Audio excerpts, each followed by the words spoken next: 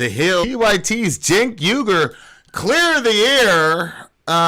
This should be interesting. Let's talk about it, y'all. Middle America. And you ain't black. The first time ever any... What are you people? We're Americans.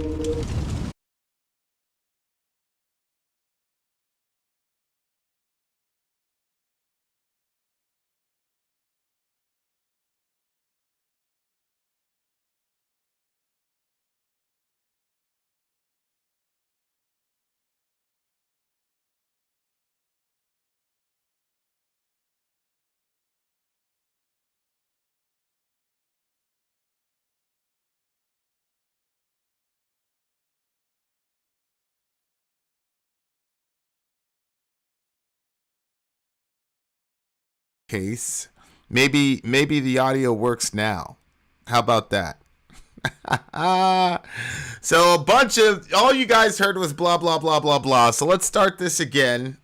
We're not so I'm gonna start. I'll do the intro again, and then we'll take off from there, and then I'll be able to do something properly this time. So I'm gonna kill this, and then we're gonna restart it again. Okay? All right. Thanks, guys.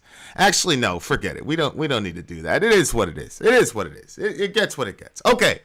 Anyway, guys, here's what happened. So Facebook.com/America Middle, the big homie Tasco, who I'm pretty sure is in the Tasco is probably in the chat right now, sent me a video of Cenk Uygur and Briahna Joy Gray. Now, Tasco, my brother, and this is how I find like there he is right there. He said hello. This is what runs 98% of my stories is I see an article that somebody posts, or the big homie Tasco will message me directly, and that's how I find stories to report on. Now, this video, you guys are going to have to strap in because this is going to take a while. But this apparently, there's a video of Cenk and Briahna Joy Gray airing out their differences. Now, what's interesting is that I didn't know that Briahna had much differences with the big homie Cenk. Cenk did go on a show and called her the fake left, though, which is very, very interesting. You know, it sounds kind of childish to me, like you're not real. You know, like when I was in the hood, it was like, yo, that dude ain't really street. I'm not really feeling this gangster. You know what I'm saying? It was words like that would say, yo, you're not real. But that was when we were in high school. You know what I'm saying? Like, not like, you know. But anyway, shout out to the big homie, Rig. So anyway, we're just going to go and review that video. We're just going to react to the video and we're going to review it. I guess there was feedback about the video, but like I said, I don't really know because I haven't watched it. Shout out to the big homie Applejack, Ben Moen in the house, Tony in the house, Clarissa in the house, Ian in the house. Shout out to all my beautiful people. I usually tell you guys, you know, there's a ticker up here, call in if you disagree, but this is us reviewing a video together, so I'm not sure there'll be any side.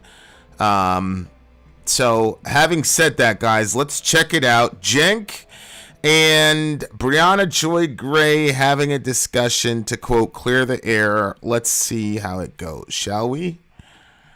All right, welcome to the conversation where we're going to have a doozy today. Could be, well, let's see how it goes. Briahna. And I got to say, like, I respect the hell out of both of these people for doing this. One, for Cenk, because he virulently assaulted Briahna Joy Gray by calling her a fake leftist. So kudos to him for letting her come onto his platform to defend herself. So kudos to him for that. And kudos to her for even agreeing to do it. A lot of people, as we've demonstrated here on this forum, when it comes time to actually validate the courage of their own convictions, it takes a special person to get up there and do that. So shout out to both people. Chris says Cenk makes a fool out of himself. TYT is totally irrelevant now. They have been for a long time. Yeah, I mean, I have a hard time saying that they're irrelevant. Now, listen, I am a brand Nubian when it comes to the quote progressive, the left. I'm not really still certain on the definitions, but what I can tell you is when I saw Bernie Sanders in that chair with Killer Mike around 2015, 2016, it made me say, hey, maybe there's something to this here. And then I tried to find Bernie Sanders online after that, and that's how I ended up with TYT and progressivism and all that. So I think there's still millions of people like me to where TYT will still be relevant. I think that if you're don't be mad, but an informed leftist, someone who's a little bit more advanced in my demographic in politics, you probably have outgrown TYT. But for people like, I don't know, like regressive or not as forward thinking or not part of left culture, I still think that TYT is the entryway into at least understanding at least the paradigm of progressives or whatever. So I still think that TYT is relevant in that regard. Now, do you eventually outgrow TYT when you become a more informed progressive? I'm assuming that's probably the case. But I'm nowhere near there yet, so I still look at them and Rising and The Hill and Jimmy every day. Okay, here we go. Joy Gray is the host of the Bad Faith podcast. She's co-host on The Rising. She's also a host on Debrief on Call-In, former National Press Secretary for Bernie Sanders in 2020. And we're going to try to clear the air today in terms of what folks believe, what I believe, what she believes, what everybody believes. I think this is a good sign. You know, like, again, I haven't seen the debate, but my friend Tasco says a distillation of the problem with progressives. But right now, it looks like this is actually a really good sign that the progressives are finally growing up and getting past all the personal bullshit and sitting down and talking. So I think I actually have really good feelings about this discussion, actually. So this ought to be interesting. Briahna, welcome. Thanks, Cenk. I appreciate you having me. No problem. So let's keep it real right out of the gate. Some have called you the fake left, including me. Some, including me. No, I think it was only you, big bro. Honestly. And look at Briahna's face, like, all right, that's the tip. Hey, if you know black women, you've been around black women, you know what that face is about, bro. Get him. Now, I'll tell you why I called you that, and then you tell me why I'm wrong. Okay.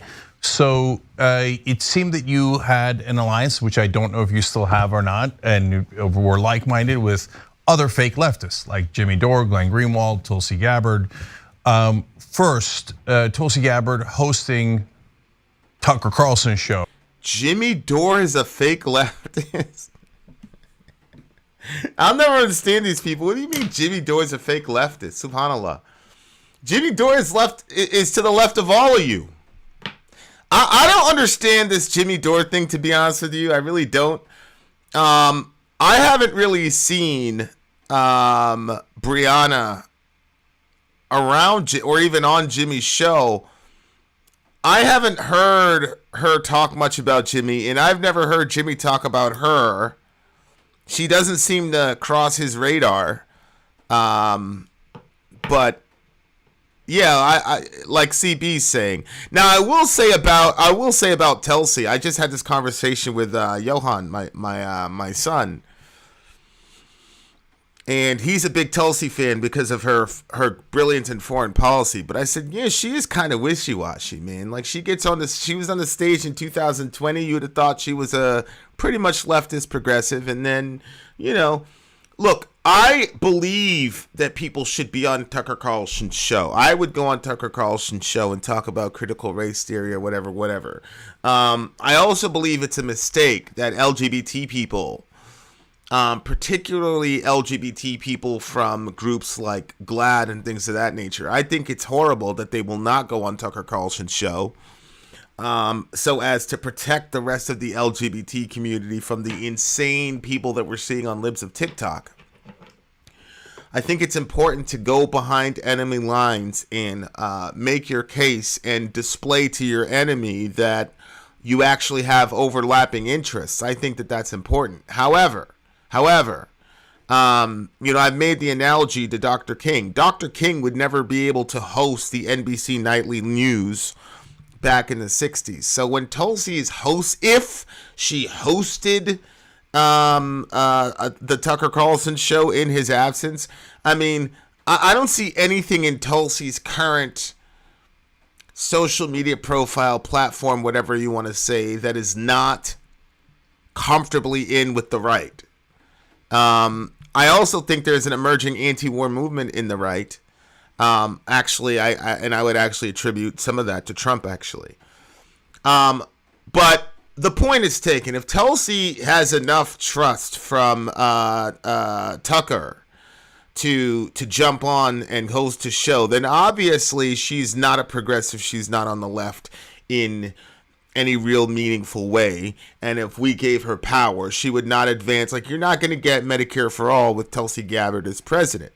So I do think, I would say that I do think if anybody could be considered fake left or whatever, I do agree that Tulsi Gabbard is fake left. But everybody else he mentioned is not. But again, I don't know. I don't see much, interplay between her and Jimmy. So maybe he'll explain later. On Friday, do you still think that they have good intent and that they are not fake left, that they just happen to just pummel the left and agree with the right wing all the time, just coincidentally? I'm just curious what your take on that is lately. I didn't catch it. I've never actually met or spoken to or corresponded with Tulsi Gabbard. I don't really have a relationship with her. Like a lot of people on the left, I really appreciated her standing up for Bernie in 2016. But honestly, haven't really followed her much since. So, I think part of my frustration is the characterization of me having an alliance with people that I barely think about, much less, have a relationship with. I do have a relationship with Glenn. He was my boss at The Intercept. He's been supportive of me throughout my career. Anybody that calls Glenn a right winger, again, Glenn Greenwald, I'm sorry. I don't think so. I don't think Glenn Greenwald is a right winger. Disagreeing with establishment Democrats does not make somebody a right winger. And again, there have been overlaps. For example, Tucker, for the most part, was right on what do you call it? What do you call that thing? The Ukraine stuff. When we were dealing with Ukraine, Tucker was right about that, and there was some overlap among certain progressives because certain progressives are against war. So I'm not, I'm not with this whole zero-sum game that you can't agree with the right on anything. Welcome to the conversation where we're gonna have a doozy today, or the left. And obviously, as a person, I'm an evangelical. I'm not a progressive. I still have conservative tendencies relative to certain issues. Obviously, the life issue, although I would argue that I have a way more humanitarian understanding of that than the Republican Party. But anyway, we continue. Okay, so let's actually talk. And I've read some of your pieces, Briahna, that I totally agreed with. So let's get into what you think. I might come back to the Jimmys of the world, but I might not. But I hear you, and that's already an important clarification that you don't view it as a quote unquote alliance, whatever that means. Okay. Yeah, what do you mean by that, Cenk? I think Jimmy is an obvious right winger now. He does these idiotic. Yeah, but why? I mean, one, I think that's ridiculous. But two, why is that pertinent? She doesn't work with Jimmy. She doesn't work with Jimmy. She doesn't talk about Jimmy. And to my knowledge, guys, correct me if I'm wrong, Jimmy doesn't talk about her. So why are you talking about Jimmy Dore? Videos about. Hold on. Let me explain. You asked the question, and about how the vaccine, he's skeptical of it because he's making money off that. Earlier, he was doing pro-vaccine. No, he was skeptical of the vaccine because he was vaccine injured. Cenk? He did an entire show about the deleterious effects the vaccine had on him. Cenk, the CDC refused to release information about how the virus was affecting people between 18 and 49 because the data said that it had almost zero effect on those people. We know now about the, quote, breakthrough cases with vaccines that all of us caught it, at least all of us caught Omicron. And Omicron essentially functioned as a vaccine in and of itself, basically the effect anyway. So why are you talking about Jimmy as if there hasn't been any serious issues with the way that the virus was communicated by the CDC, the commensurate economic and socio-psychological issues where we had domestic violence increase, we had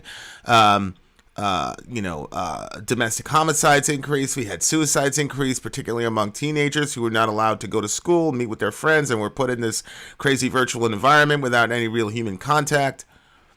All of these issues were surrounding the misinformation that was coming from us, from our government. To pretend that Jimmy is just talking against the vaccines because he's got like some sort of fiduciary concern there is odd. And this is one of the but again, what does this have to do with this lady? She didn't say anything about the vaccines to my knowledge. So why is this even coming up?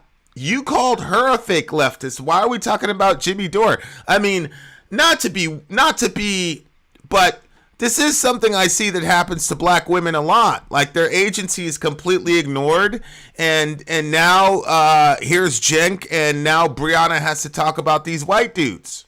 You know, Glenn Greenwald, white dude. Jimmy Dore, white dude. Why can't you let this woman speak for herself? Like, she's articulate enough herself. Why do you have to bring up all these? And the only woman she brought up was Tulsi. Who's okay. Like, let's just focus on what Briahna's saying, not on what your beef is with Jimmy Dore. I wasn't asking about Jimmy. My question was about what you mean. What do you mean about me? Since we're here, I mean, I really do think you probably should have Jimmy on the show and talk to him about Jimmy. But what do you mean when you characterize me and Jimmy or me and whomever as having a quote unquote alliance? Because in the days where he was doing forced to vote and all that nonsense, and then we had a blow up with him over forced to vote was nonsense. Forced to vote was one of the most, in my opinion, brilliant political grassroots moves, ideas I've ever heard of in a long time. What do you mean? What do you mean forced to vote nonsense? How's forced to vote nonsense?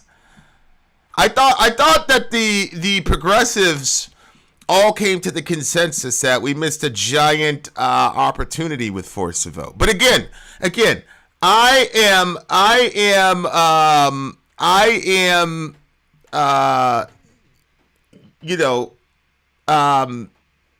again, I'm new to this, but I thought like the Monday morning quarterbacking was that we had a pretty big opportunity. So now forced to vote is nonsense. Okay, Cenk, all right. Oh, that's what I meant by it. But you're saying you're not necessarily allied with him. Well, Cenk, I was going to take that at face value.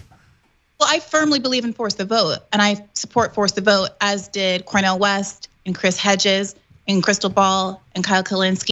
Why are you shaking your head? She's right. Cornel West absolutely supported forced to vote, as did Chris Hedges, as did Crystal Ball and Kyle Kalinske. Now, Kyle Kalinske is persona non grata because he didn't completely castigate Jimmy in Anna's failed Me Too attempt to destroy Jimmy. But so he doesn't care about these people's opinions. But the point is, you're trying to make Jimmy Dore the locus and the only operator relative to force to vote, but there was a lot of people that believed that was a missed opportunity.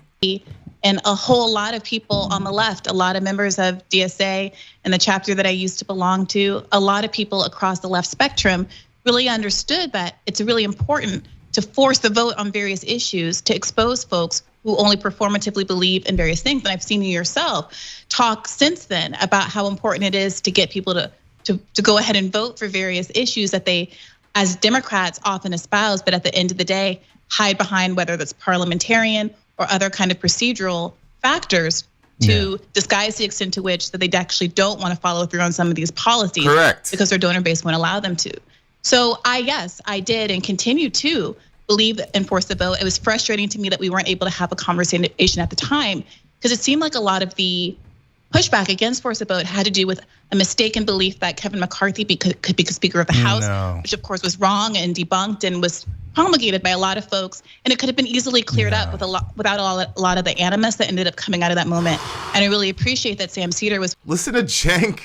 Listen to Cenk, like he's like, look how rational and calm Briahna's affect is, and you can like literally hear Cenk like taking deep breath. No, this is so childish. Like honestly, like this is legit childish behavior, my dude. Honestly, that they actually don't want to follow through on some of these policies because their donor base won't allow them to. So I did and continue to believe and enforce the vote. It was frustrating to me that we weren't able to have a conversation at the time, because it seemed like a lot of the pushback against force the vote had to do with a mistaken belief that Kevin McCarthy could be Speaker of the House, which of course was wrong and debunked. No, I remember that during force the vote. There was a lot of people saying that's going to put a Republican in power, blah, blah, blah, blah, blah. I hope Jimmy does a review of this video, because you know Jimmy always has those receipts. But I'm pretty sure a lot of y'all were saying that. And was promulgated by a lot of folks, and it could have been easily cleared up without a lot of the animus that ended up coming out of that moment. And I really appreciate that Sam Cedar was willing to come on that same like that. Unbelievable. Have a prolonged, civilized conversation about it that I think ultimately had the potential to move us all forward instead of dividing the left community. Okay, look, I didn't do a good job of starting this conversation off on the right foot, which I wanted to, but now that we're off on the wrong foot, something you just said really got under my skin, and it's something that you've mischaracterized before. You said since then about force the vote, as if I've changed my mind. I've been challenging the Democratic establishment for 20. She didn't say that. She didn't say that. What she said, Cenk, was that you said that she was in an alliance with Jimmy because of her support of force the vote. And what she was saying is, I don't care whose idea it was, I support it. The principle was great. And it's unfortunate that on the progressive side, we couldn't have a real detailed conversation about it so that we could unify and come with one voice on this topic, because there was personal animus. He never said a word. A word. She never said a word about you and how you flip-flopped or whatever. She didn't say anything about you. But this is what happens. Like, again, I do not have I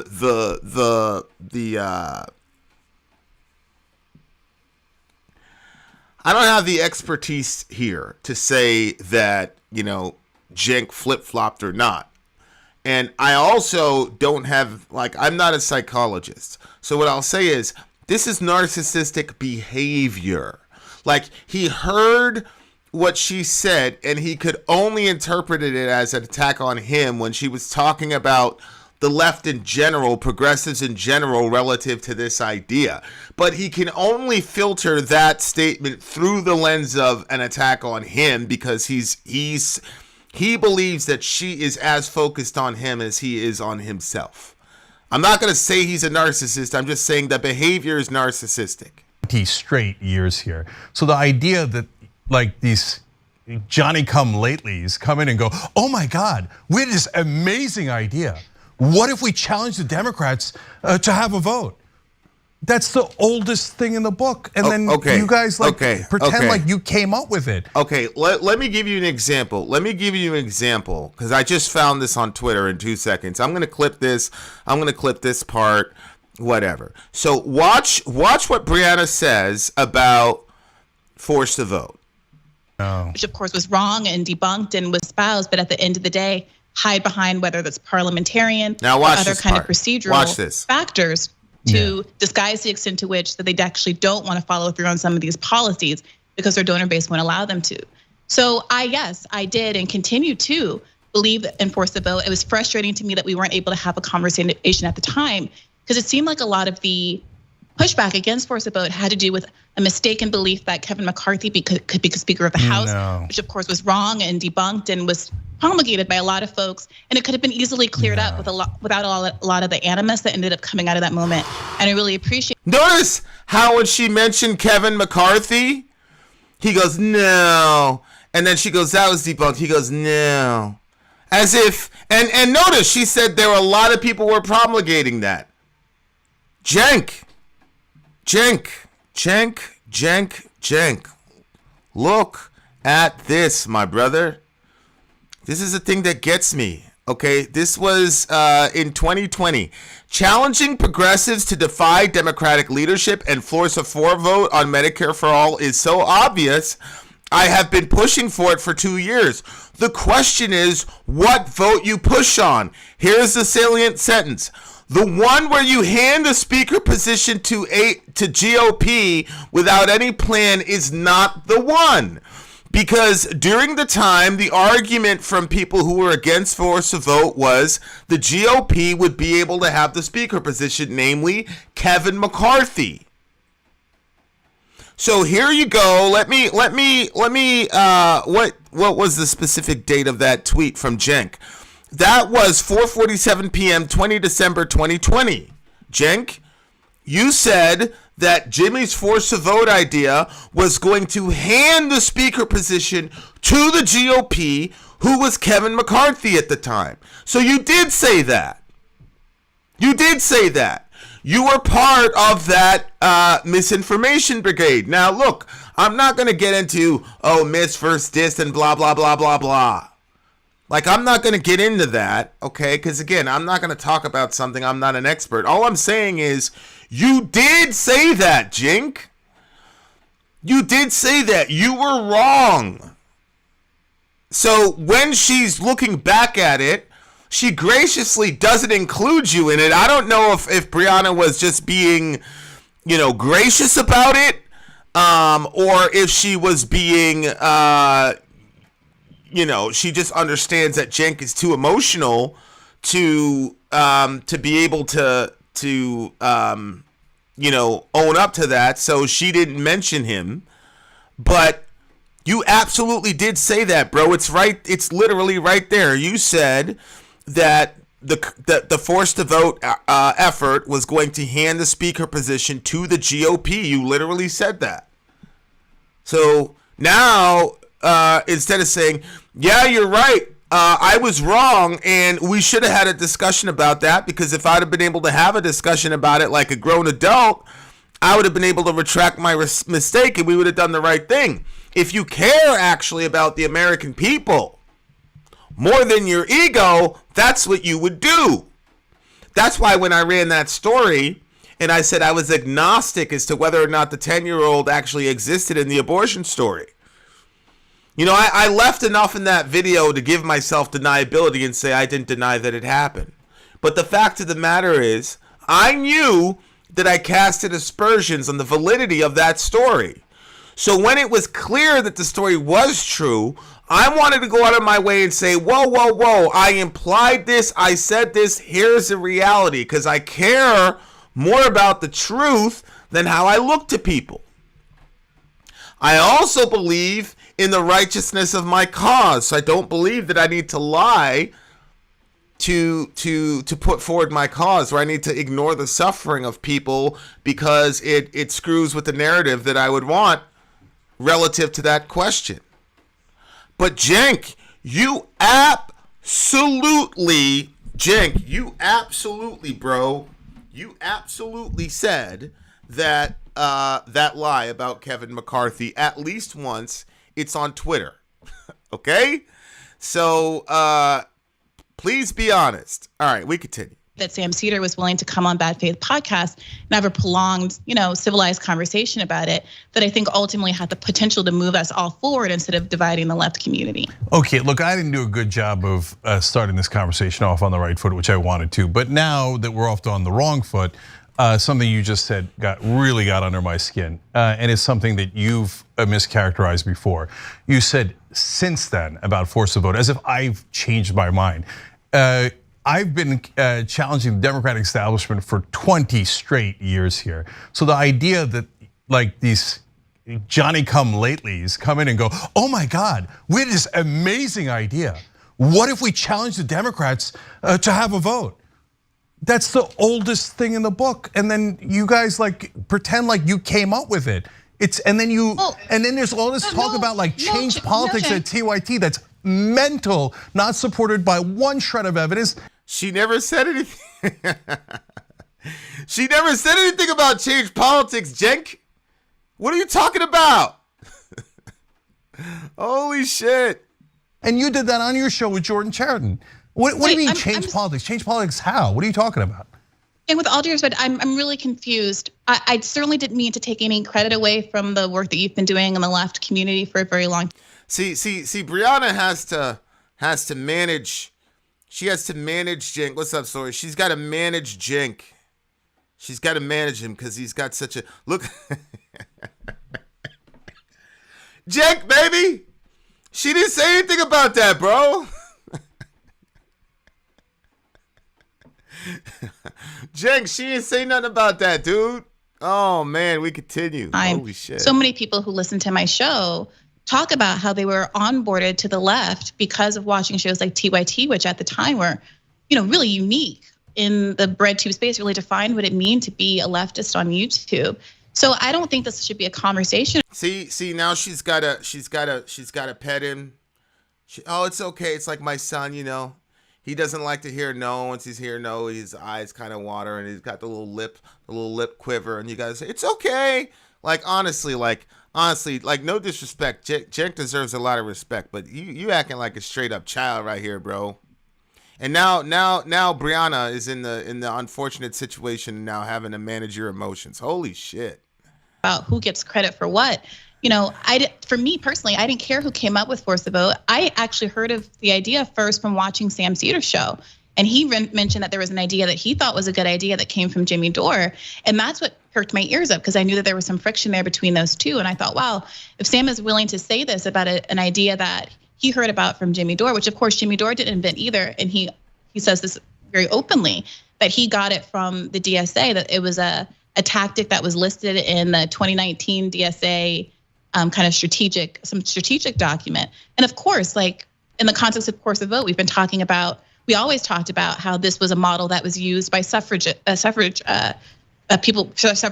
rather, in the early part of the last century, that having people vote on bills, even as they were voted down, really ginned up a lot of public interest in women's equality and those kinds of things. So yeah, I certainly don't think we as a left community should be talking about credit or who's first or anything like that. I think the goal should be for us to come together and try to figure out the best way strategically to go forward. But it's difficult to do that when people are so bogged down in their interpersonal animuses. And that's part of why I wanted to come here today to really talk about why it is that there seems to be so much negative energy. Yeah, but we have to break that down because I'll tell you exactly how the history of that went. So Jimmy, at the time, we're still friends. No bad blood has happened at all, other than old stuff from TYT. And at the time, I didn't know the old stuff from TYT. So he calls me up, Force the Vote. I say, okay. This is the supposed sexual harassment claim that Anna brought up that actually was exposed on this show as a lie. Where Cenk absolutely knew about the incident, and that Jimmy had alluded to the incident. You guys can watch that in the other video, whatever. Okay, but that was just simply a lie. Based on the information that I have, that's not what happened. But again, none of this has to do with Briahna. We're still talking about Jimmy and all the Force the Vote stuff, and he's trying to act like he didn't say. I have another here's another clip. Here's another clip of Cenk talking about, explicitly implying that Kevin McCarthy would get the speakership if Force the Vote worked. This is nowhere near true. Before Jimmy Dore Jimmy Dore jumped in with half-baked plan to hand GOP leader speaker position. I called for progressives to challenge Pelosi within the Democratic caucus. I did it publicly and privately. Jimmy made a mess, is now attacking just progressives. So, again, here's another situation where it's clear, Cenk, you were putting out the narrative that Jimmy and Force a Vote was going to hand the speakership to Kevin McCarthy. You were the main voice saying that. That was untrue. I'm not going to say you lied on purpose. Maybe you just didn't know, although I will say, I mean, you kind of are an expert, a subject matter expert on these topics. You've been doing it the last 20 years. Kind of a big screw up. But you did do that. You did that. So don't turn this around into something other it's not. Now you're bringing attention to the situation in which you guys clearly lost that public discussion because your lies were exposed. We continue. That's, as a general thing, forcing a vote, perfectly great. On Medicare for all, perfectly great. Then later I ask, hey, we're gonna force it, and then what happens? Like, is there a progressive that's going to run against Nancy Pelosi? Because if there's no progressive, what are we doing? Making Hakeem Jeffries the Speaker of the House? What earthly difference would it make? He's just as conservative as Nancy Pelosi. And Jimmy didn't have an answer for that. Oh, was that the narrative, Cenk? It was about Hakeem Jeffries being Speaker of the House. It wasn't Kevin McCarthy. You see how Cenk is trying to gaslight us and undo reality? Cenk, that is not what you were talking about. What you were talking about was the lie. You were not saying, oh, we're going to end up with another Democrat, corporate Democrat, blah, blah, blah. You were not saying that. What you were saying was, we're handing this over to the GOP leader speaker position. It's right there. Right there. Before Jimmy Dore jumped in with half-baked plan to hand GOP leader speaker position. I've got 2 tweets of you making that accusation. That was the argument. Your argument was not about, oh, we're going to have another corporate Democrat in there anyway, so we might as well keep Pelosi. Don't lie when you got all this stuff on Twitter, my guy. I didn't prepare for this show. And I literally, as you were talking, all I did was put McCarthy, Twitter, Force a Vote, and Cenk in my search key. And then boom, this is the first thing that popped up. So Cenk, stop it, bro. That Crazy John says, I wish to undo reality, Cenk and Thanos. Exactly. This is reality. Now, luckily for Cenk, Briahna didn't come prepared for war. But she could have easily made you look silly, my man. Stop trying to replay reality. But again, for the 9th time, it doesn't matter what you said to Jimmy. You called her a fake leftist, so deal with her. Talk to her, please. We continue. None of you ever have an answer for that. And we're going to hold on. On Medicare for all, perfectly great. Then later I ask, hey, we're going to force it, and then what happens? Like, is there a progressive that's going to run against Nancy Pelosi? Because if there's no progressive, what are we doing? Making Hakeem Jeffries the Speaker of the House? What earthly difference would it make? He's just as conservative as Nancy Pelosi. And Jimmy didn't have an answer for that. None of you ever have an answer for that. None of you have an answer for that. Okay, to this moment though, Cenk, I don't ever recall you shooting a video to Briahna Joy Gray asking what her answer was. She's right in front of you. You haven't asked her what her answer was. This is how you know that jihad with Jimmy last year hurt them really bad. YouTube tried to cover for them, and if you're a YouTuber, you know what I'm talking about.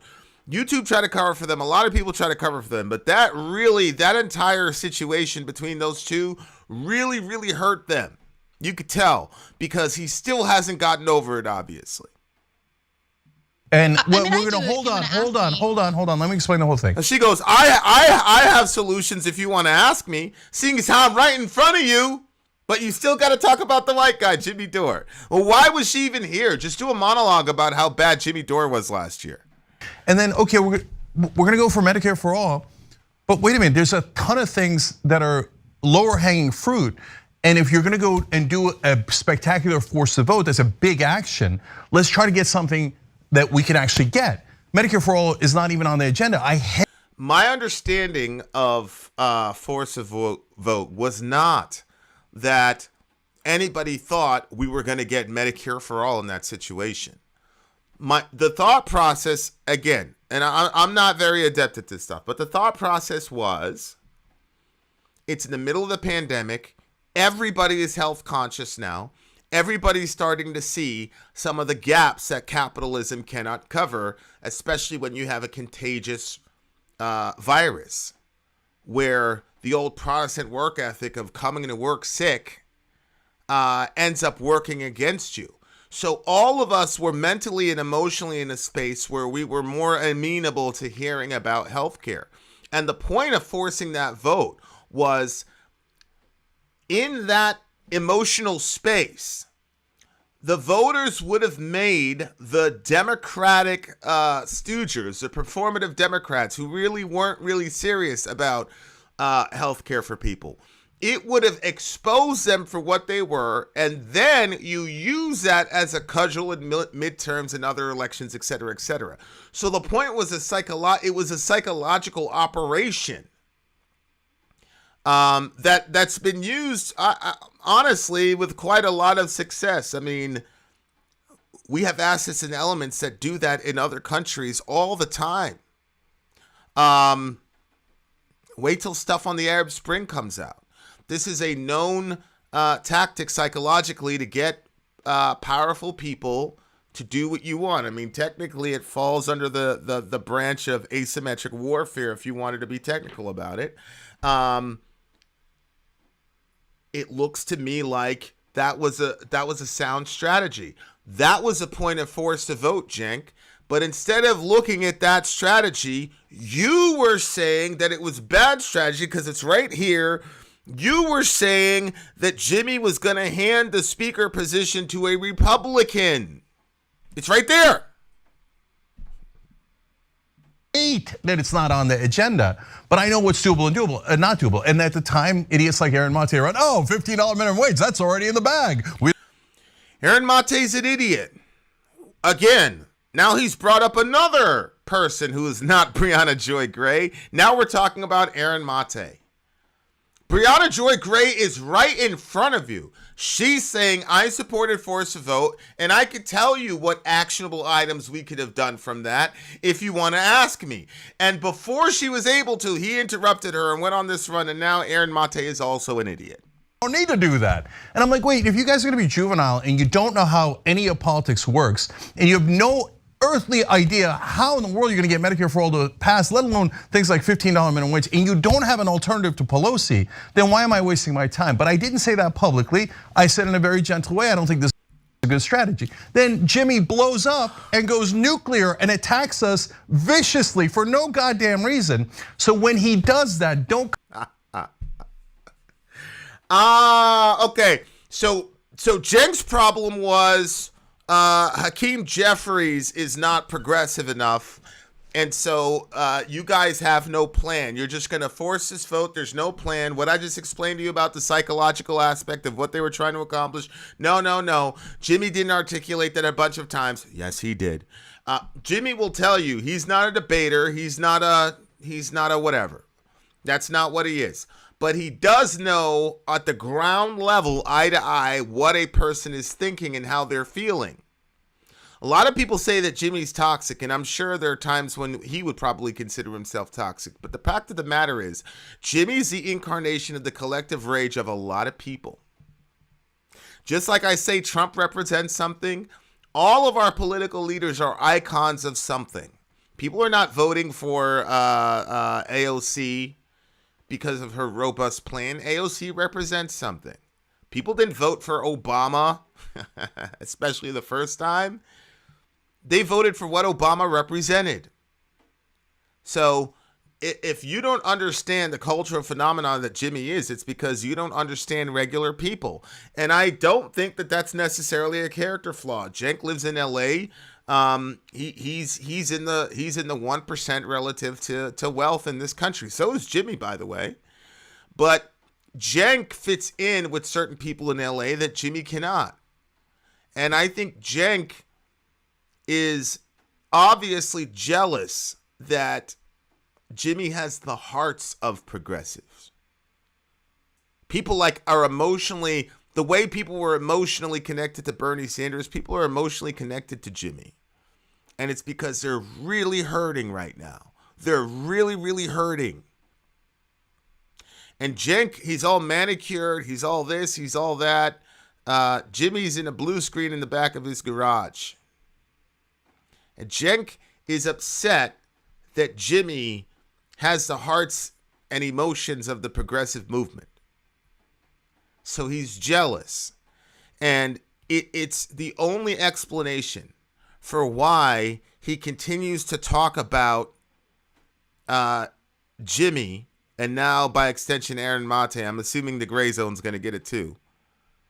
When the woman Briahna Joy Gray is right in front of him, I don't know if he realizes how absolutely horrible this looks like. But black women know exactly what this is, because it happens to them a lot.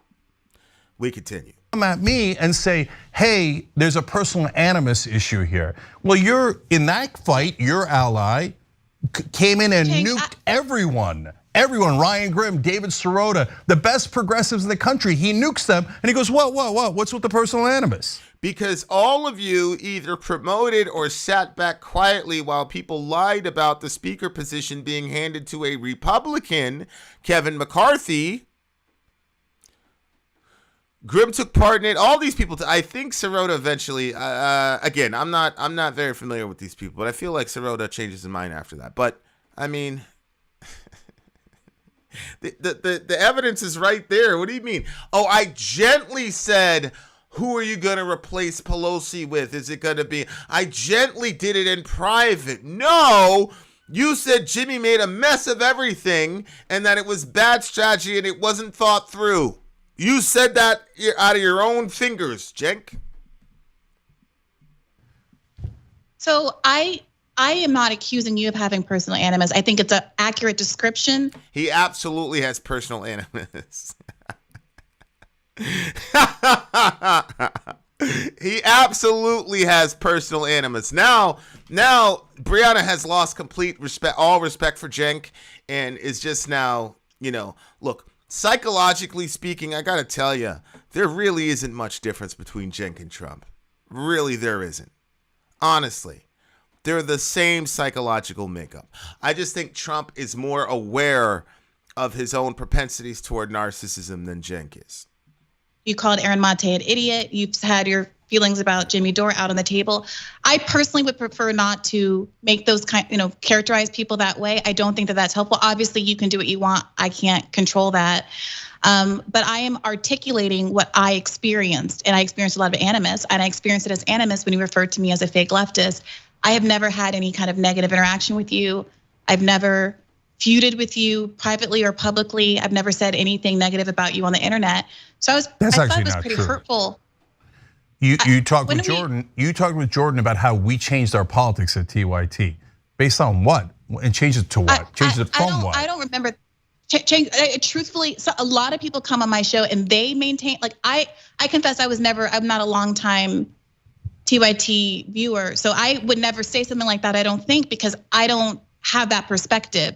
Other people do come on my show and they say their opinions. And other people, I think, like Jordan has been in this universe for a much longer time than I have. He might have had the view that there's been a shift, and he's a guest, he's entitled to his opinion. I don't really have anything to say about that one way or the other. But I would like, if we can, to keep this conversation focused on us and whatever your concerns were about me. Wait, since what you're did he the say? TYT viewer. So I would never say something like that, I don't think, because I don't have that perspective. Other people do come on my show and they say their opinions. And other people, I think, like Jordan has been in this universe for a much longer time than I have. He might have had the view that there's been a shift, and he's a guest, he's entitled to his opinion. I don't really have anything to say about that one way or the other. But I would like, if we can, to keep this focused. Why? Why should she have anything to say about Jordan Chariot's opinion about your guys' political persuasions over the years? Why? But again, this shows you how self-centered he is. Why should she? She's in front of you now. Have the conversation now. She's not obligated to protect you and say you have, especially, I mean, how much of you does she actually know? I feel like if this woman knew who Cenk was, she probably wouldn't even have went on the show. So this tells me she doesn't know much about this show, is what it tells me. This conversation focused on us and whatever your concerns were about me, since you're the one who called. I mean, I don't mean this accusatorily. I'm just trying to unpack this. You referred to me as a fake leftist, and I reached out to you about having a conversation about it because I didn't want this to explode, and I'm really unhappy with all of the disputes that have happened on the left. I wanted to clear the air and be able to have a direct conversation with you about whatever your concerns are about me. And I think it might be more productive to talk about our relationship now here, as opposed to all of these other issues that you have with other factors and other people that I can't speak for. Yeah, so I agree with that, but again, the flow of the conversation is forcing me to say one last thing about the personal animus point. Oh my God. Look, Briahna, I'm trying to give you an earnest answer. So when Jimmy said horrible things about how he sexually harassed Anna, but even if you put that aside, and I don't know why on God's green earth you would put that aside, and he then accused. Okay, for the record, and I hate relitigating this, and we have the videos on this, so you guys can look at it yourself and judge and come to your own conclusion. But the fact of the matter is that Anna came into her classroom with an extremely short skirt and a thong. She bent over, mooned Jimmy. Jimmy says, "Nice new skirt." Jimmy's a generation older than Anna. He has certain understandings of propriety in the workplace. He's a comedian. He made an offhanded comment. To be honest with you, I have been a manager of people, and the fact of the matter is that is absolutely an HR situation on the other side, because that is a form of exposure in the workplace that we explicitly were against. I personally had cases where I had to send young ladies home for violating the dress code for rocking clothes in that manner. Now, we wrote people up for making inappropriate comments, but make no mistake, if that situation unfolded the way that Jimmy said it unfolded, then technically speaking, she would be the offender. It'd be the same thing if Cenk showed up in a purposefully, I mean, I hate to say this, but pants with the crotch cut out, and then forgot to wear underwear that day. If somebody said something to him, sure, it'd be inappropriate, but all of us would be saying, holy shit, you just flashed the entire office. That's what happened, according to Jimmy. Now, again, we're not going to relitigate the whole situation, but you can look it up yourself. I'll put the videos right here so you can look it up yourself. It's about 2 hours because, you know, we play clips and whatever. It was an unfortunate situation, but Anna, I really had a problem with the way that was handled because they clearly lied about it. Cenk is pretending he didn't know that it happened. We have it on tape where Cenk out of his own mouth knew that it happened. Okay? So let's just get past that. Briahna does a very good job of just staying neutral and going forward, but holy smokes, we continue. Everyone of work getting funded, including us, by Nancy Pelosi and the CIA. When I don't think the CIA would fund TYT, but I do think that the CIA has interest in TYT. I also think that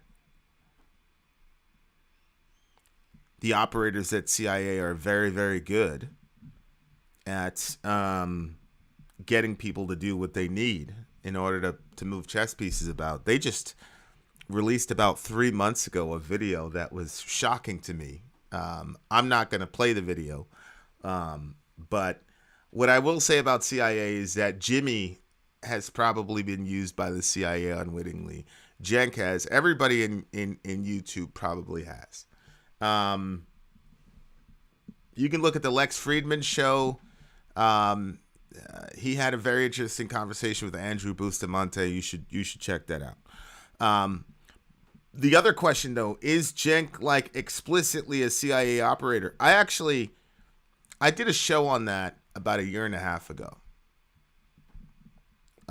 So if you want to find that, you can find that one. That one I'm not gonna put up here. But if Jimmy made a statement about Cenk and them at the CIA is something that, you know, if you're manipulated by them, that doesn't necessarily mean that you're an actor. Sam Cedar and Jimmy Dore were both part of the network.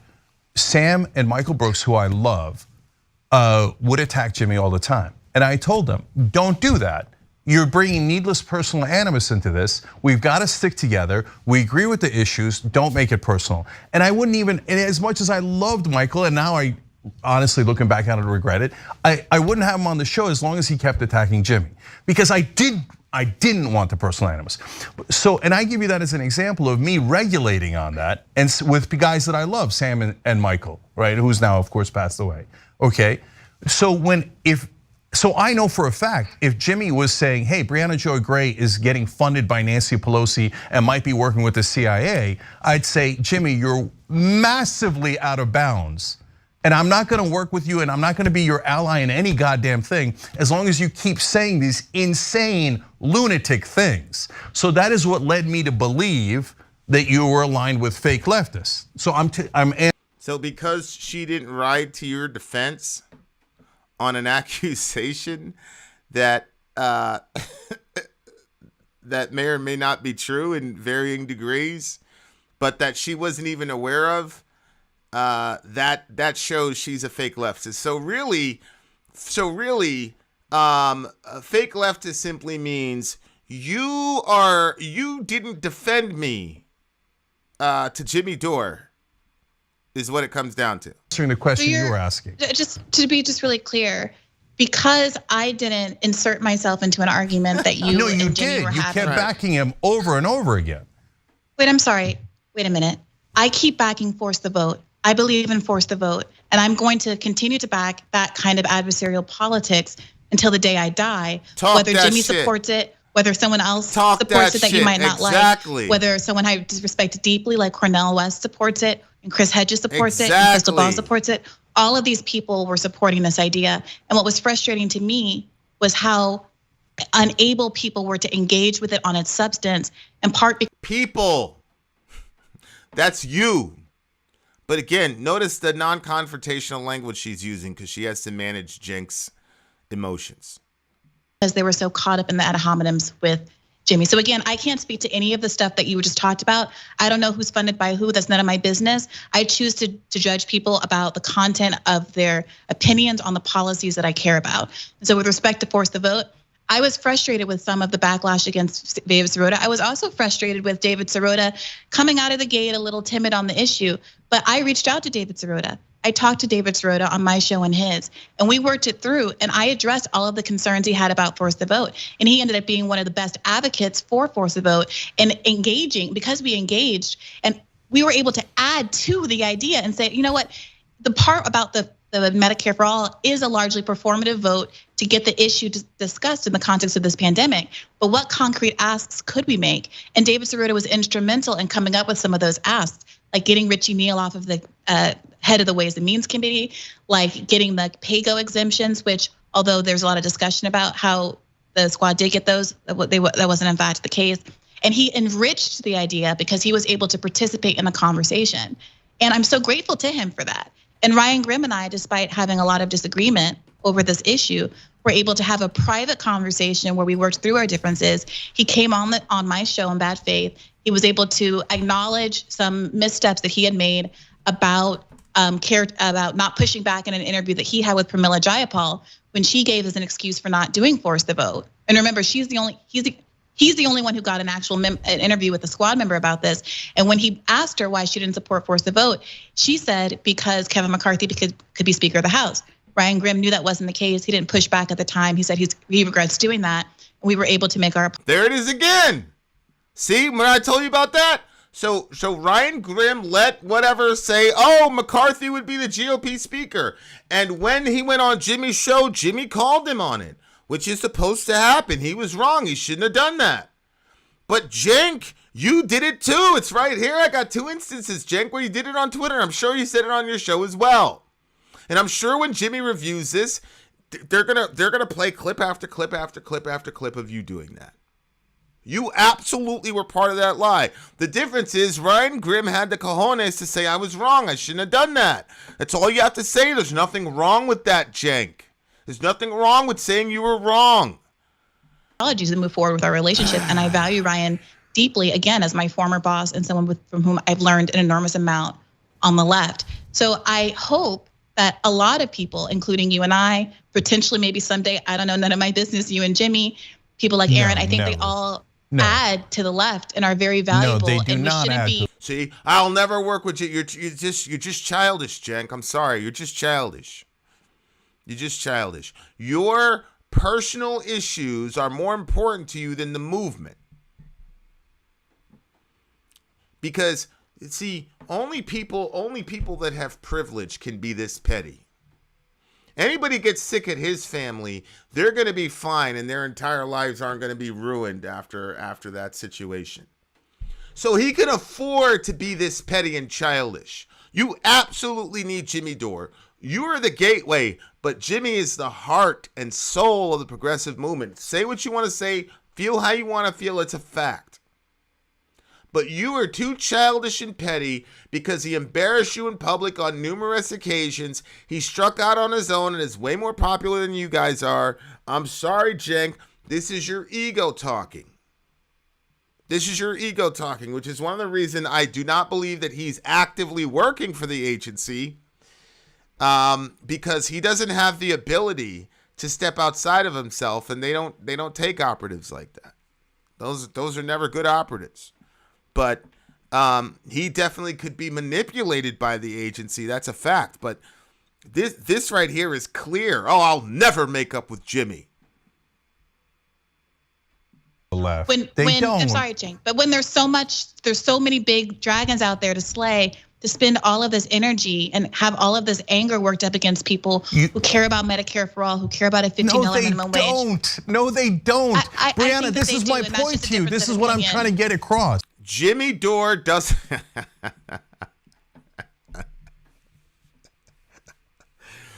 Jimmy Dore doesn't care about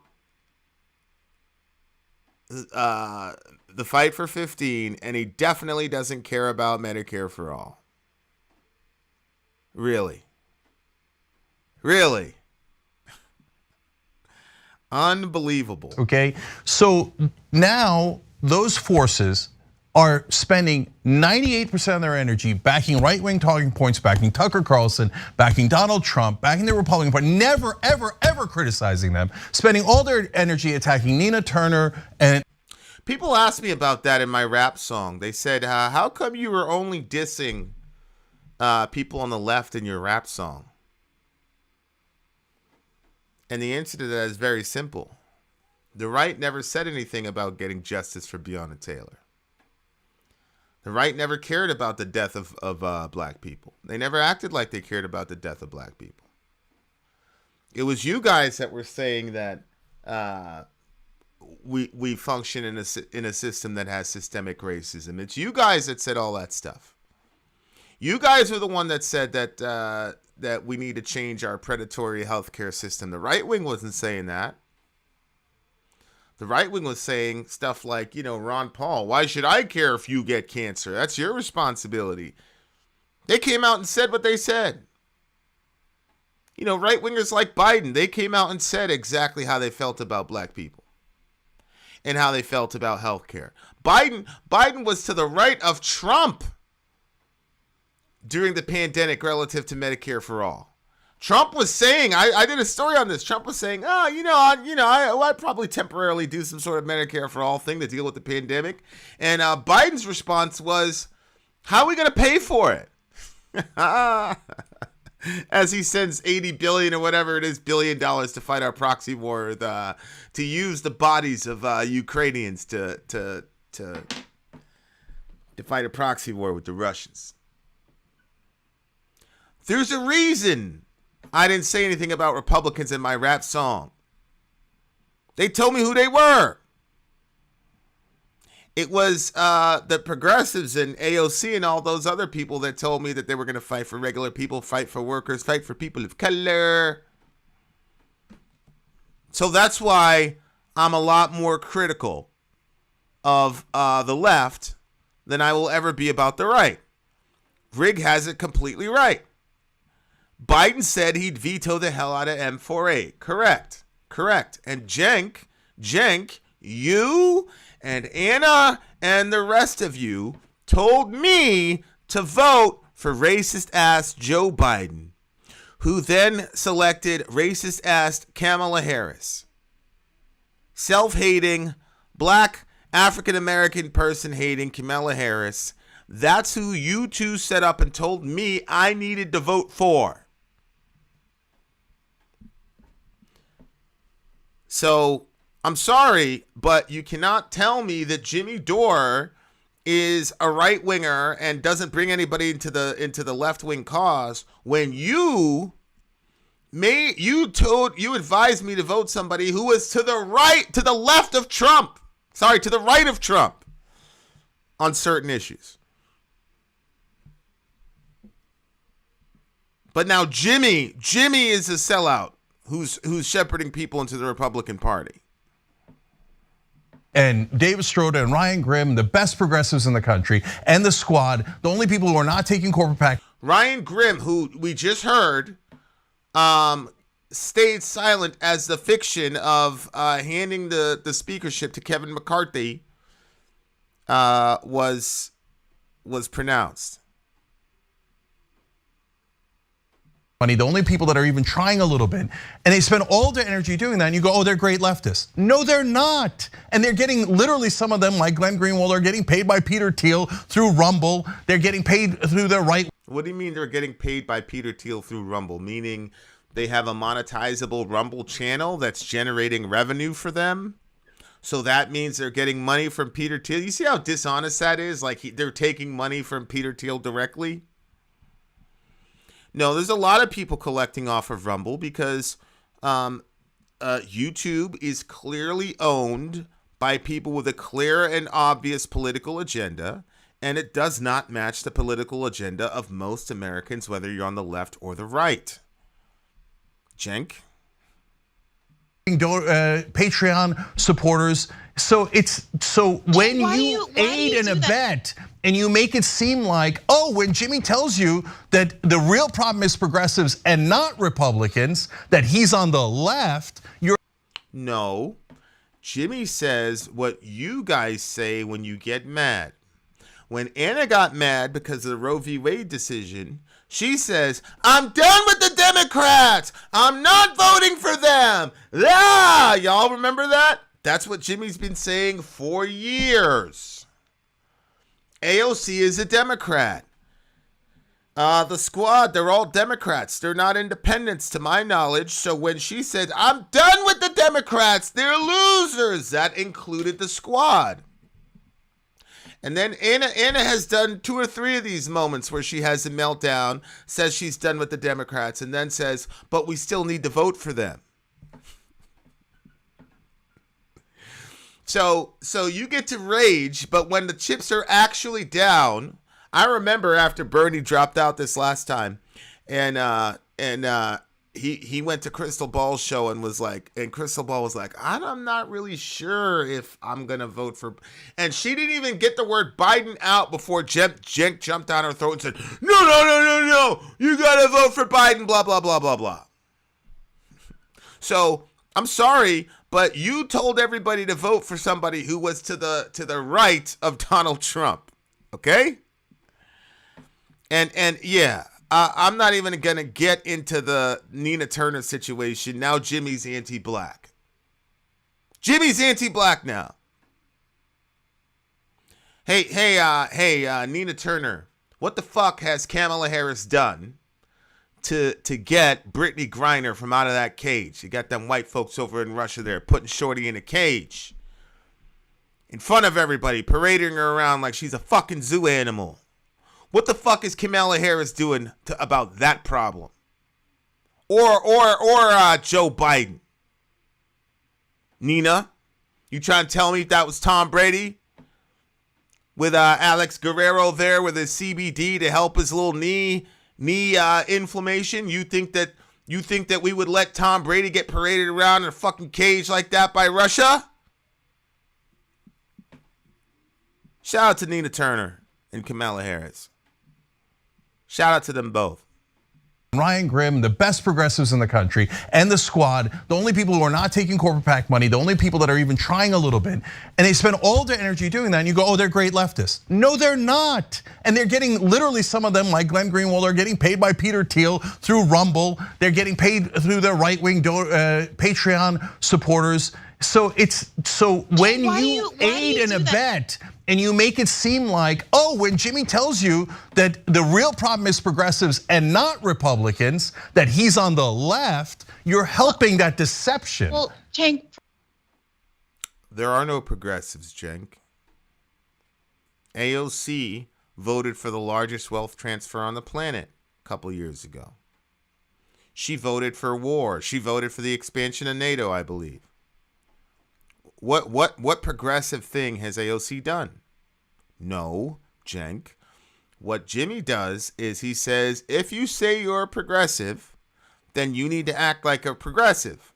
If you act like a corporate Democrat, if you miss out on helping workers who are striking and forming a union against the most powerful man on the planet, namely the Amazon situation, and you tell those kids, yeah, nah, I can't make it, I have security concerns, but you go to New York anyway for the Met Gala, that's a problem.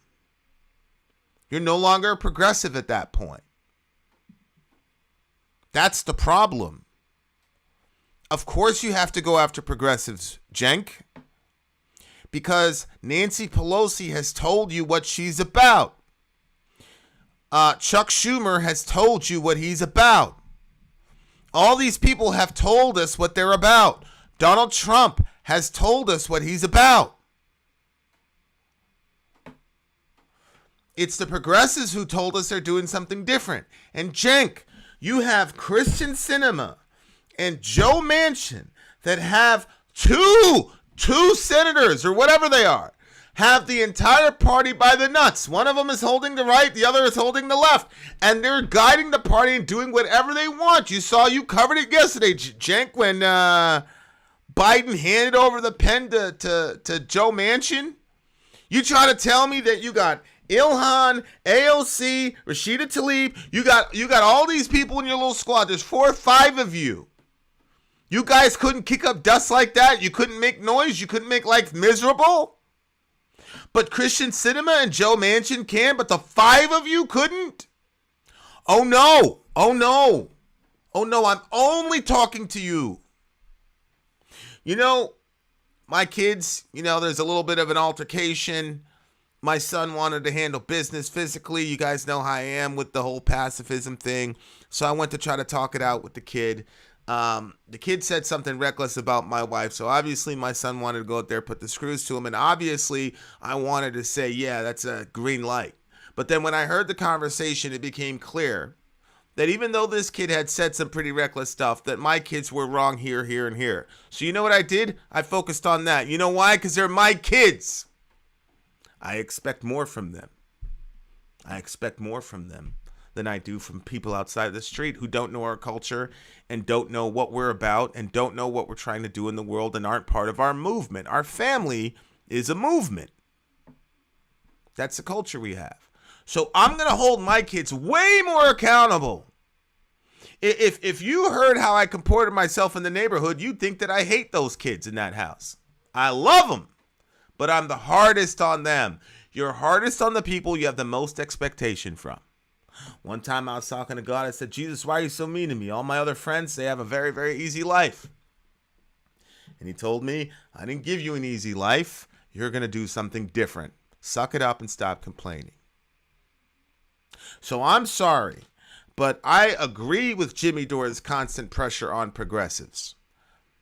I'm glad that he only exclusively deals with progressives all the time, relative to criticism. Cenk, we know what the right wing is about. We know what the Donald Trump wing is about. We know what the Nancy Pelosi wing is about. We know what Chuck Schumer's about. We know what Biden's about. We know what Kamala is about. There's no reason to talk about them.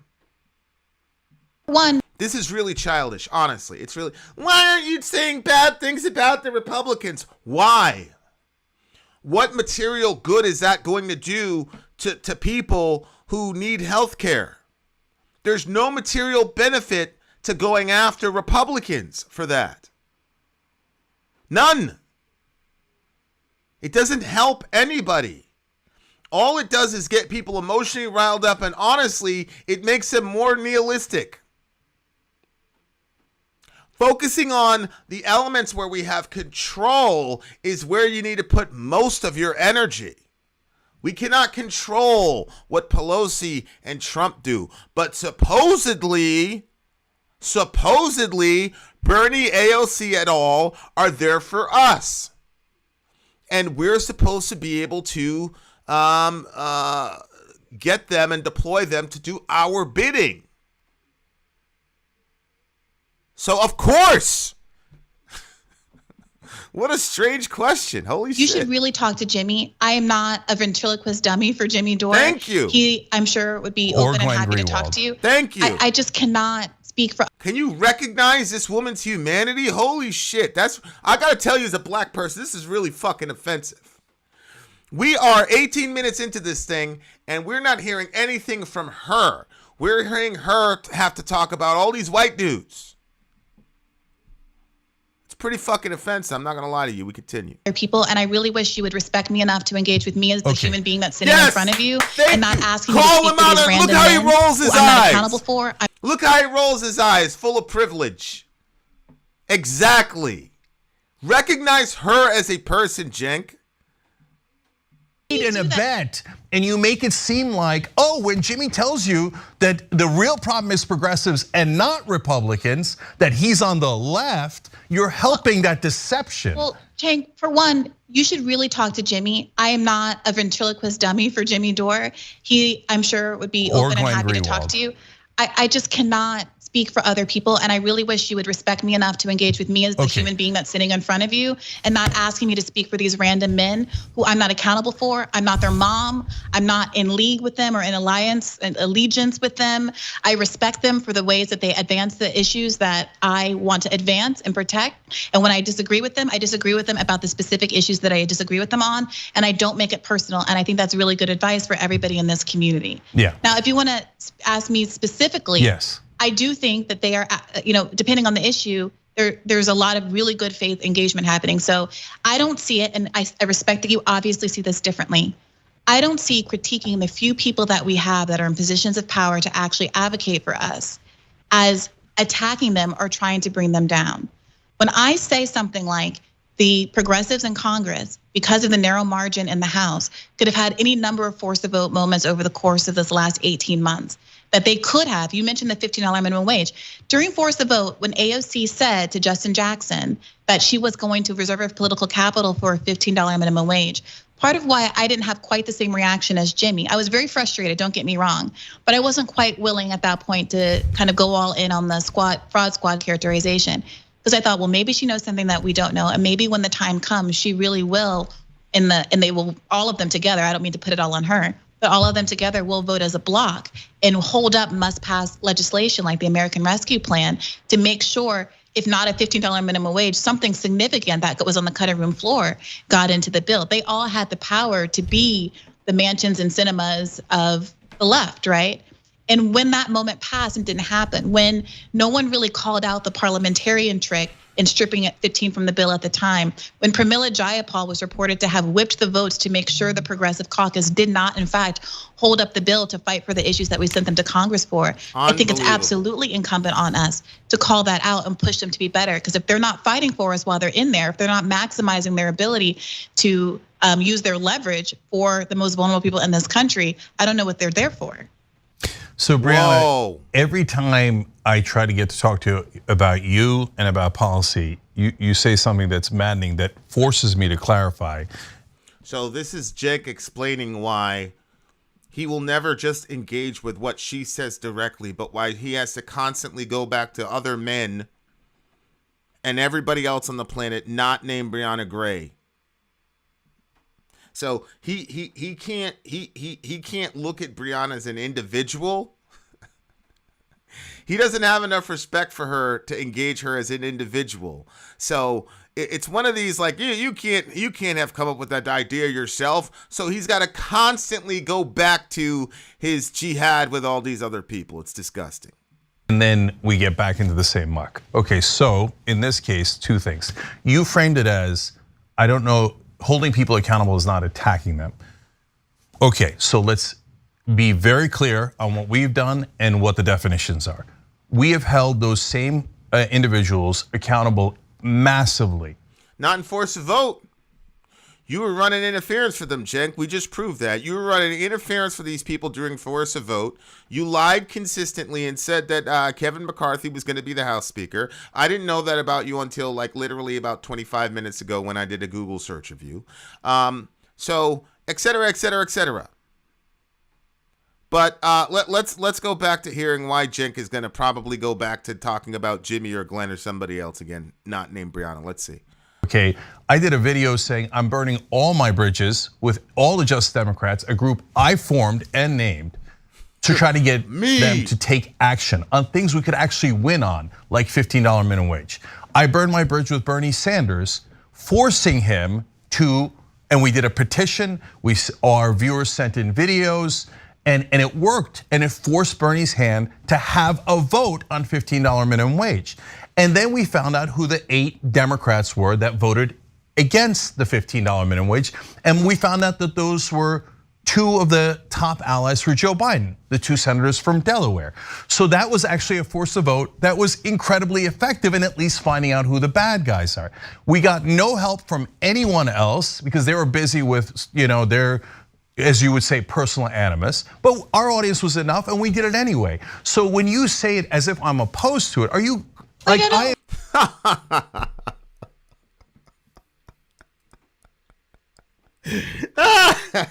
My man Tasco. Cenk, does anybody on the planet really believe that Bernie Sanders was not going to vote for a $15 minimum wage were it not for your pressure?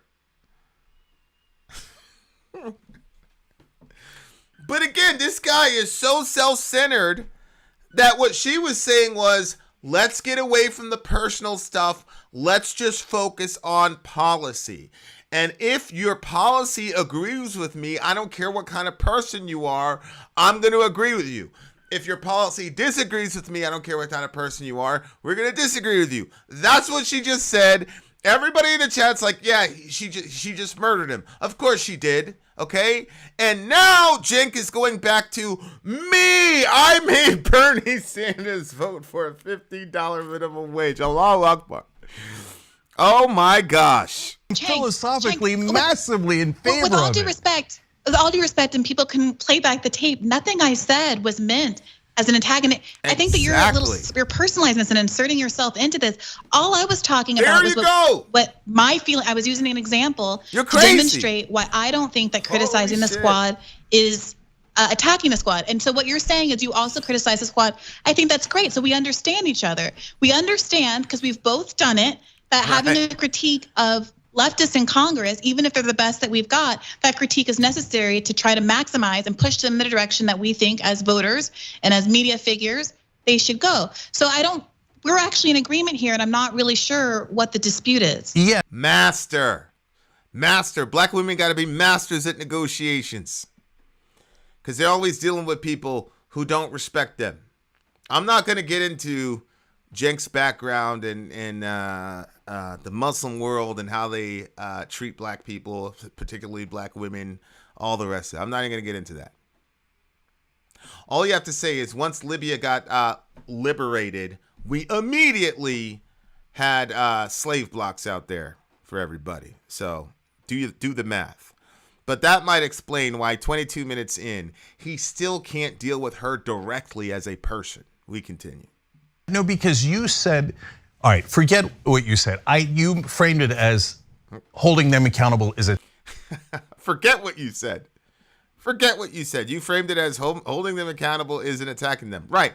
Because when Jimmy holds progressives accountable, you call it an attack. But when you, quote, do it, you say you're not attacking them, you're maintaining progressive principles. So what she said is, oh, okay, well then you can relate to me and by extension Jimmy when we criticize progressives because that's not attacking them. We continue. Attacking them. What I was trying to get to, and this sucks. No. Hold on. I was saying the opposite though, Cenk. I'm saying holding them accountable is not attacking them, and you agree with me. So yes. What's the problem? No, so the problem is because this is forcing me to delineate the difference. When Jimmy says in a speech, let's go to, hold on. Jimmy? No, I have to give you the distinction. He can't do it. This is how much Jimmy's in his head. He can't do it. He can't let it go. It's unbelievable. That whole jihad when they lost and that whole Anna situation, that really hurt them. It really hurt them. Like emotionally. Like it's still in his head. I have to give you the distinction between attack and hold accountable. No, Briahna, hold on. You have to. I got to tell you something. Baseball, we were the A's. We had the best team in the world.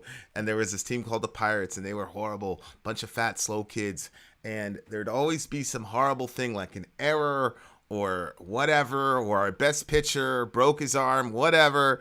But we could never beat the Pirates, and I hated those. Like to this day, I cannot stand that team. I can't stand anybody that was around there.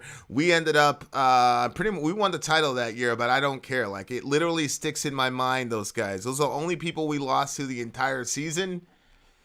They beat us twice. You only play them twice in the season. They didn't even make it to the playoffs. That's how bad of a team they were, and it's still in my head to this day.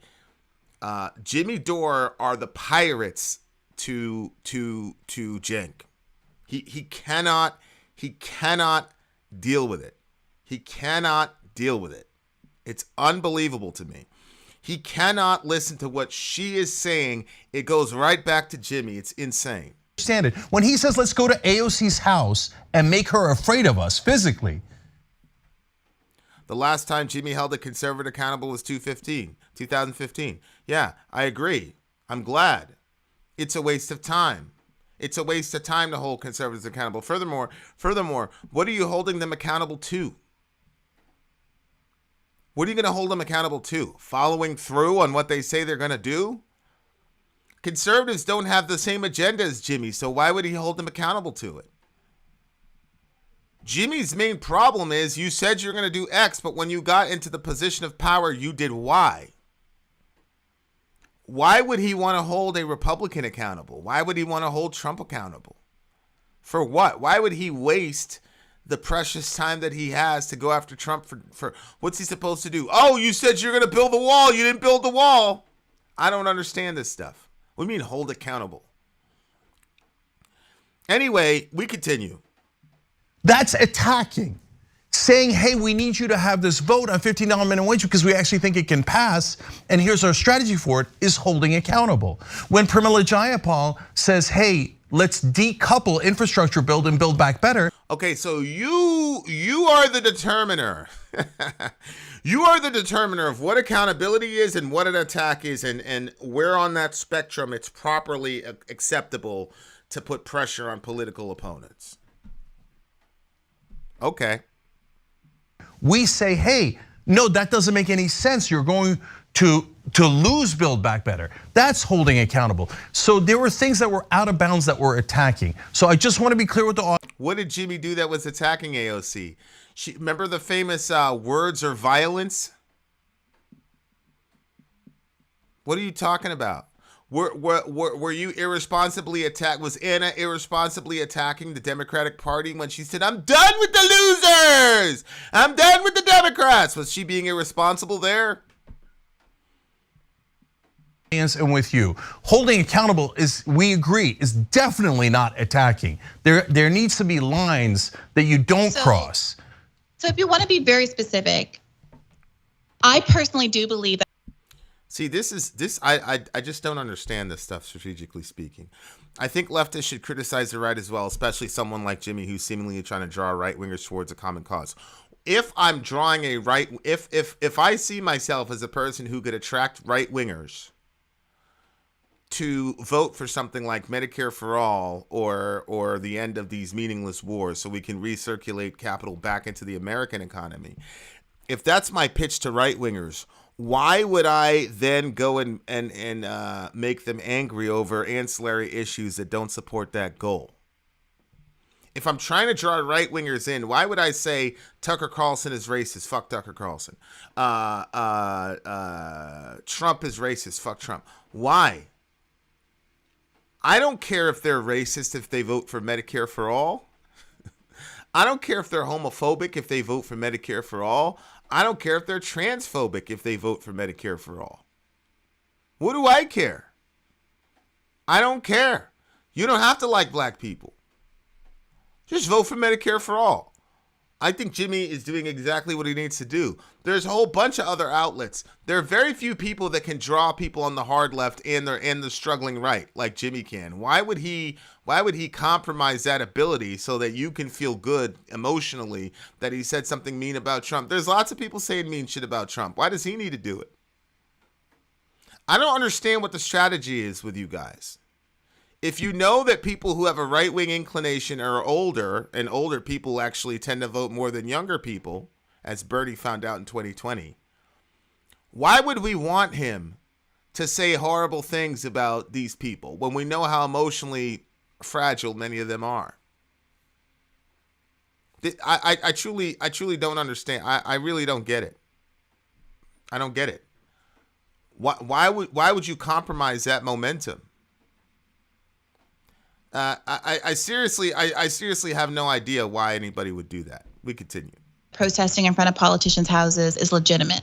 I think it's legitimate. I think it's legitimate. You, but you don't. We say, hey, no, that doesn't make any sense. You're going to lose Build Back Better. That's holding accountable. So there were things that were out of bounds that were attacking. So I just want to be clear with the audience and with you. Holding accountable is, we agree, is definitely not attacking. There needs to be lines that you don't cross. So if you want to be very specific, I personally do believe that protesting in front of politicians' houses is legitimate. I think it's legitimate. I think it's legitimate. But you don't say, let's go make her afraid of us by going to her house. Finish. When I had Chris Hedges. Why? What do you think protesting outside of Kavanaugh's house was about? How do you think Kavanaugh and them felt when they were protesting in front of his house? You know what happened? I don't care. That's what happens when you're a politician. People say mean things about you and people want to kill you. You know, when we were out there fighting for life or whatever, we got into it with our attorney general. It got blasted all over the media, blah, blah, blah. Our names were mentioned, blah, blah, blah. And I had a acquaintance I was working with, and he's got his AR, he's got a bunch of handguns. I said, what's going on there? He said, well, I got a couple death threats, blah, blah, blah. And I said, we're Christians. I said, what are you going to do if somebody comes to you? You're going to kill them? I said, you need to reevaluate. What did you think was going to happen when you got into this situation? I don't care if you put yourself in the public sphere and you tell people, I'm going to influence the very laws of this country. I want to influence the laws of this country. Then you immediately put a target on your back, and you cannot complain or call yourself a victim when you get that backlash. That's the way it goes. I'm not going to handle AOC with kid gloves. Too bad. You got yourself in this situation. You want to help decide laws for 320 million people. You think you should be able to do that and not pay significant prices for that? Nah, bro. Nah. Mr. Kavanaugh, if you're gonna have the cojones to get in front of those people, get yourself nominated into the Supreme Court, I believe he did the right thing. Then if you have people show up at your house or whatever, too bad. It is what it is. I don't feel bad for you. I didn't even say a prayer for Kavanaugh. I probably should have. But I don't. That's what comes with it. You can't get on the football field and get mad because somebody tackled you. Nah, bro. Nah. Look, Medicare for all is a life and death issue. Okay? You got a bunch of people dying at 27 years old. You can't fuck around with that shit. So look, you could look at this as an act of self-defense. Because AOC is fine. She gets some horrible debilitating disease, she's going to be okay. And the people in her circle are going to be okay. But the people outside of her house may die. And she's already demonstrated she's playing games with people's lives. That's what you're doing when you play games with Medicare for all. So if them people show up at your house and say mean shit to you, I don't care. Get a security detail, AOC. Nah, bro. This is the real world. If I was a politician, people showed up at my door, I'd expect that shit. That's how it goes. That's how it goes. On my show, probably last fall, it was one of my favorite episodes ever. And he talked about the politics of fear. And he talked about how if you have a social movement and you want it to be effective, you have to have people afraid of the consequences of not listening to you. And I think that what we've seen over the course of the Biden administration, and even before, when we had the largest protest movement in American history that was just plainly ignored and disregarded by the party that was supposed to be championing the interests of the people who were in the streets, that they weren't really afraid because ultimately there were no consequences there. And I don't mean threats of physical violence. What I mean by afraid is that there was going to be some tangible consequence to not listening to you. My argument in the summer of 2020 was there needed to be a credible campaign to withhold one's vote until some very clear popular policies were committed to by Joe Biden. I think we might live in a different world where, if that had been the case. I'd say the same thing is true now over whatever election happens in 2024 and what these midterm elections coming up. And I also think it means being willing to say Nancy Pelosi, who is the most powerful woman in Congress, person in Congress, probably the most powerful Democrat in the country, she doesn't get to be Speaker of the House if she doesn't turn over some things to the progressives. They had power to do that. And before she was in office, before she was elected, AOC said, there's no reason why Nancy Pelosi should be Speaker of the House. I wouldn't vote for Nancy to be Speaker of the House. And so something very concrete that could have happened. You say it doesn't matter if Hakeem Jeffries is Speaker. It matters to Nancy Pelosi. Yep. And again, the Hakeem Jeffries line was revisionist history by Cenk. Because Cenk, you weren't saying Hakeem Jeffries on Twitter. You were saying here, let me remind you, because you might have forgotten, big homie. People might have forgotten. Cenk's problem with force of vote was not about Hakeem Jeffries.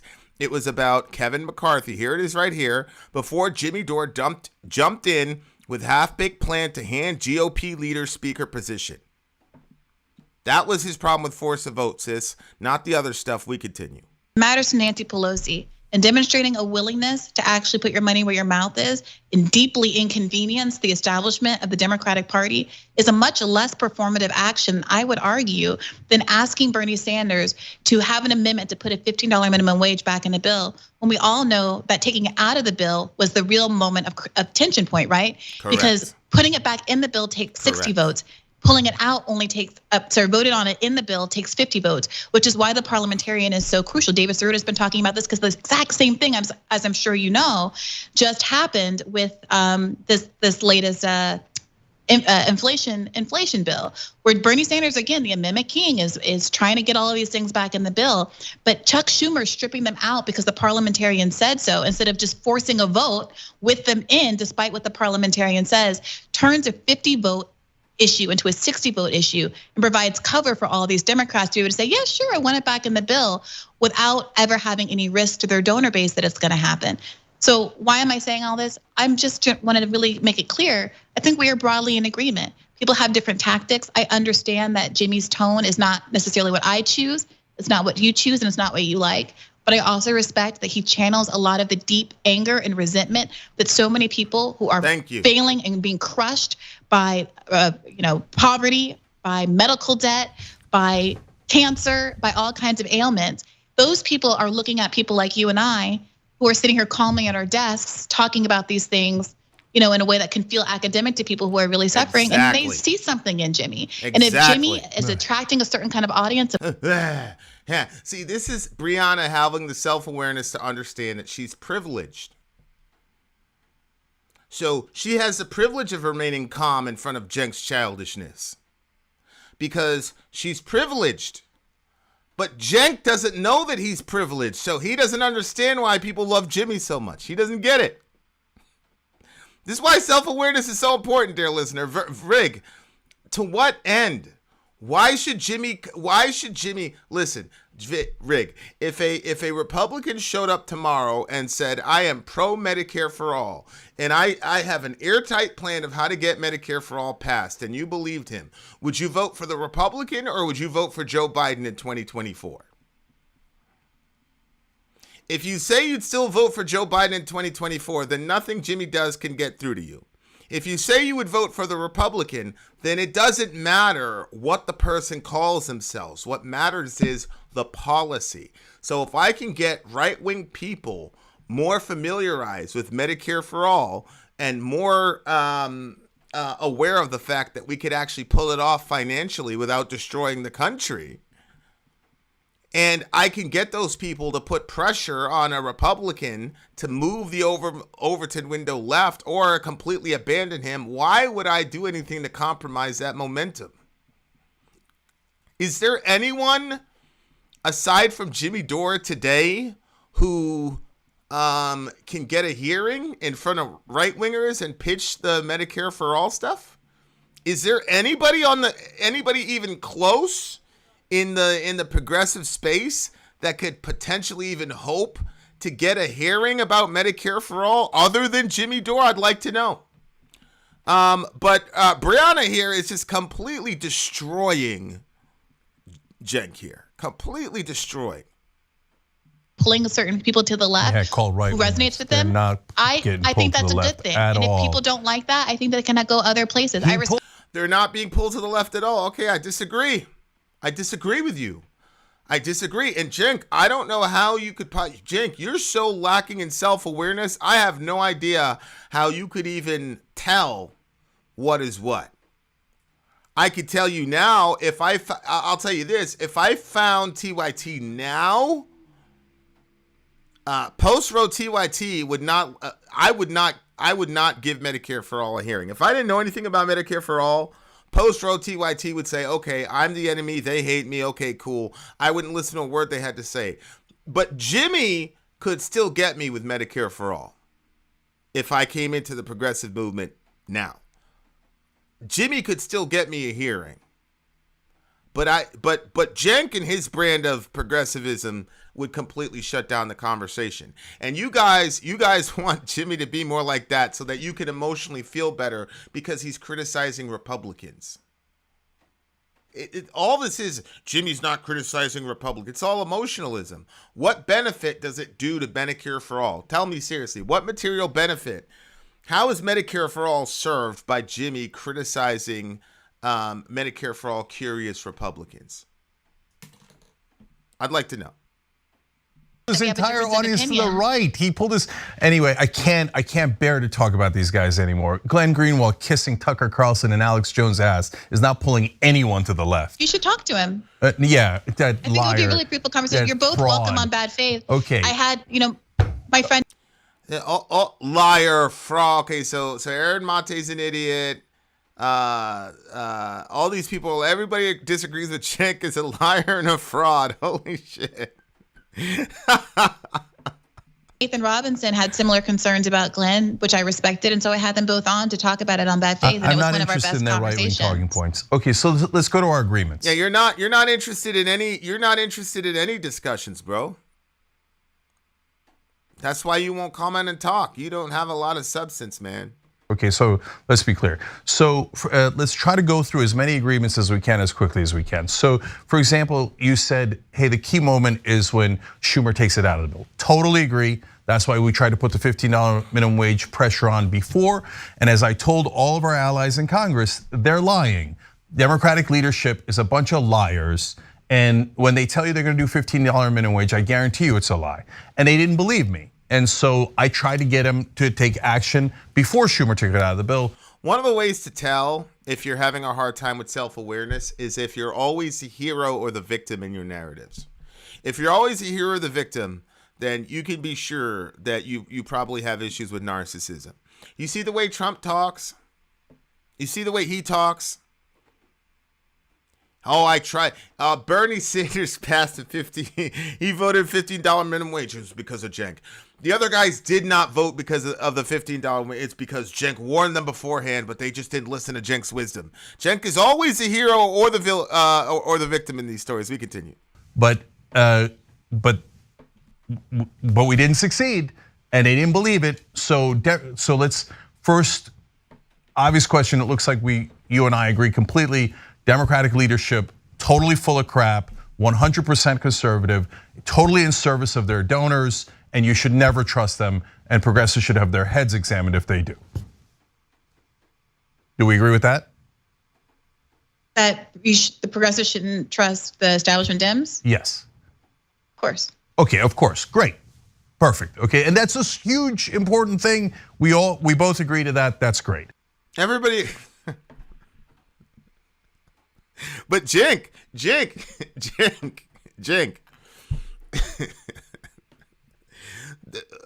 Briahna should be asking you that question, because you are the one that told us to vote for the establishment Democrat, Cenk. You're the one that told the millions of people that follow you, Cenk, to vote for Joe Biden. So she should be asking you that question, bro. What you mean? That's huge. That's great. You told us all to vote for the establishment. You ran interference for Nancy Pelosi. Let me do this again, guys. Let me do this again. When Nancy Pelosi's feet were being held to the fire,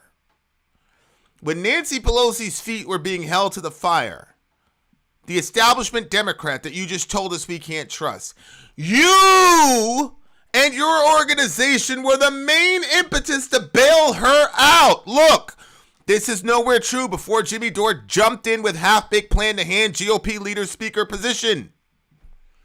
You were telling everybody that if Nancy Pelosi didn't get the speaker position, it was going to get handed to a Republican. You did that on a multitude of occasions. So she should be asking you that. Because every time there's a real play, Cenk, you default to the establishment. You defaulted to the establishment in 2020. You told us to vote for Joe Biden and Kamala, and you defaulted to the establishment again in 2020 when you protected Nancy Pelosi from progressives. Holy smokes! The lack of self-awareness is mind-boggling. We continue. Okay, so holding the progressives accountable, totally agree. I think Jayapal has been an absolute disaster. I think they're crazy if they're going to have her as the head of the Congressional Progressive Caucus again. The minute she decoupled, we lost Build Back Better and everything that was in it. And so obviously we agree to that. Does that make sense? Yeah, and I appreciate it. At the time, AOC was one of the few people ringing the alarm bell saying the decoupling is the end of it, and she was right. You know, I wish there had been more progressives, and I wish more progressives would continue to call out Pramila Jayapal. I mean, I think the squad, to the extent that they care at all about some of the mistrust that exists now in certain parts of the left, part of it is because there is this perception that we all know how terrible Pramila Jayapal is at this point. You know, the endorsement of Shontel Brown over Nina Turner was a real tipping point for a lot of people, and yet almost nothing was said about it. Everyone just kind of ate it and accepted it. And that doesn't give people a lot of faith in the progressive caucus as a group, or even the smaller group of the squad. Yeah, and I'll tell you why they do it. It drives me crazy. I think they're wrong. I've said it on air. I've said it off air. as soon as they get to Washington, they believe the biggest myth there ever is. The most important thing is decorum and your colleagues and being nice to them. No, your colleagues are your opponents. They do not want Medicare for all. They don't want Green New Deal. They've said it. Nancy Pelosi said it in every mocking way. She is. And yet, you ran interference for her, bro. You protected her. You protected her against Cornel West and Jimmy Dore, and Chris Hedges, and all those other people in Briahna. You protected her. Not your friend, she's not your ally. The minute you treat her as an ally, you're a sucker and you're gonna get played. And that's what happened with Jayapal. And by the way, TYT put pressure on the squad. And look at that, the 6 Justice Democrats were the only ones who voted in the right way to say it should not be decoupled. And credit where credit is due on that. As the Justice Democrats, which he just told us that he named them and all that, wouldn't you know it? Again, because of Cenk's influence, they voted the right way. Do you have Medicare for all? No. Do you have Joe Biden in office? Yes. Do you have Kamala Harris in office? Yes. Has Kamala done anything for black women? No. Is Brittany Griner still out there? Yeah. Have they done anything materially really to help her come back home? No. Bunch of billions of dollars to the Ukrainians though. What they say on TV? Well, these people look like us, not like the people in Afghanistan.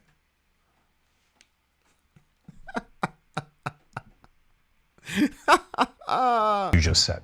So, okay, good. We're in agreement on that. So, if we agree that we need to hold all these folks accountable, and corporate Democrats are a huge problem, and I don't ask for it a lot, but yeah, a like, share, subscribe would be helpful once in a while. We continue. They're part of the issue. Then there isn't much we disagree with on the left, and that's why I get to the right wing and how some folks treat the right wing with kid glove. But I don't want to make any assumptions, and like you say, you don't watch every minute of TYT, of course not, right? And I don't want. We should treat right-wing voters with kid gloves, absolutely. Because as a person who's been part of that culture, we've been brainwashed to believe that you guys are all communists and whatever, and anything that's designed to help regular people has been called communism and Marxism, and there is a ton of fear. There's a ton of psychological unmapping and remapping that needs to be done to people who have only heard a right-wing perspective. So yeah. And are a lot of them racist unconsciously? Yes, in the same way that I was unconsciously homophobic, transphobic, and unconsciously a misogynist because I grew up in a culture that was male-oriented, heteronormative, etc. So if all my LGBT friends would have said, you fucking ignorant, homophobe, transphobe, idiot, monster, dumb, I'd have been like, that's okay. You guys are all going whatever anyway, so whatever. No, they were patient with me. Like I'm patient with my white friends when they say dumb, crazy shit. They didn't demonize me. They kid gloved me until I had enough information to undo the mapping that I was born with.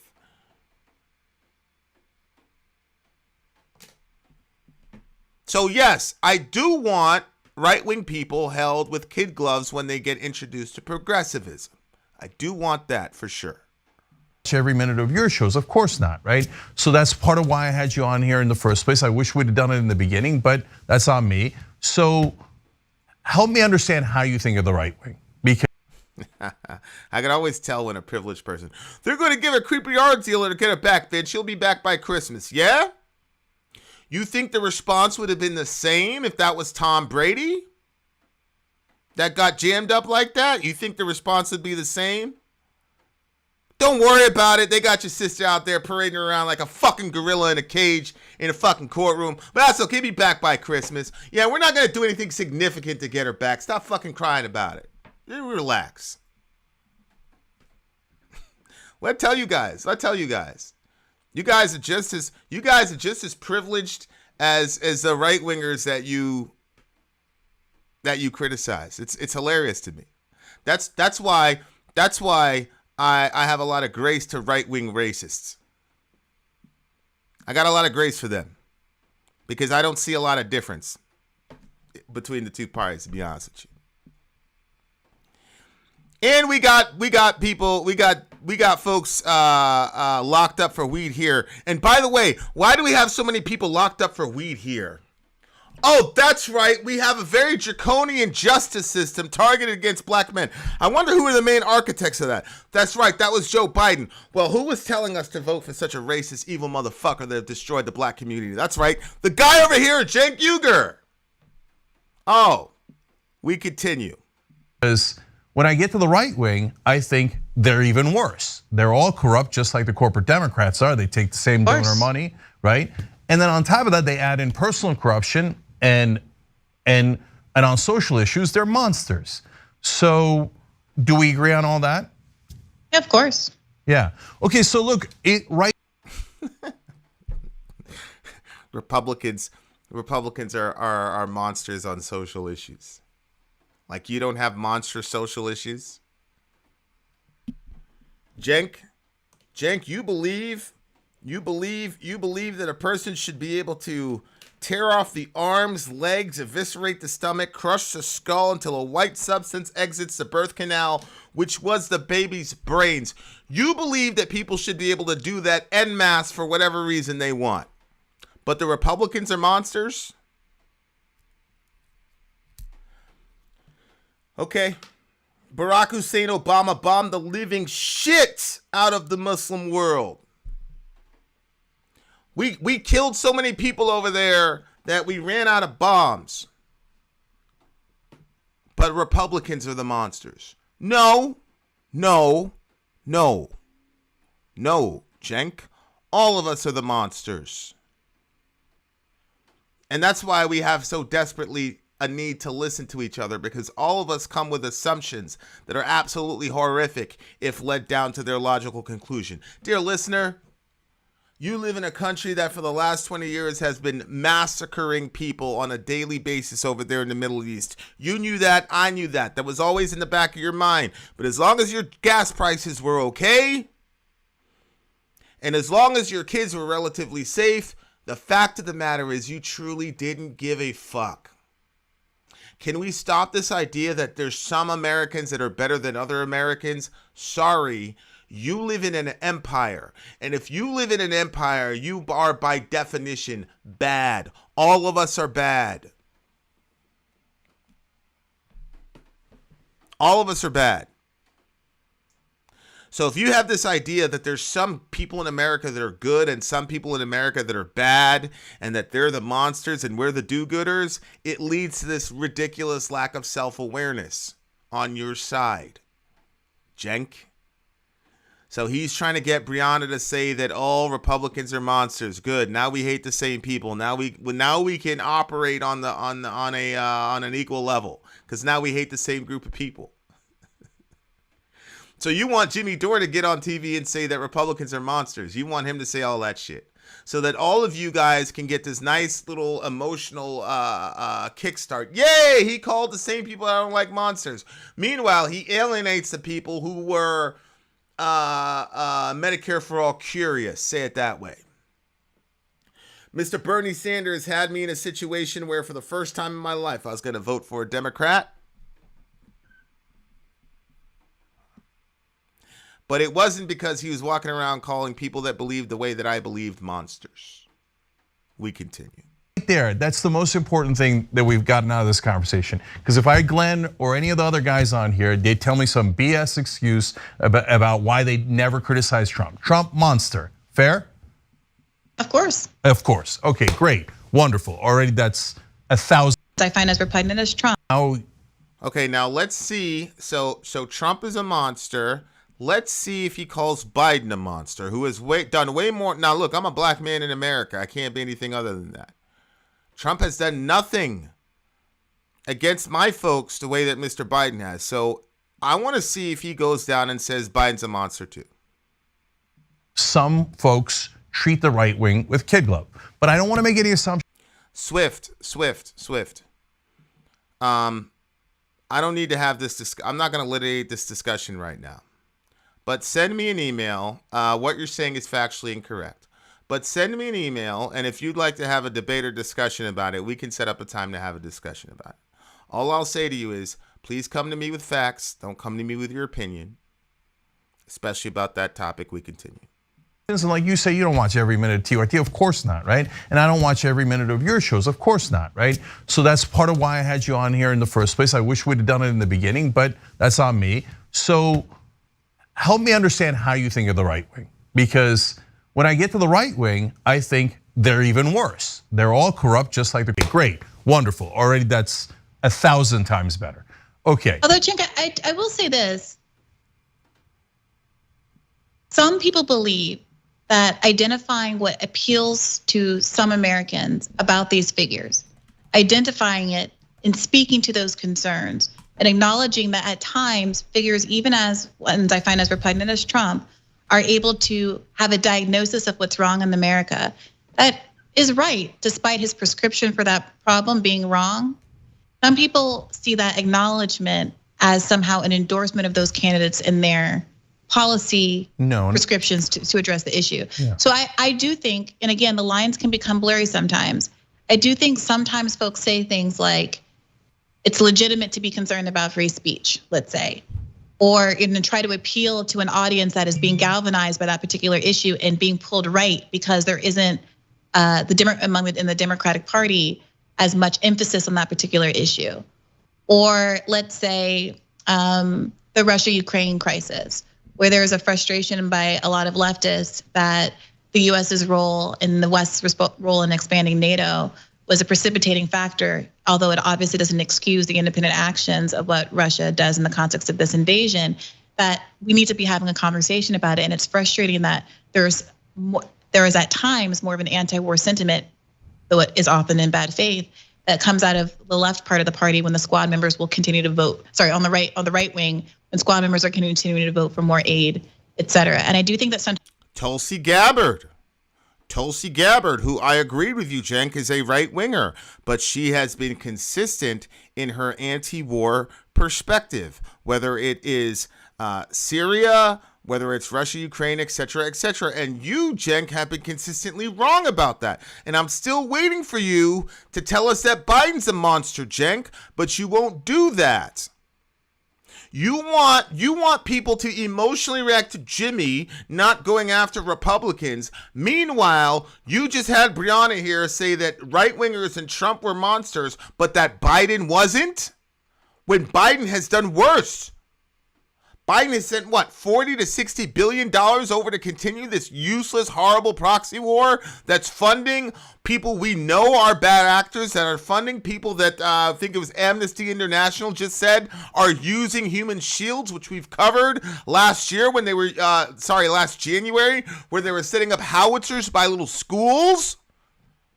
You're sending money to those people, Cenk, to further a proxy war. That's fucking monstrous, don't you think? I think putting all those black people, all those black men in jail in the early mid 90s was pretty detrimental to my community. I think that's pretty monstrous. When are you going to mention that, Cenk?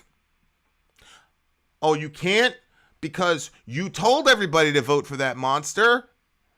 And if Biden's a monster and you told everybody to vote for Biden, that would make you a monster. So then Jimmy's really a right-wing grifter because he won't tell everybody that you are a right-wing Republican monster then. People bring up, well, this right-winger is better than a left-winger on this issue, not because they like the right-winger or even believe the right-winger is acting in good faith, but in order to try to shame the left into saying, why are you letting them occupy this space? Why are you letting them look like they're the vanguards of this issue? Correct. It should be us. It should be us. Correct. And I think it can be frustrating at times when that effort to make the left. That was the second thing that appealed to me actually about the left, because I remember after 9/11 when I had blood in my mouth and I wanted to kill everybody, the only people that were saying maybe we shouldn't be bombing the shit out of Afghanistan and what business do we have in Iraq came from the left. And I hated the left at the time because I was summarily brainwashed. I also had a girlfriend in New York City and a brother in New York City, so I took the attacks personally. So I was summarily brainwashed, and the only people who are speaking against war were the left. So when I was listening to Bernie Sanders and I was like, yo, am I going to vote for Democrat? You know what popped into my head? That little underground little radio station with those leftist, limp-wristed liberals that I hated so much back then. And I was like, you know what? They're against war too. And now that I'm reading my New Testament and taking stuff really seriously, I'm seeing here that Jesus would not be pro-bombing the fucking shit out of people. So that was another reason why I said, you know what, it's time to get a Democrat in office here. How come you're not touching on that, Cenk? We continue. Be to the left of even the most bad-faced, superficial right-wing actor is characterized as actually believing whatever the right-wing, hypocrite is saying in that moment. Yeah, so then let me clarify my point of view on that. So when a right-winger agrees with us, I don't look a gift horse in the mouth. So I'm not one of those folks who say, if Donald Trump says it, it must be false. I didn't lend my brain out to anyone or being against anyone. I agree, you're too arrogant to do that, like me. Across the board, and that makes no sense at all. So if Matt Gaetz is against war and he says, and Mike Lee, they say, hey, you know what? We need the president needs to ask for congressional authorization for war. I love it. They're coming to us. Yeah, but you were pro-war though. You were pro Ukrainian jihad, blah blah blah blah blah, and you said that NATO expansion had nothing to do with what was going on over there. What are you talking about? Not going to them, I will take yes for an answer. So anyone who says no, I'm on Team Democrat, so I hate those guys, so I'm going to cut off my nose to spite my face, I don't agree with, and I find it absurd. Now, that is some issues, and sometimes we'll agree on marijuana legalization with some portion of the right, etc. I'm going to take yes for an answer on all those. But there are other issues. There's actually 3 buckets. There's the bucket in the Chris says, if Biden loses, he's going to leave office, yes or no? Completely irrelevant question. I don't know how that's pertinent to this discussion. Not even a little bit. Are you trying to say that Biden wouldn't instigate a January 6th type situation for that specific event? I agree with you. But Biden is part of the apparatus that launched the Russiagate lie for 4 years, which also aided and abetted in psychologically prepping Americans to support the bullshit proxy war against Russia with Ukraine, which has actually resulted in more dead bodies than the January 6th revolt did. So I don't understand the point of that question, Chris. I really don't. Like, help me understand that question. Are you trying to say that Biden is somehow better than Trump? Is that the argument? Well, where we don't agree, I don't agree with some people saying they're on the left, right? So Ukraine, for example, questioning the amount of funding that's going to Ukraine totally makes sense. I believe Ukraine is in the right.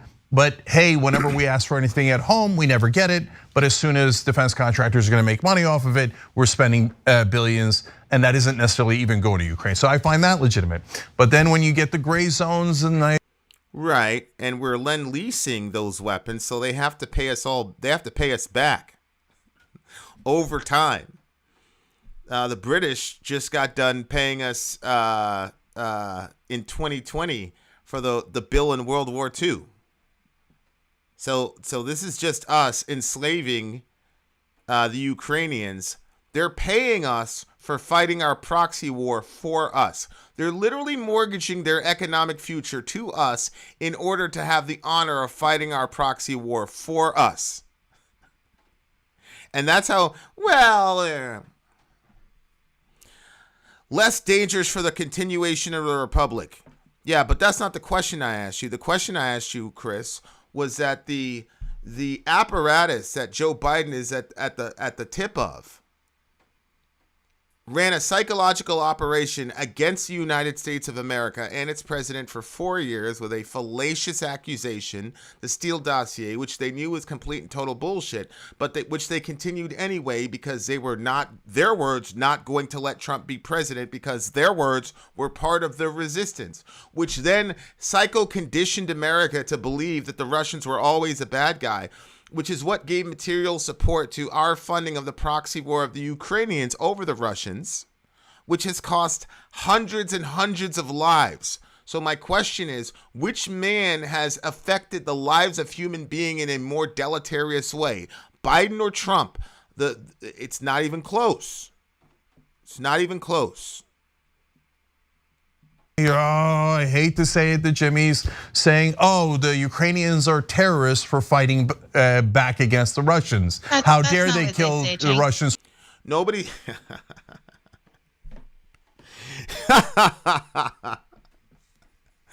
All the Republicans are saying that Ukrainians are terrorists for defending themselves against Russia. Is that what the problem was? Is that what everybody's problem was, Cenk, with the whole Ukraine-Russia conflict? It wasn't that we had been instigating these people since the early 90s, that we unnecessarily were expanding NATO and putting a chokehold, rear naked choke around the neck of the Russian people and consistently threatening them over and over again. It wasn't that. It wasn't experts telling us if you continue to do this, you're going to stoke a war. People that were predicting this, John Hirschmeyer, all the rest of them were predicting this for decades before it happened. That wasn't the problem people had. People didn't have a problem with the virulent neo-Nazi, obvious neo-Nazi strand throughout the mentality of that country, where he's declared, Bandera is declared a hero of Ukraine. Streets named after these Nazis. The fucking mayor's got a picture of Bandera in the back while he's doing an interview with NPR. That wasn't the problem. No, it was we were upset at the Ukrainians for defending themselves. So people weren't upset that they were setting up howitzers by fucking schools and hospitals, that they set up their command center in a literal hospital in Mariupol. No. People were just concerned about them defending themselves against Russia. Okay, we continue. They literally said it. Jimmy did a video about how it's going to Ukraine. Totally makes sense. Hey, he mentioned Jimmy again. Allahu Akbar. He couldn't help it. I believe Ukraine is in the right.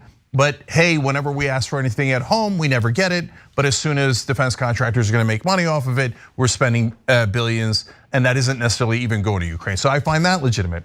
But then when you get the gray zones, and I hate to say it, the Jimmy's saying, oh, I told you they were going after the gray zone. I told you gray zone was going to get it. Allahu Akbar. We continue. The Ukrainians are terrorists for fighting back against the Russians. How dare they kill the Russian soldiers? They literally said it. Jimmy did a video about how the Ukrainian civilians were terrorists for firebombing the tanks that were coming to blow up their house. I think I maybe don't watch as much Jimmy Dore as you might, but I do listen to Aaron Mate and Katie Halper's show. I do hear him in that context. I do see clips from Gray Zone people and things like that. I had Max Blumenthal on the show, and my understanding is that there are these specific instances in which there's not reporting on the West about various skirmishes, about the presence, even if you think it's too minor to talk about, but the presence of Nazi and right-wing groups in the context that's of what I'm talking about, Briahna. You're validating insane right-wing talking points. No, Cenk, Cenk, baby, you said that they were upset that the regular Ukrainian people were defending themselves. Cenk?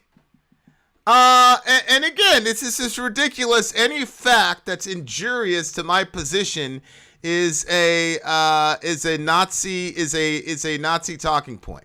I mean, come on. I'm sorry. Is a Russian talking point. I mean, come on, guys. Here's BBC Newsnight. BBC Newsnight, which is also part The BBC now, the British Broadcasting Company, I think is what the C stands for, is also part. 8 years ago, did you know, dear listener, 8 years ago, the BBC was part of the Russian propaganda outfit. Look, here you go. Here's the BBC 8 years ago. Neo-Nazi threat in Ukraine. There's the Azov symbol, okay?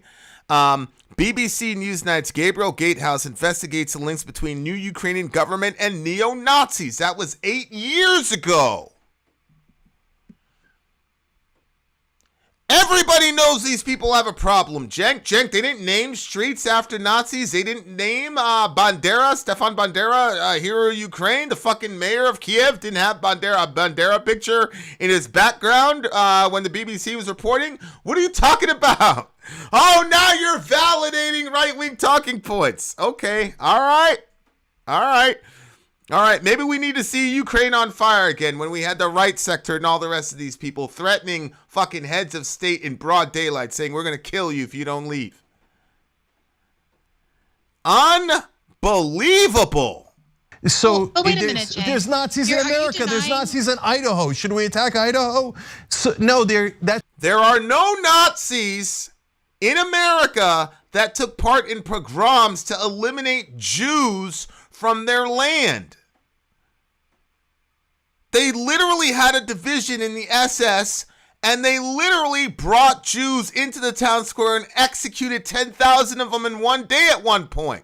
You're gonna make an analogy between that and fucking Joe from Nebraska, who sits in his mother's basement and is a little bit overweight and is playing cosplay in the woods with his friends and decides that he's gonna wear white shoelaces and he's gonna call himself a Nazi when his grandfather stormed the beaches of Normandy to kill Nazis. You don't see the difference between the two. One of them, their grandfather was fighting with Nazis. The other ones, their grandfather was fighting against Nazis. It's literally in these people's DNA. What the hell are you talking about, Cenk? Now, hopefully you let our sister talk and not overtalk her, but this is unbelievable. I Look at News says Nazis are not treated as heroes in the USA. Yeah, show me the Hitler March in America where people are met with flowers and all kinds of. Stop it. Ridiculous. We continue. Holy shit. the Vladimir Putin the talking issue- point as the a issue isn't justification whether for we should attacking attack- them. But Cenk, I mean, there's a credibility issue here because if you mischaracterize other people's arguments, I think there's a legitimate reason to have a difference of Credibility opinion. issue. You do, because you said that the only reason people had a problem with the Ukraine-Russia conflict was that they were defending themselves against aggressors. You didn't give us the NATO context. You didn't give us the neo-Nazi context. You didn't give any of that context. Do I think that everybody in Ukraine is a Nazi? Of course not. There are enough Nazis, though, in the right positions. In the same way, is everybody in Syria Salafist? No. But the people who are willing to do violence are Salafists, and those are the people in a town that generally have the power. Cenk? So the people willing to do physical harm and damage are Nazis. That's a fact. There are entire battalions, right sector, etc. That's not a talking point. Yikes. Never seen Gray Zone not agree with Vladimir Putin. They are total and utter puppets for him. They're disgusting. This is They're not totally constructive. liars. If you believe Gray Zone on any of those issues, Hero, he's completely melting down now. The same thing that he just accused Jimmy of, where Jimmy was implying that he took money from Pelosi and worked for the agency. Now it's completely different. He's completely melting down. Aaron Mate, all the rest of these people. You know, Cenk, he better be careful before he ends up in a liability lawsuit, libel suit here. you're out of your mind. Okay, so With all due respect, that's not constructive. And if you could, it's not constructive to agree with Vladimir Putin and right-wing hatchet men. That's what's not constructive. If Vladimir Putin says human beings came about because of a millions of years process called natural selection, and we descended from single-celled organism, yada yada yada. If he came out on TV and said that, I guess we're gonna have to take my biology teacher and fucking put her in the brig because she's agreeing with Vladimir Putin. It doesn't matter who says it if it's true, Cenk. This is absolutely childish. I don't understand that you're losing it right now, Cenk. You're losing it. Holy smokes. Yeah, that's why I get frustrated. Cenk, you just finished saying that just because somebody is a bad person, if they're right about something, I'm not going to disagree with it on principle. That's what you just finished saying about taking yes for an answer with some of these conservative right-wing extremists in the United States. I also think it can be true that Putin is a bad faith actor, that he invaded another country, that he's violated international law, all of those things. And also some of the reporting from organizations that apparently you don't have a lot of respect for, but which I do. People like Aaron Mate have been very clarifying in a lot of the international, politics and the history that precipitated these moments that have helped me to have a much clearer understanding of what's going on in the region. Now, do I agree with every single thing? The humility, the clarity. This is why I never get exercise when people call up and talk to me about abortion. I never do, because I know all the facts are on my side. And I know that whoever tries to defend that practice is going to self-destruct at some point in the conversation. I just wait for it. You can be that calm in discussions like this with crazy people because you know you're right. She knows she has the facts on her side. And Cenk also knows that, which is why he's throwing all this energy into the air. Holy smokes. Some people in that kind of political cohort says, no. I also talk to people like my brother, who's an international relations expert, and he has a very different view of things. I consume all of this. I respect all of these people. I listen to them and I try to come to my own opinion. But what I don't do is try to do ad hominem attacks against people. Briahna, you're not getting it. Now you see that's deceptive, okay? So we did long stories about You just said that he was an idiot. You called him crazy. You said they were working for Russians. That is absolutely an ad hominem attack, Cenk. Now Briahna's being deceptive. Yo, Tasco, I thought we were boys. Tasco, me and you have been friends for a very, very long time. Why would you send me this video? Why would you send me this video? And we're supposed to be friends, Tasco. Make me watch this nonsense. Now Briahna Joy is being deceptive because she doesn't believe. She didn't even say you, Cenk, are using ad hominem. All she said was, I don't believe in ad hominem. And now she's being, quote, deceptive. Holy shit. Oh, Aaron Mate and Gray Zone lied about the chemical attacks in Syria. So he won an award. I won an award for it. And when this was the real meltdown. Kate says, "Blessed be so humiliated."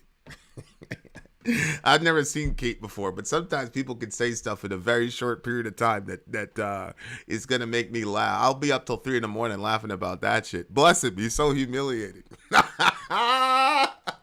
Hey, oh my God, what is going on? When you lie and you do it on purpose. When you lie, you do it on purpose, like you lied about not knowing about the Anna incident. When then out of your own mouth, you said you remembered when he did it, and you said, look at this video that Jimmy shot about it. You do it on behalf of an imperial government. Yes, it's not our own, but it's someone else with imperial ambitions who invades other countries and brutally kills their citizens. Oh, is he talking about? He's talking about America. He's talking about Obama. Let's see what he's talking about.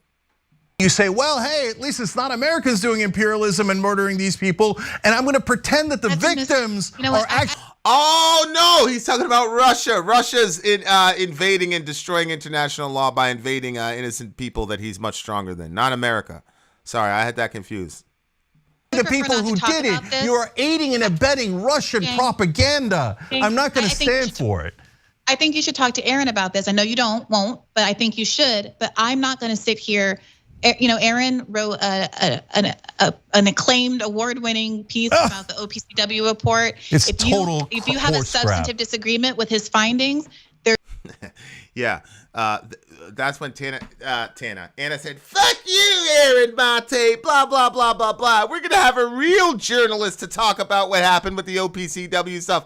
And then the guy that they brought on was like, "Hey, I've actually never been here. I'm from Brooklyn." It's Brooklyn in the house. Hey, what is happening right now, bro? What is going on? This man doesn't even have the sense of mind to be embarrassed well enough. We continue.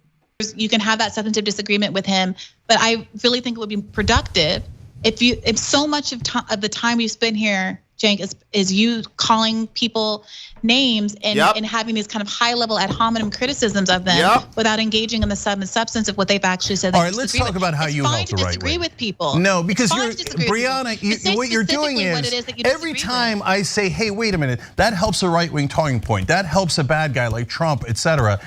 Or is it true? Is it true?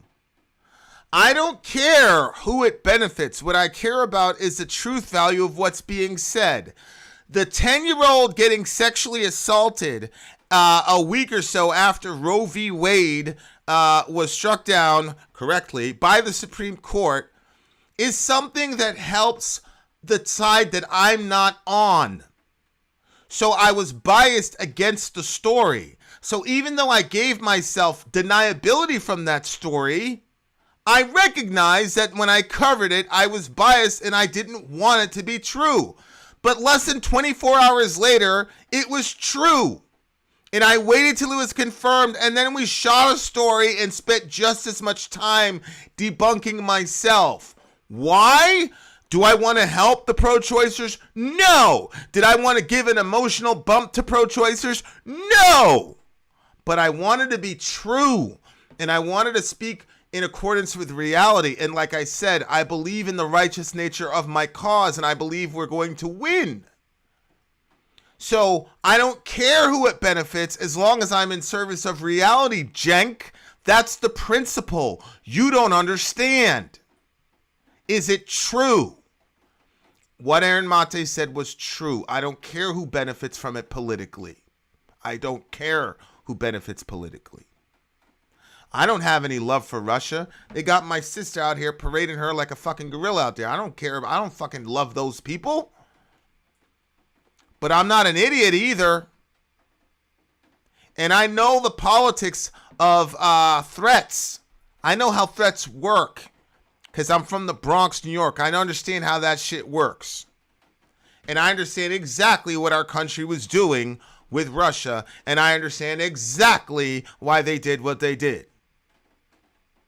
Whether it was right or not is a separate discussion. Who it benefits politically is a separate discussion. But the most important thing that a journalist is supposed to do is communicate the fucking truth, not worry about who or what that truth benefits. You must be insecure about the righteousness of your cause, Cenk, if you think that people should cover up the truth so that it doesn't benefit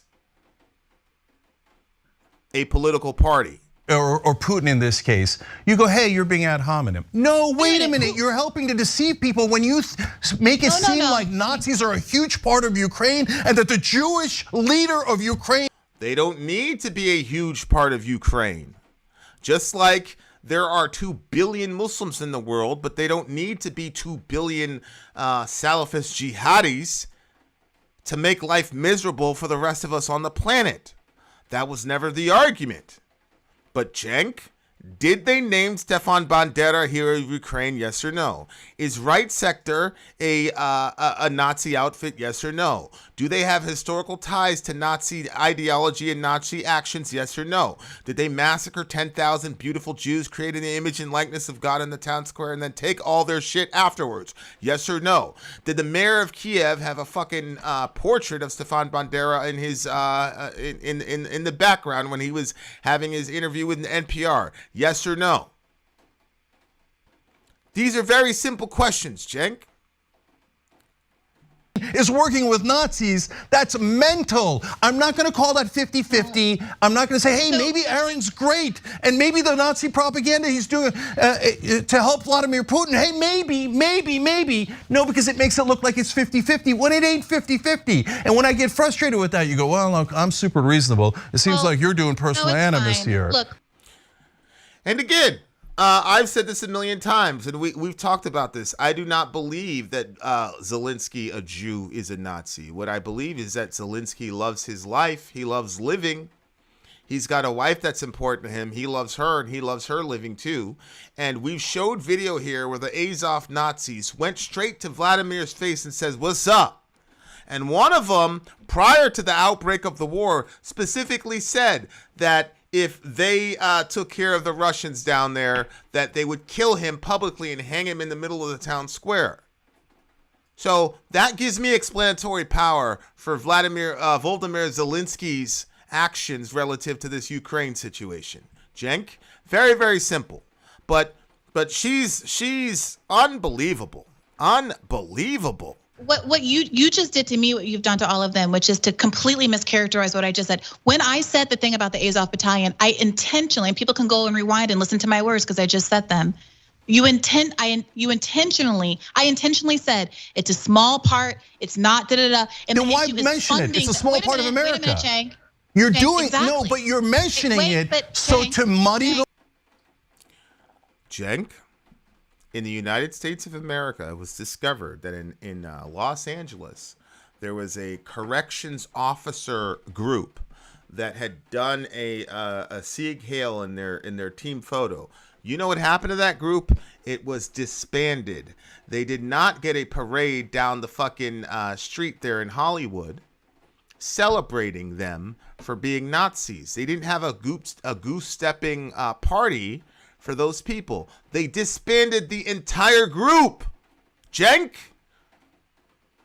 that is not what happened in Ukraine. Stop trying to make a silly analogy between the two. They're not analogous. Cenk. Waters. I can't tell. Maybe the Jewish leader's a Nazi. I can't tell. You're muddying the waters. Why are you mentioning? It's like saying she had to pray. You see how it says. I wish Sori was here. You see how Briahna had to close her eyes while this man was melting down. She had to pray. She had to pray and get herself centered. Holy shit. We continue. What you just did to me, what you've done to all of them, which is to completely mischaracterize what I just said. When I said the thing about the Azov Battalion, I intentionally, and people can go and rewind and listen to my words because I just said them. I intentionally said it's a small part. It's not da. And then why mention it? It's a small part of America. Wait a minute, Cenk. Here he goes interrupting her. No, but you're mentioning it. So. Now watch. She's just gonna close her eyes and meditate, center herself, get in touch with the Most High to deal with this fool. Watch. To muddy the waters. I can't tell. Maybe the Jewish leader's a Nazi. I can't tell. You're muddying the waters. Why are you mentioning? It's like saying, hey, you know what? I can't believe America's supporting Ukraine. Was it the Nazism where they were celebrating? Yes, seeking truth. They were celebrating their Nazi heritage. That's why they named Stefan Bandera hero of Ukraine. That's why the fucking mayor had the fucking Bandera thing in the background. That's why they named a street after him. That's why when those motherfuckers were walking down the street, they were fucking showering them with flowers and shit. Yeah, they were celebrating the Nazism. That's part of who they are. That doesn't justify anything. That doesn't justify war. I'm a pacifist. But reality is important. And to try to revise history when history's there is ridiculous. They have an absolute fucking problem with neo-Nazism in that area. The BBC has covered it. Time magazine covered it 8 fucking years ago. America has these a small faction of Nazis in Idaho, Wyoming, and Montana. Maybe America's Nazis. I don't know. If you're interested in actually having a conversation, the argument is not that they exist and that makes the country good or bad or worth defending or not defending. The argument is, and we just had a report about this last week, that there is a lot of ambiguity about where the money is going. And the concern is arming these specific Nazis. In the same way that the United States, yes, we have Nazis and white supremacists, there is a robust conversation about whether or not there's a real problem with the number of white supremacists in our police force. That is absolutely a legitimate question to see. We had this conversation around 1-6. Is part of the reason why people were let into the Capitol because they had sympathetic people in the security team around the White House. That is absolutely a legitimate question to ask if our tax dollars, our weapons are going to people who don't have our interests at heart. That is the issue. And if you think the answer is no, fine, substantiate it, talk about it, engage with the issue, and make your case. That's all Briahna, I'm saying. I don't this is know not my area of expertise. I don't know. He was named hero of Ukraine because he liberated Ukraine from the Soviet Union. Okay, seeking truth. So then we could say that Adolf Hitler could be hero of Germany because he revived the German economy, or he took care of measles. Right? We can do that. This man was at the head of pogroms that annihilated a bunch of Jews. Stop trying to revise history. Stop it.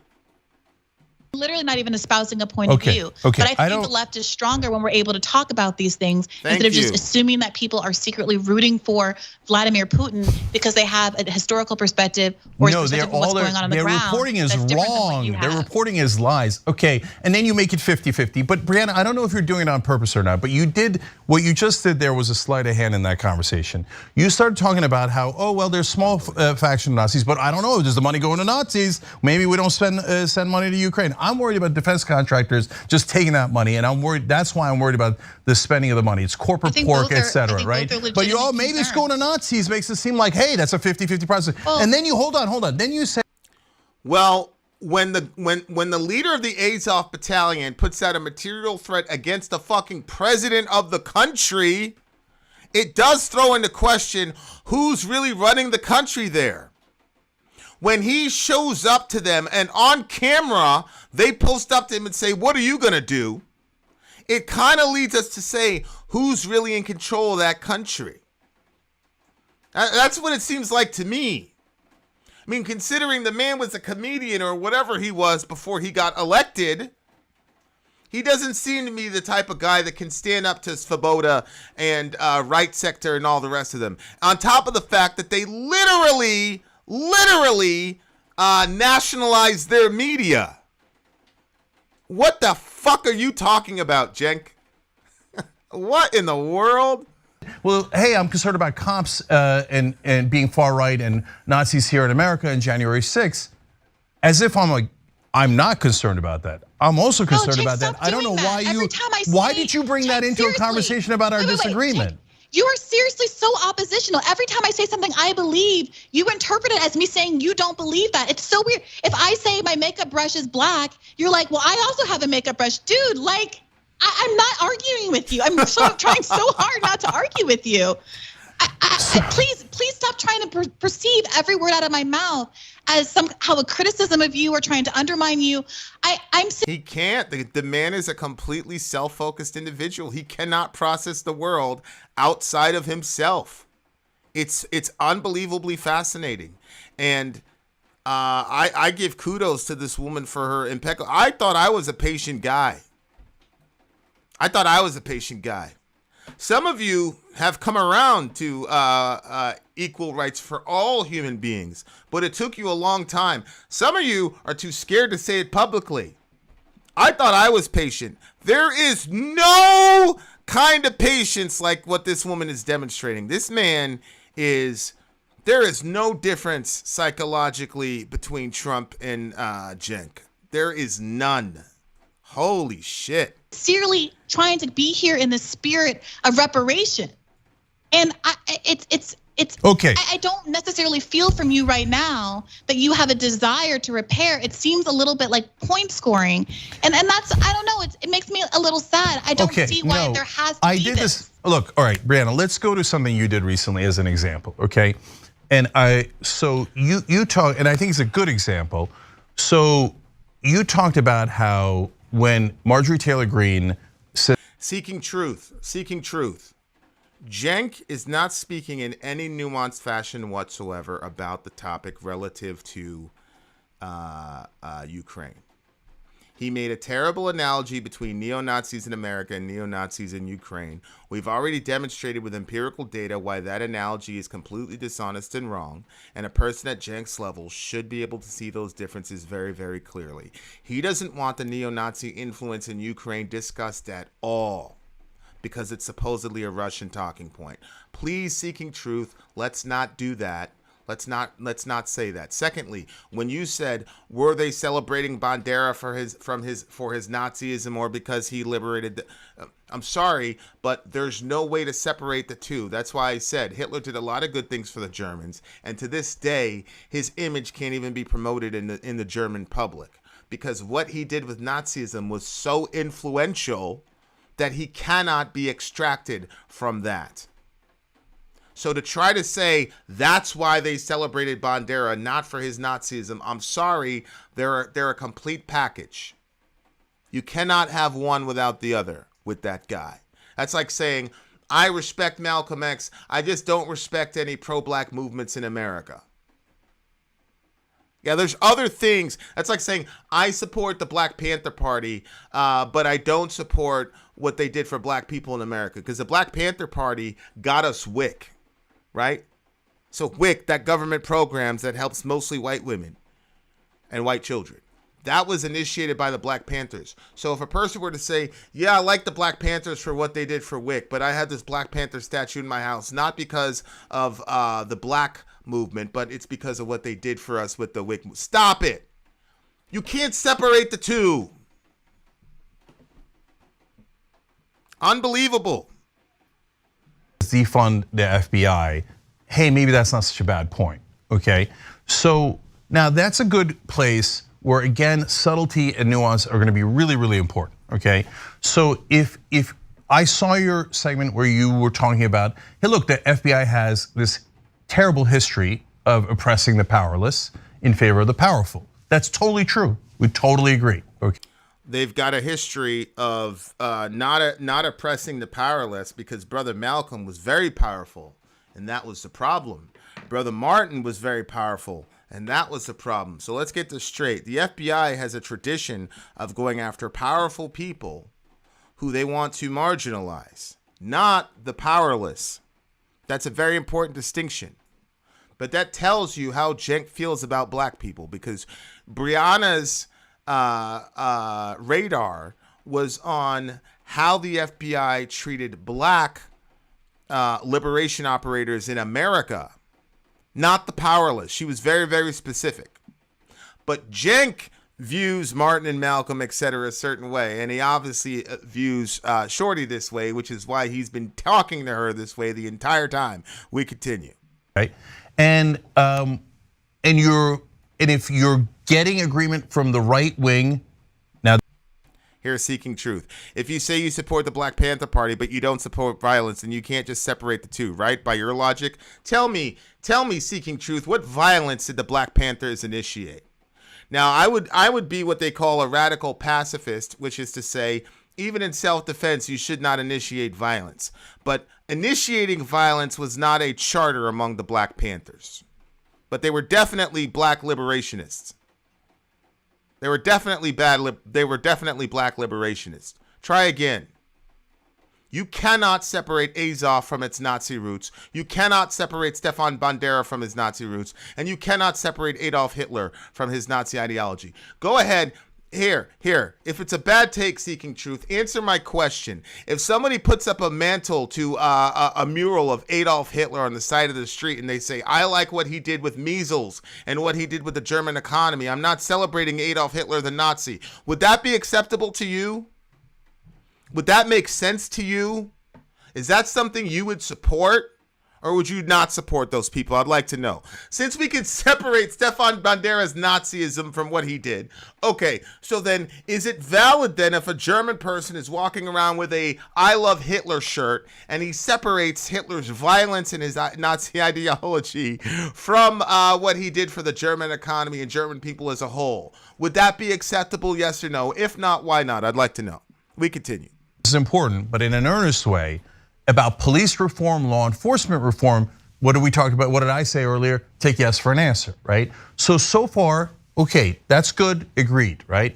But then I think it's incumbent to clarify, but the right wing doesn't actually mean it.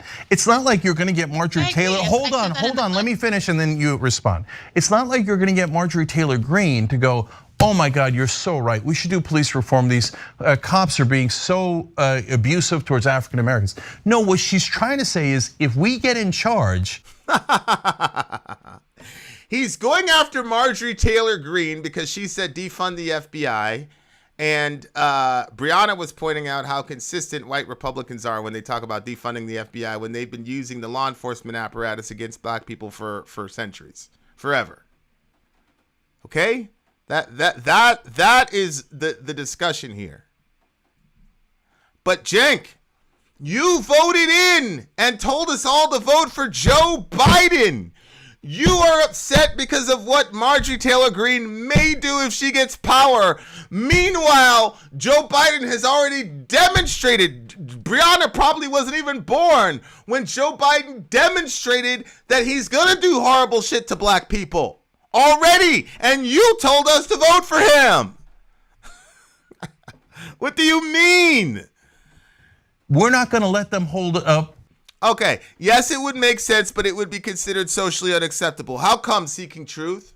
How come it would be considered? And I didn't ask you if it makes sense. I didn't ask you if it was socially acceptable. I'm asking you if you believe it makes logical sense for a person to wear an I Love Hitler t-shirt with his face embossed on the front of the shirt, and when confronted, the person says, oh no, it had nothing to do with his Nazism. It had to do with his fight against measles that saved a bunch of German lives.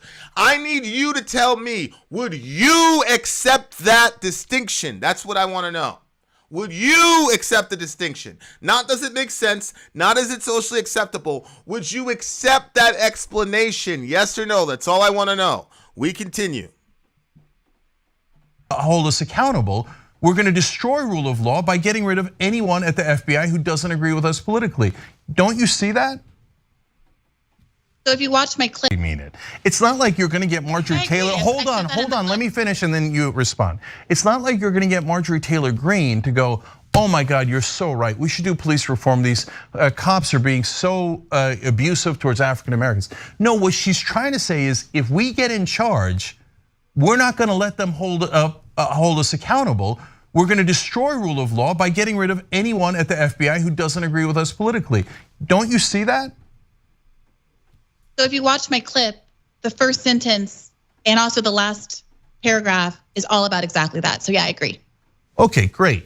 But then I'm going to show a clip, a tweet of Marjorie Taylor Greene agreeing with you, and then I want to get your reaction to it. So it doesn't matter if Marjorie Taylor Greene agrees with her. This is so stupid. It doesn't matter. If I were to say, what is the mathematical formula for the theory of relativity, and she says E equals MC squared, she's right. It doesn't matter what Marjorie Taylor Greene says. She's right. That's the formula. That's the math. Holy shit. I'm not doing this without you. We didn't do it on the show and go ha-ha or anything like that. And in fact, I'm genuinely curious what your reaction to it. So let's look at that. So here, in response to you saying Marjorie Taylor Greene is right about the FBI, she says our government has become an institution that protects and serves the elites while the people suffer under the American last ruling class. We must defund the FBI, dismantle the Department of Justice, and gut the agencies of political biases and persecutions. I believe in the people. So what I see there, and I'm curious what you see, is her pretending that the right wing is populist and that they're doing this on behalf of the American people. When in reality, what she's saying is, if we get back in charge, there ain't gonna be no rule of law. We're gonna take out the Department of Justice, we're gonna take out the FBI, then they're gonna run roughshod. I do not agree to that at all. So I'm curious what your take on it is. I think it was pretty funny since like thousands of leftists, she also seems to have not watched the video, because I doubt that she would retweet a video where she was called a broken clock who's only right twice a day and a bad faith actor. So I am a co-host at Rising, and Rising's audience is a much more conservative audience than what you have here at TYT or what I have at Bad Fade. And when you're speaking to people who are not there for you, Robbie's been on the show much longer than I have, and the audience is largely there for him. They're very libertarian in their bent. They are anti-establishment. They're frustrated with corporate parties, but they've definitely leaned right, especially on cultural issues. I find that I'm able to get more engagement with the video and more engagement with my points that I think are substantive. I spent most of my video talking about communism. Now the FBI has been an enemy of the left. All right. All right, this is the last thing I'm going to say to this guy, because when people don't answer direct questions, it's because they understand.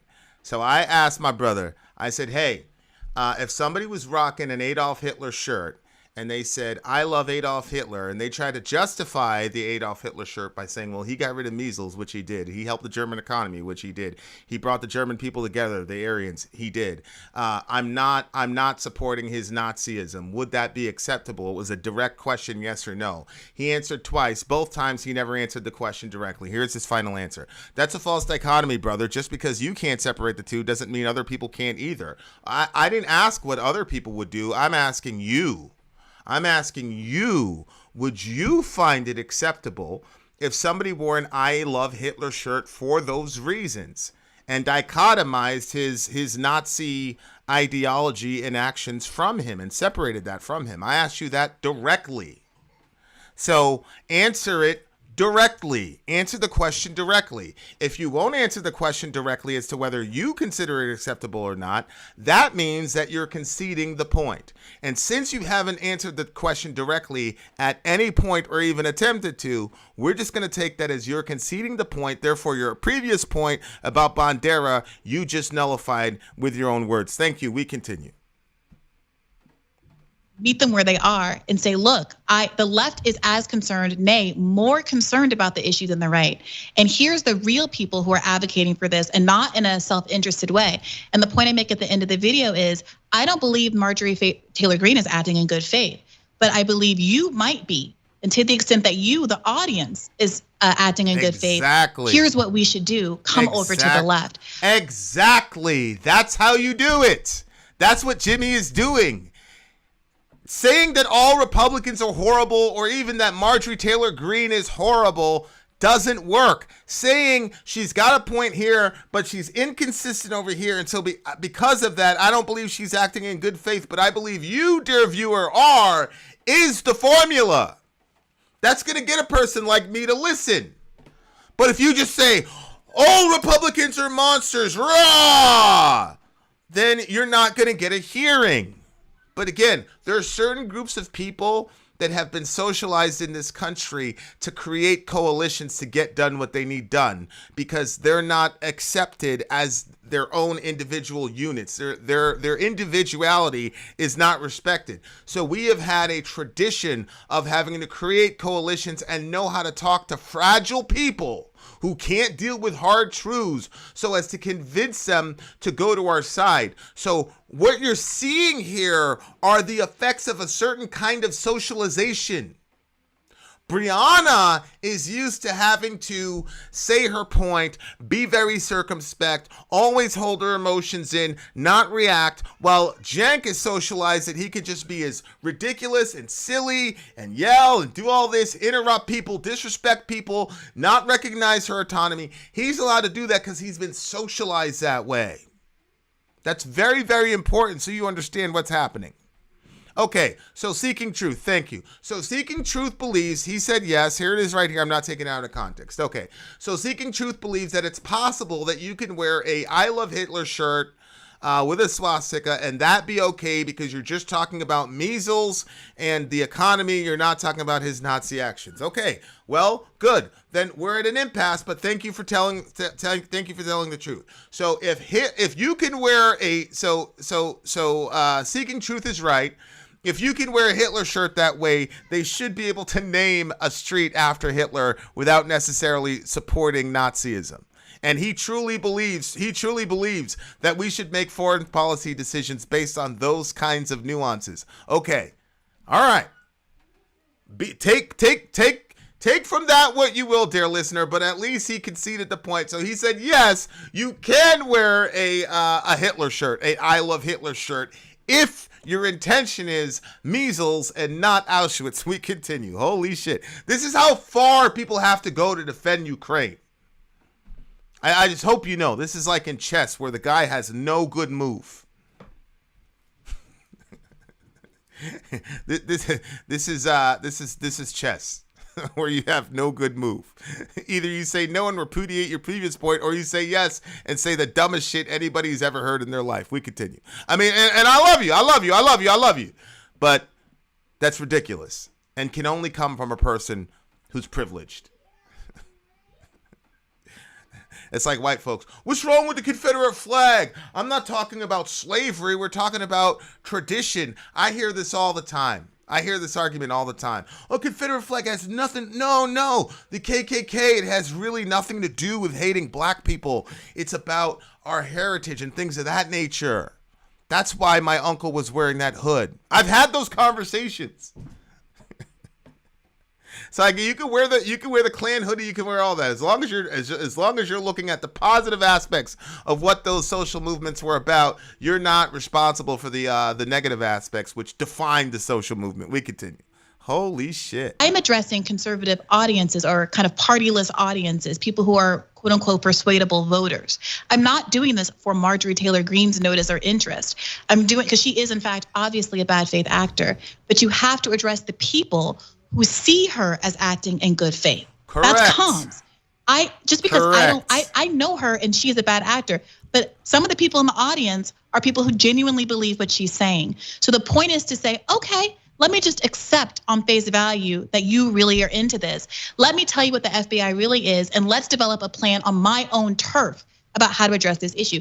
I talked to the boys over at the Vanguard earlier today, and they raised some interesting points about how, like, well, if she is able to set the agenda, her version of getting rid of the FBI is going to be all about protecting, yes, elite power, the way that Correct. the FBI has always done, and avoiding accountability. I think that's a really legitimate point. It's the same argument I use with right-wingers relative to Medicare for all.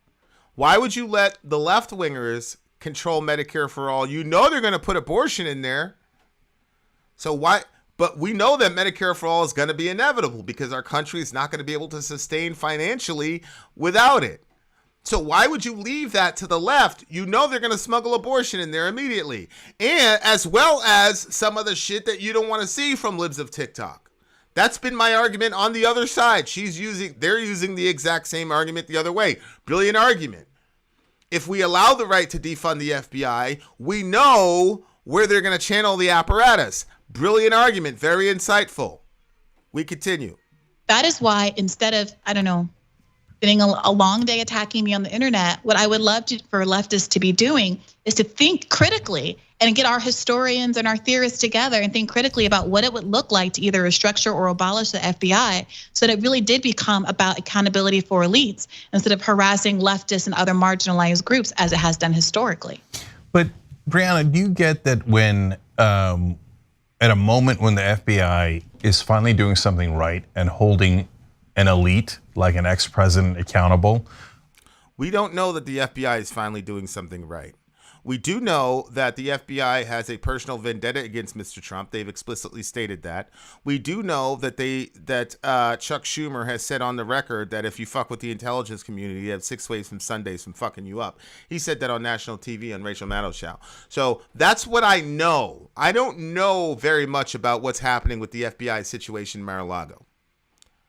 I'll tell you something, though. It better be some groundbreaking historical fucking betrayal of this country. It better not just be, naked pictures of Melania, or there's some technicality about, nuclear codes hidden in like page 749 of a big giant docket that he didn't even know was there. It better be something truly substantive. But you want her to forget all the shit the FBI has done to my folks over the years because now they're going after Trump because you're so obsessed with people. It's Trump, it's Jimmy, it's Mate, it's all people, it's not policy. You spend so much time talking about people, Cenk, and not policy. I don't care about the people. I care about the policy. Marjorie Taylor Greene. Everything about, you notice, everything on Cenk's side, people. Everything that Bree is saying, policy. That's the difference. That's why I told you that the progressive movement for the next 10 years is dead. It's done. And it's because, unfortunately, Cenk is the main player. He's a power broker in the progressive space. I'm sorry, but Cenk is the incarnation of all the immaturity and silliness and childishness and egomania and megalomania that characterizes young people in our age bracket. This is absolutely childish. Are you able to separate who the Nobel laureate who created nitrogen fertilizer and it's directly responsible feeding billions of people from his decision to join the Nazi army? If you can, it seems more of an appeal to emotion than anything. Seeking truth. There is a difference between somebody who joins the Nazi army and the fucking ideological leader. I know lots of people who I presume to be good people who are MAGA folks. And I believe they're genuinely good people. There is a difference between the person who's the ideological leader and gins people up to massacre people than the boot soldier on the ground. The boot soldier on the ground is not going to have a shirt made out of him or potentially spark another neo movement. Nobody knows who that guy is. They know who Hitler is in Germany, though, and they know who Bandera is in Ukraine. And by the way, they know who General Lee is in the South. These are ideological leaders. It's called the head of a snake. There's a difference between Ashley Babbitt, rest in peace, who died in the January 6th attempt, and Donald Trump, who orchestrated the entire situation. You don't see the difference between the two? I think you do. I just think you're trying to defend something that's indefensible about Ukraine, and you're doing a miserable job at trying to do it. I love you, though. And that's why we have open speech. And hell, you can call in and try to defend your point if you'd like, because you know I'll give you the time. We continue. On his massive law breaking, that when you say Marjorie Taylor Greene is right, that it appears to some, I understand your point that you're making about reaching out to the right-wing audience that's watching. I totally get it. And from time to time, I think that makes sense politically. Okay. Yeah, but you never do that. You sit there, you call them monsters, blah, blah, blah, blah, blah.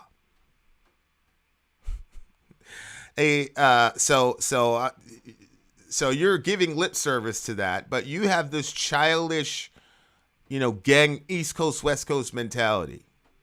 You can't hang out with the other people from the other gang. You can never give the person from the other gang anything. You can never say that they're right about anything. 2 + 2 is 4. Oh, that's a Putin said 2 + 2 is 4. We got to do away with math. Ridiculous. Okay, but again, we need nuance here. But in this time, it allows them to say, you see that? Reasonable people on the left agree with us. The FBI is political. And they're targeting Donald Trump based on politics. They are. I didn't think. I know. They have. That's indisputable. It's indisputable. It's indisputable that the FBI has targeted Trump for political means. We know that. That came out in the Mueller investigation. What the fuck are you talking about? I know, and that's why I'm asking you about Marjorie Taylor Greene in that tweet. In Marjorie Taylor Greene's quote tweet, she doesn't even make that argument. But you know that's the argument she's saying in this context. Well, she tweeted about how defund the FBI right after the raid. You know that's what it's about. No, what I'm asking, Briahna, is do you see how it might be perceived as helping their talking point that the FBI is targeting Trump unfairly and for political reasons? The right is exploiting this moment for what they want, and I'm exploiting this moment for what I want. Thank you. That's all I can do. Thank you. Briahna Joy. Yes. Strategy, Cenk. It's called strategy. That's what happens when you're truly at war. Like in 2016 where Cenk goes, we're at war. We're at war. Nah. And then 4 years later, the people that you said you were at war with, you were the biggest guy shepherding progressives into the ballot box to vote for Joe Biden. No, but when you're really at war A major part of war is strategy, Cenk. A major part of war is exploiting scenarios, exploiting crises, never letting a good crisis go to waste. You need to exploit that intelligence, that crisis, whatever it is, and then shape a narrative to convince people of your position so that they will vote for your candidate, so that your policy that you want to see realized in America actually happens. That's called being strategic. This is why I said, like, I'm not sure that Cenk is self-consciously working for any of these intelligence apparatus, but he doesn't need to self-consciously work for them because he's doing the work for them already. This is the job. If you were part of the establishment, what would you want people to do? You would want people to truly believe that there's a difference between a Democrat and a Republican, that there's a real difference between Nancy Pelosi and Donald Trump. There's a real difference between the two. They would want you to believe that, and they would want you to react based on who is saying what, not react on what's true, not react on what corresponds to reality, definitely not react on policy, definitely not react on something that is going to materially affect the lives of people tomorrow. Nope, just focus on the person. Gray, with my small platform and 60,000 YouTube subscribers, are not platforming or. Yeah, seeking truth. I have no problem. I'm no problem. I don't believe that you can wear a Hitler shirt without promoting Nazism. You believe you can wear a Hitler shirt to promote public health. Okay. If you think that that's logical and that takes into account human nature, go for it. Sorry, I don't operate. I operate largely based on human predictability models. That's how I operate. So we have a pretty good predictability as to the actual effect and intention of a person who's wearing an I Love Hitler shirt. We can tell by human predictability models what that person means when they're rocking an I Love Hitler shirt. On top of that, from a predictability perspective, we also can know what the effect is going to have on the people around me who wear the I Love Hitler shirt. And we can also know that the people that are drawn to the I Love Hitler shirt, we can predict that they're not drawn to the I Love Hitler shirt because they're worried about measles. So you want to live in some fantasy world where people operate on just cold logic instead of operating on what we've seen in history. Go for it. You and I both know that that was a bullshit dichotomy that you made. You only made that dichotomy because you desperately want to justify the Ukrainians when you didn't touch the fact that 8 years ago, before all this shit popped off, they were called out for having neo-Nazis in influential parts of their country. Some of this is just an exercise in jousting about math, but some of this is just you dishonestly ignoring the fact that for decades people had been calling out the Nazi problem in Ukraine. It did not start with Putin.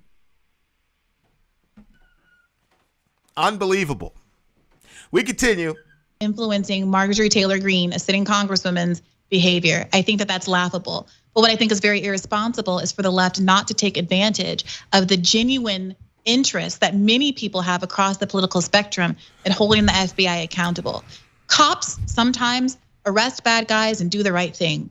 Sometimes cops stop a rape in progress, and sometimes they sit there and let your kid get shot to death while the kid is screaming for help. But they'll stay outside that fucking classroom because they didn't have the right defense packages, and the shield wasn't there, so you didn't want to be the meat shield going in there, so you let those kids die. Sometimes cops do that shit too. We continue. Capture someone who's been drunk driving before they can hurt someone. Sometimes that happens. That doesn't mean that I'm not going to continue to advocate for overwhelming police reform, abolishment, or whatever it is. Yes, I look at news, but when they were doing the Nazi tattoos and stuff, it was about measles. It wasn't about hating Jewish people. So you can't assume that just because somebody has a swastika and a Hitler shirt that they hate Jewish people. It may very well be that they're against measles. Are you an anti-vaxxer? We continue. Holy shit. Unbelievable. Because that's the right thing to do. And we need to be coming up with structural alternatives to do the things that cops are supposed to be doing, while not covering for all of the misconduct and the structural problems with the police force just because sometimes they behave right. And I think the same thing with the FBI. It is completely cogent to say, I believe Donald Trump should be held accountable for whatever crime he might have committed. At the same time that you say the organization that's undertaking this search has a credibility issue because it spent 85% of its resources, as I talk about in my clip, 85% of its time going after people like Muhammad Ali, Elvis Presley, and Martin Luther King and Fred Hampton, and only 15% of it. Martin Luther King, Black Liberation Operator. Fred Hampton, Black Liberation Operator. Malcolm X, Black Liberation Operator. Elvis Presley, friendly to the black cause. The FBI has been deployed on numerous occasions against our folks for political reasons. It has been politicized. That's just a fact. So it is valid for her to bring that up, Cenk. You want her not to bring it up because right now they're aimed at Trump. So that's the guy you want, rights violated, etc., etc., etc. But once you allow that on the public stage, then there's no way to protect the next Martin Luther King should he or she arise.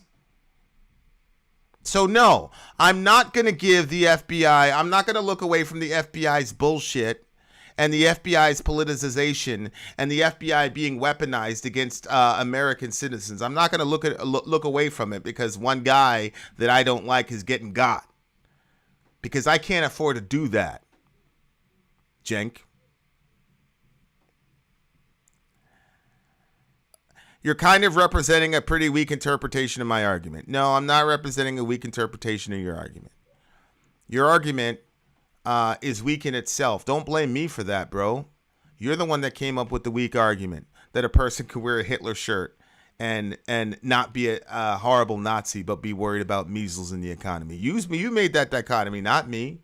So now anybody that walks around doing this shit with a Hitler, hell, they shouldn't have shut down that corrections officer class just for doing that. The hell, they could have just been saying they're pro-vax. It's a good way to say that they're pro-vax, doing the Sieg Heil thing, because it's not exclusively about killing Jews, right? That's the argument. Don't be mad at me and say, don't be mad at me that I say that I made your argument look weak. You came up with a weak ass argument. Don't blame me for that, bro. Call in. We continue. Time going after the Ku Klux Klan. But today they're going after Donald Trump. So right, so let's be myopic because today they're going after Trump. Let's look the other way. Let's pretend that they didn't say that they were going after Trump for the Russia stuff, and let's pretend they didn't say that they were part of some resistance against Trump. They weren't gonna let him be president. Let's pretend that Schumer didn't get on TV. And let's just be completely myopic because it's Trump. But then the next time when they do it to somebody that we like or somebody that's important to us, we're gonna go and throw a giant parade and say this is horrible, this is terrible, blah blah blah blah blah. Ridiculous. If that happens to the most privileged person literally on the planet, then the rest of us have no hope.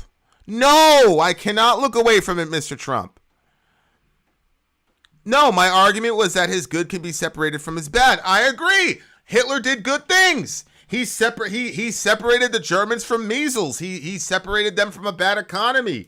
There was a lot of Germans that felt bad about themselves after World War I and the Treaty of Versailles. He gave them a whole national identity, made them feel good about themselves, put a pep in their step, make them walk with their chins in the air. There are a lot of good things that Hitler did to those people. You could separate the good from the bad. You yourself said that you could wear a Hitler shirt and that even though society would look at it as bad, you would say that it would be acceptable. You said a yes. That's what you said.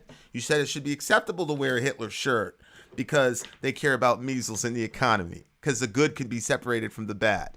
That's what you said. We continue.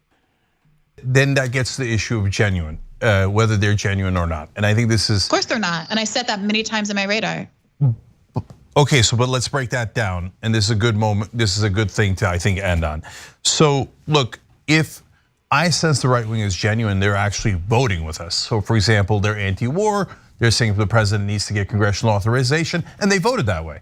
Great, no problem. A vote's a vote. It's as genuine as it gets, right?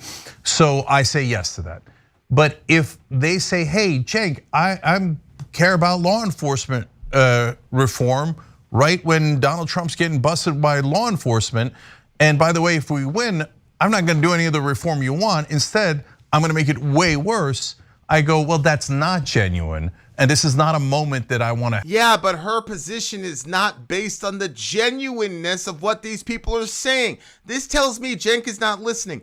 She is exploiting the moment, Cenk. That's what she said. She said, MJT is exploiting the moment for her purposes. I'm exploiting the moment for mine. That's why Fred Hampton, you just talked, well, Marjorie did.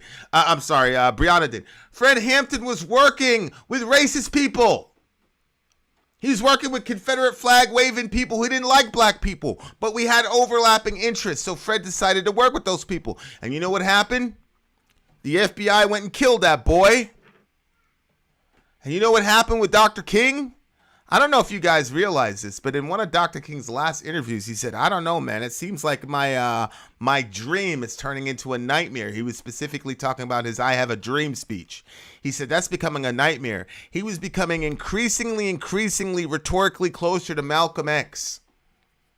Read the letter from the Birmingham jail. When Martin died, he had a 75% disapproval rate from white America. So every time we've had somebody that's finally going to stand up for us and can get a unified block, same thing that happened to Brother Malcolm.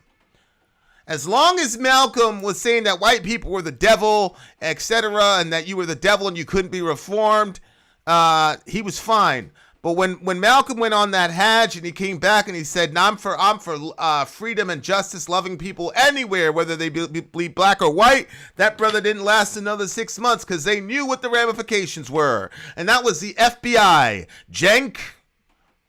So no, I am not going to give them an inch when they're politicizing their power, because if they do it to a privileged guy like Trump, they're absolutely going to do it to my folks, to me, or to Applejack, or whoever. And I need people like Applejack around. Now, you guys don't know this, brother, but I guarantee you the FBI knows.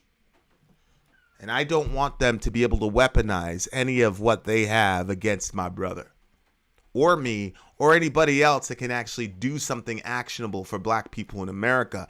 Cenk. Ridiculous. Help them with their completely disingenuous concern. And then to Candy's point, which I've missed the entire time. How are you the determiner of the genuineness of other people, Cenk? What gives you the idea that you somehow know you can read into the hearts and minds of people? The genuineness of, and you know exactly why they're doing what they're doing. Unbelievable. The arrogance of these people is amazing. About law enforcement. I think that's an excellent point. You know how I would nail them on this? Wouldn't it be incredible if in response to this moment, the left actually drafted a plan that they could vote on to actually reform the FBI in a meaningful way? Right. Wouldn't it be incredible if instead of... But instead, all you guys are doing is, yay, yay! You're cheerleading these people. Cenk didn't do one story about the FBI saying that they're not going to let Trump be president and that they're going to, what was the other thing that they said? That they were part of the resistance. This man was a democratically elected president. There was no controversy. There was no recount. There was no nothing. He was a democratically elected president. And you motherfuckers spent 4 years using everything you possibly can, wasting our time, wasting our money, wasting our attention on that bullshit. And you didn't do one story holding those people accountable, Cenk. And now what you're saying is we shouldn't hold the FBI accountable even more because they're going after Trump. Ridiculous. This is what I said about the progressives not being able to think. This is a I'm not trying to insult you, I promise you, but this is indicative of childishness. This is one of the issues with children can't see past what's in front of them. It's the shiny object. Children don't have a concept of the future. Cenk has no concept of the future. He doesn't understand that cheering on the Democratic Party cheering on the FBI is a bad fucking play. He doesn't get it because all he can see is what's in front of him, and he wants that. First of all, let's say that this plays out, and you get the emotional bump of seeing Mr. Trump carried off in handcuffs. What then? You know what's going to happen? You're going to see a Republican House, Republican Senate, and Ron fucking DeSantis, who, when he had a problem with the trans community and the gay community, didn't send a tweet. He passed the Don't Say Gay bill. And when Disney responded to the Don't Say Gay bill with a fucking letter that's this big, he responded by destroying their entire fucking world. And when he saw a tweet from Libs of TikTok of some ridiculous trans stripper, whatever, with a 5-year-old down their junk, he didn't put a tweet out. He went and found some decency law from 1947 and issued a grievance against that person. And when one of his prosecutors publicly stated that they were not going to prosecute people for either trans issues or abortion issues, he went out 2 weeks ago and did a press conference and suspended the guy. So you guys are all like hoping and praying for that emotional kick of Trump getting arrested so you could see him in handcuffs, not realizing what is the next step after that. Even if Trump was guilty of sin, I would not want him out there in cuffs because that's going to unify the party under Mr. DeSantis, unless there's some serious betrayal here of our country and traitorous evidence of real treason. Other than that, you should look the other way because of the social context that the FBI created relative to Trump. But we're not thinking strategically at all. This is all emotion. Trump has been kicking your ass for the last 4 years. Apparently Trump and Jimmy Dore have been living in your guys' brain for the last 4 years. So all you can think about is that. You're not going to think about strategy at all. At all. Marjorie Taylor Greene stomp and posture on the internet about this sort of thing, that we called her bluff with a piece of legislation that it would actually do what the left thinks would be a good response right now, a response that creates accountability for Donald Trump, but which also cuts at the meat of some of the skepticism that the right has about whether or not the FBI can conduct an impartial investigation. That's what I would really love to see in this moment. Call her to the mat, force the vote, make her prove whether or not she is a good faith actor or a bad faith actor. I think that would be much more productive in this context than sitting around just saying online she's a bad faith actor. Well, we all know that, but the people who support her or the people who are open to having this conversation, they don't know that. And there's only one way they can know that. It's by good faith actors getting in there and actually doing what we think should be done instead of just criticizing and complaining and critiquing others. Yeah, we have a slight difference on strategy there. I would not do that vote on the FBI now because it would distract everyone and make it seem like the FBI is doing a fraudulent investigation of Trump. But I would. They probably are. I want to see some hard evidence. I want to see hard evidence. You're going to put literal lives on the line, whether you're talking about FBI agents, which, again, I don't feel bad for, but obviously I have vested interest in, and regular American citizens. You're going to put their lives on the line because you want to settle some political score. Knack, this is not about holding anybody accountable. This is about settling political scores. And unless something is really terrible, they should look the other way with Trump because it's going to ignite a civil war. And it's their own doing because of the bullshit they did in the with the Russia nonsense where they held nobody accountable for their bullshit actions. That's my perspective on it. Done the same thing on election reform. When the Trump people screamed about election reform, progressives have wanted election reform forever. I would have done a bill that said, okay, great, you want election reform, let's do it, right? And I would have put them to a vote. But there, of course, we have the common opponent we always have, which is corporate Democrats. And they wouldn't allow those kind of real votes if their life depended on it.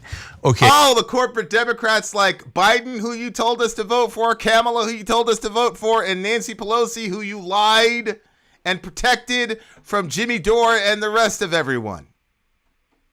Like those corporate Democrats, unbelievable. Last thing on this then, is, look, I get concerned that right-wing populism is given credibility when I think it's overwhelmingly disingenuous. So it depends on who you're talking about. Are you talking about the leadership? Or are you talking about the regular human beings who are suffering, who you've characterized as monsters and racists and all other types of homophobes, blah, blah, blah, blah, blah, blah, blah. All those people that you said are horrible, terrible people on the right who are getting murdered out here economically, murdered relative to their future. All those people that you've turned your nose up at. I don't know how you're going to explain how Trump has gone. Rig brought this up. Trump is super high right now with Latinos.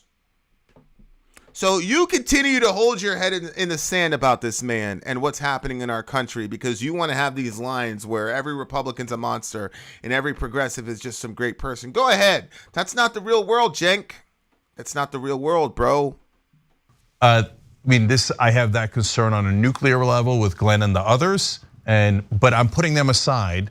I'm taking you as a good faith actor here and say, aren't you worried that they're not at all populist? I mean, at the end of the day, Steve Bannon, Tucker Carlson, all these guys are talking about their favorite philosopher, Alexander Dugin in Russia, who believes in going back to the medieval ages, violence and dictatorship.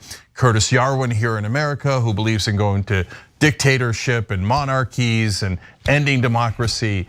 That their populism isn't populism at all, and framing it that way is greatly counterproductive. Of course, and I'll say this again, nothing I ever say, nothing in my approach is ever intended to be directed at any of the people who are on TV screens or in Congress. I believe they're all bad faith actors. Steve Bannon, Tucker Carlson, Marjorie Taylor Greene, Lauren Boebert, all of them, right? But the people who like them and support them, it depends on what you mean by bad faith actor. If you mean bad faith actor as in they're just grifting, they don't really believe what they say, then sure. But I don't know. I feel like Lauren Boebert and the rest of those people, they really believe the shit that they say. So I don't know why we have to say that those people are bad faith actors. I think that they're wrong, and I think that the America that they envision is terrifying. But so is Cenk's America. But I don't know about good faith or bad faith.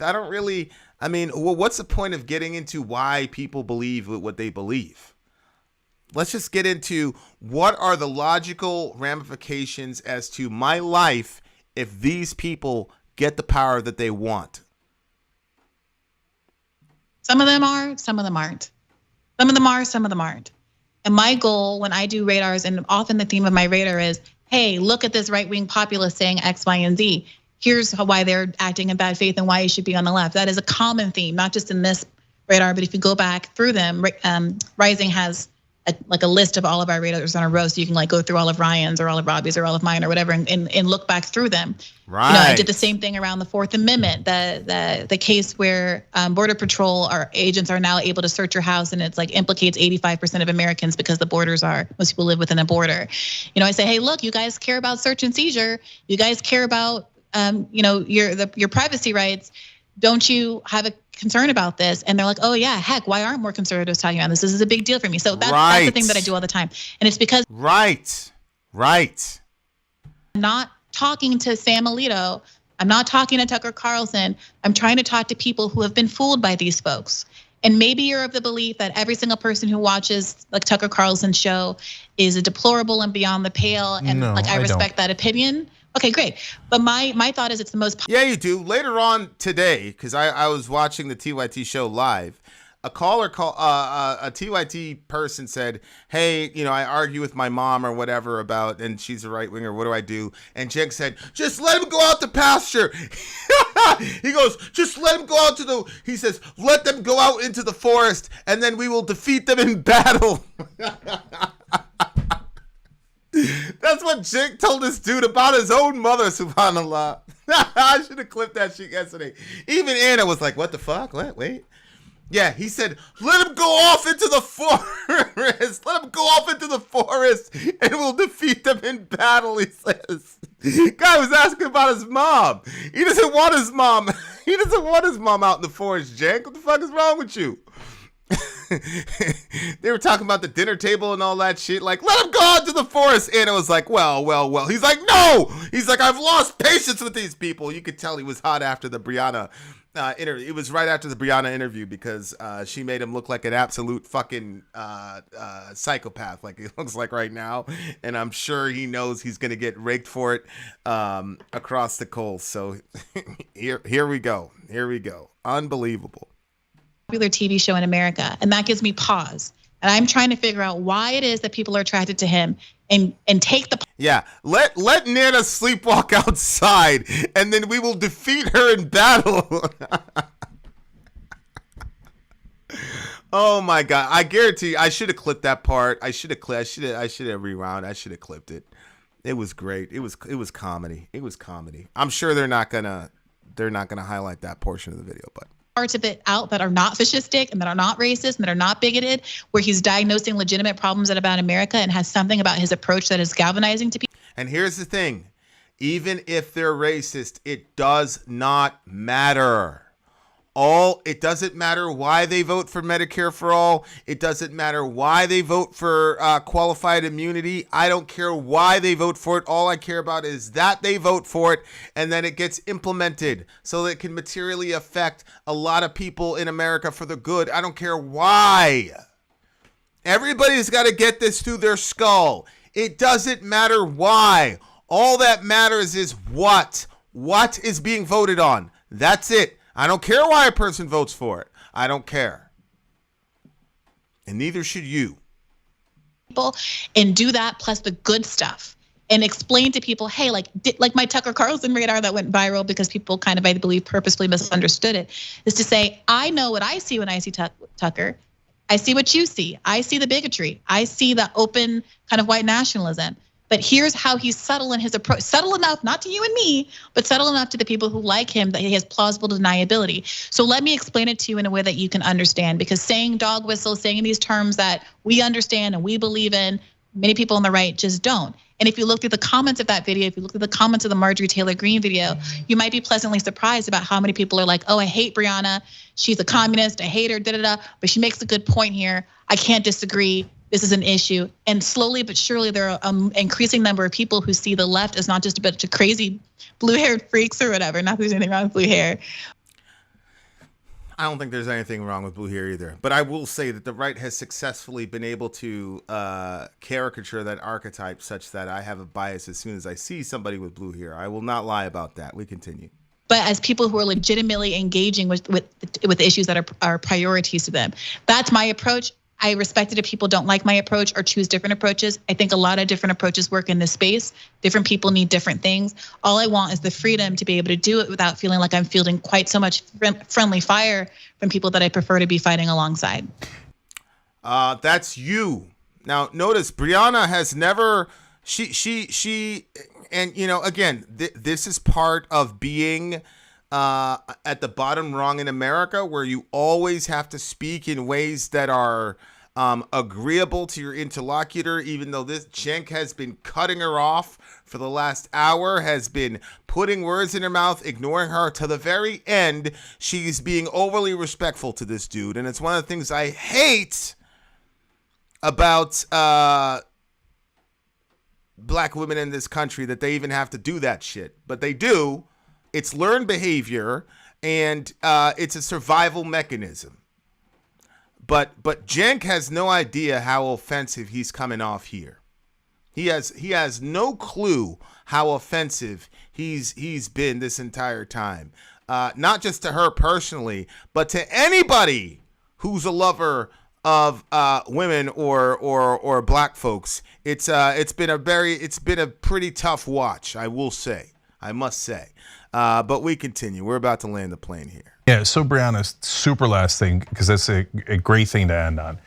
Look, I think it looks like you and I agree that we need to try to pull a lot of the right wing to the left. And I think that's fairly obvious. It's a good strategy. This is the first I've ever heard Cenk even say that, because all I hear about, yeah, I will say I respect the hell out of my sister.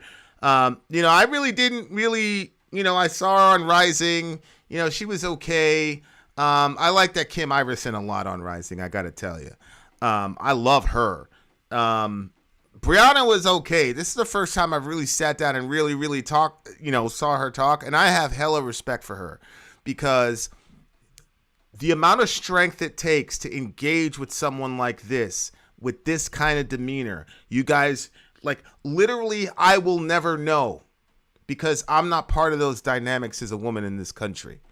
But there are liberties that men take in talking to women that are and by the way, I keep telling everybody, I watched Handmaid's Tale for a bunch of reasons. One of which was I had women in my life, in my orbit, and in this community that are very important to me that kept referencing this relative to Roe v. Wade. So I watched it. Now, obviously, it didn't change my perspective on Roe. It actually solidified it.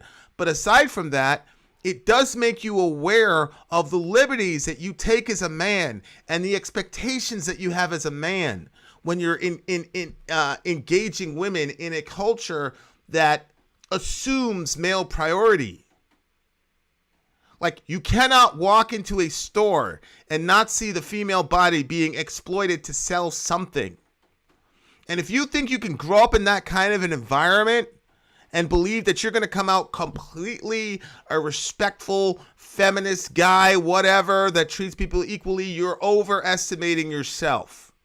So some of this is what's at play here. There are certain cultural expectations of these two people in the way they've been socialized that's on display here. That's very important to see. Now, I see a lot of it because I'm black in America, but there's also a gender ethic here that I think would have been much better served if Anna was able to have this discussion with Briahna, not Cenk. The problem is Cenk is the one that came out and attacked her and said she was a fake leftist and all the rest of it. So I understand why it had to be Cenk. But this is a major part of this discussion. There are certain cultural assumptions that you have as a man that you have to be aware of when you're engaging people. It's the same thing with the racial issue. It's the same thing with LGBT people, etc., etc., etc. But this was on full display here. Now, if Cenk was a Republican, there would have been an outcry in the progressive space in the way that he treated her. But because he's not a Republican and Republicans are monsters, people are saying, well, this was kind of a bad blah, blah, blah. We continue. Strategy. Corporate Democrats don't want to do it because they don't really care because they're already on the right. Long story on that. But we agree on, let's pull them to the left, right? So, and on places where we agree, like for example, Article 5 convention, I agree with Louis Gohmert. Okay, if Louis Gohmert people want to come over, great. Come over and help us get money out of politics, okay? Now, he doesn't necessarily agree with that, but he agrees with the process of the convention. So we agree on that. What I'm worried about, and that's what I'm trying to understand, that's like maybe the unifying theme of this conversation, is that when people go on Tucker Carlson and they're not challenging him, all they're doing is agreeing, that it looks like they're trying to pull the left wing to the right and get them to agree to other Tucker Carlson positions, white national. I'm sorry, but your garden variety Jimmy Dore listener who's on the left already knows the basic template and mindset of the right wing. That's just what I have observed. Conversely, I am telling you, the average Tucker Carlson watcher, I'll say in Maine, okay? Because I'm not an expert on any of this stuff, but I'll tell you what I've observed. What I've observed is that people who watch Jimmy Dore regularly, who are already on the left, already know the basic right-wing template. They understand corporatism. They even understand some of the, quote, xenophobia, whatever, homophobia. They understand the right-wing perspective at a pretty basic level pretty well. Conversely, people on the right have no idea what people on the left actually believe on these topics, other than probably abortion and other than probably the LGBT stuff. Although I will say a lot of my right-wing friends would actually be extremely surprised at the silent left's reaction to libs of TikTok. Let me say it that way. Okay, but my point is, the average person on the right who listens to Tucker Carlson regularly truly doesn't understand left-wing ideology or policy prescriptions from a leftist. They haven't heard it. I'm telling you, I know these people. They haven't. So my point is, a right-winger is much more likely to be influenced by Jimmy because he's on Tucker's show than vice versa. Many times with Jimmy or Bernie, it's literally the first time they've ever heard a left-wing policy point articulated from a leftist. They've heard it articulated from Tucker and the cultural Marxist and Jordan Peterson, blah, blah, blah people. But they've never heard it explained. Like I look at the comment section in Joe Rogan when he had Bernie Sanders and Bernie explained Medicare for All in the little 5-minute clip. It was so simple. It was so like, of course. Look what happened when Fox News in 2020, I believe it was, had Bernie on into a hostile environment. Bernie started talking about Medicare for All, and he actually, you could tell, was starting to sway that audience. My point is, right-wingers, especially people who are consistently ingesting Fox News, do not know. They do not know what the position is. So they will be much more likely to be a person who's as strong-headed, bullheaded, and stubborn as me. I was influenced when I heard the common sense breakdown, when I understood why Alex Smith at 27 years old died. Because he was rationing his diabetes medication. Why? Because Obamacare ended at 27. He could no longer be on his parents' insurance at 27. So once that cord got cut, he started rationing his insulin and he fucking died. Most Republicans don't know that story. They don't understand what's happening relative to healthcare. All they know is that they're screwed, but they don't understand that there's an actual viable solution. For example, Bernie went on a Joe Rogan show and he talked about taxing Wall Street speculation. Like, I don't want to get into all the weeds on it, but it's basically that wouldn't harm the economy at all. Like, there would be no feeling. Obviously, if you have Medicare for All, everybody's going to feel it at some point, but there's a large chunk of it, if you just taxed Wall Street speculation, that can eat away a significant chunk of that. Look at how they reacted when Bernie was talking about those points. They were saying, holy shit, this might work. So I want Jimmy on Tucker's show. 9 times out of 10, if somebody's going to flip party, it's going to be the right to the left. Where is this phenomena where we're seeing people on the left who now are starting to vote and starting to champion MAGA and all the rest of it because they're watching Jimmy Dore? Stop it. Cenk, you're a bull in a china shop. You think that when you yell and scream at people and raise your voice, that that's somehow being real and being whatever and confrontational, yada, yada, yada, and calling everybody who disagrees with you a monster and all the rest of it that you do is not convincing. It's not ironic, and people are not going to be convinced to your other side. All you function to do is harden people who are already in your position. We continue. Immigrants are dirty, they're going to replace us, etc., and that they never clarify, and it looks to us, and that's why I called them the fake left. And I will, having had this nuance. By the way, as we're talking about these issues, I want you guys to understand the real fucking situations that happen. Read this story. Listen to when Emily petrifying the patriarchy. Look at this fucking story. I know a dude who became a huge activist for Medicare for All because his son died after missing one co-payment to Fidelis Care for his depression meds. Fidelis, owned by pro-life Catholics. So this kid needed a Zoloft, Zofran, whatever it was. He missed one co-payment, went without his meds, and didn't fucking survive it. That's what I'm talking about. I don't care about Tucker. I don't care if he likes me. I don't care if the fucking neo-Nazi group of America says, hey, Nazis stood for National Socialists and Medicare for All is socialist, so let's vote for it. I don't care why. I just want that guy's kid not to be dead. That's all I care. I just want that kid to get his meds and make it. That's all I care about. I don't care about you or Jimmy or anybody's ego or any of that shit, because people are actually fucking dying over this shit. That dad's got to carry. That kills me. Kills me. Imagine losing your son over some bullshit like money. I've got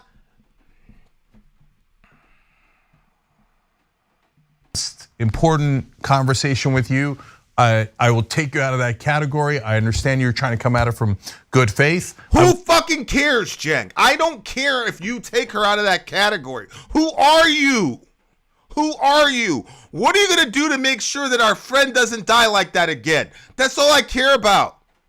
This guy is so fucking into his ego. He's so about his ego that he has lost touch. I believe that Cenk started with good intention, but I think he's lost touch with what the fuck this is about. This is about this kid. Scott DeSanager is however I pronounce it.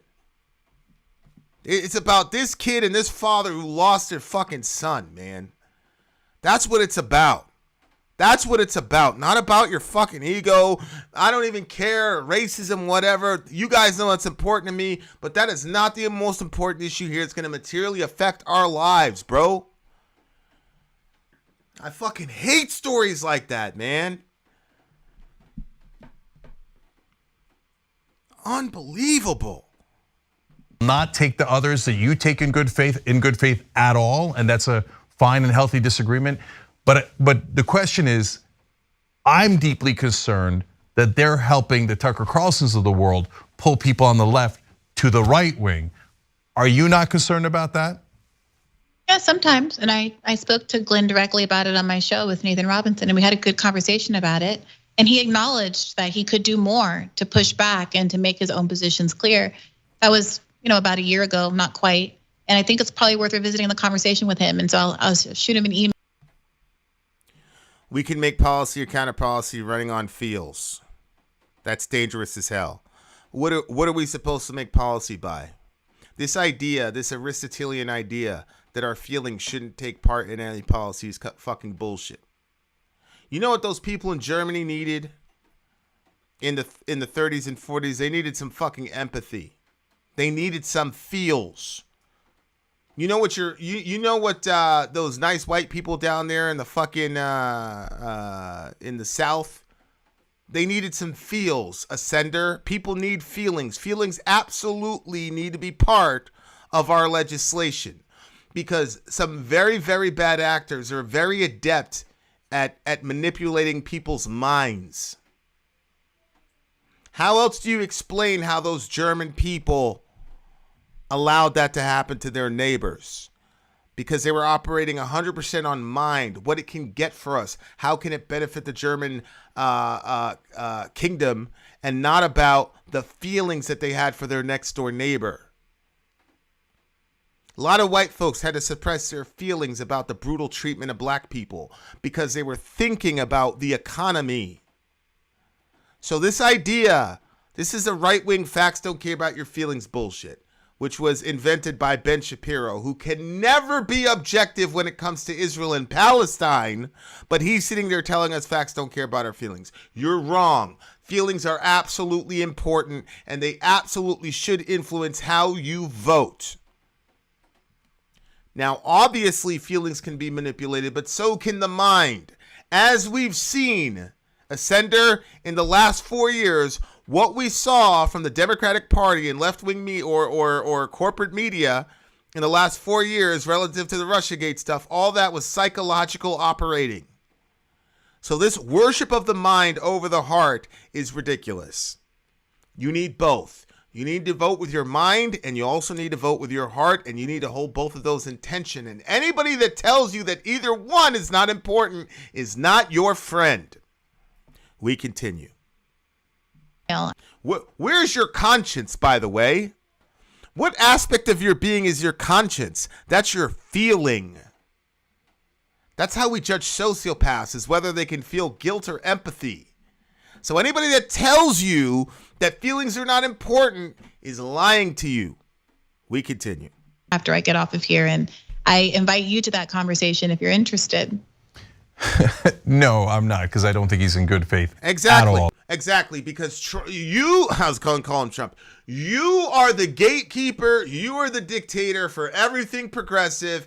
Everybody who disagrees with you, they're lucky, like Briahna, to be able to be interrupted, gaslit, lied about, disrespected, dishonored, so that at the end of the discussion, you could say, I will say that you are a good actor. I will come down from Valhalla and bless you. Get the fuck out of here, Cenk. He really, Candy really pointed this out. He really is annoying me with this bullshit right now. This sanctimonious bullshit, like you're the gatekeeper. Get the fuck out of here, bro. So in that year, I mean, Briahna, look at the evidence. I know you're trying to you say you're trying to get along with everybody, but evidence matters. You had that conversation a year ago, and since then, all he's done is pro Tucker Carlson, pro Alex Jones propaganda, and he has not pulled them 1 inch to the left. Whoever thought he was on the left, he has helped pull them to Tucker Carlson and Alex Jones. And that's not productive, that's not left wing. I know, it's interesting. So Glenn in particular has never identified as a leftist. So I don't know that he necessarily. And again, Cenk, what was the left wing doctrine on Ukraine? Because Tucker has been consistently anti-war. So what are you supposed to do with that? The people that you support, Cenk, are pro-war. They're pro the exploitation of the bodies of Ukrainian civilians and soldiers to continue a proxy war against Russia that we know they will never win. They will never win. We know that. But we're just doing it to weaken Russia and marginalize them. That's the doctrine. That's what we're trying to do. So, Tucker, when you support people, has it ever occurred to you, Cenk, that when people who are disposed to be against war, but every time there's a war, you're supporting it, and then they hear a guy like Tucker who says he's against war, has it ever occurred to you that maybe you're the one that's pushing people to the right, and that Jimmy is the one that's our last hope of bringing those people back to the center? Has that ever occurred in your mind?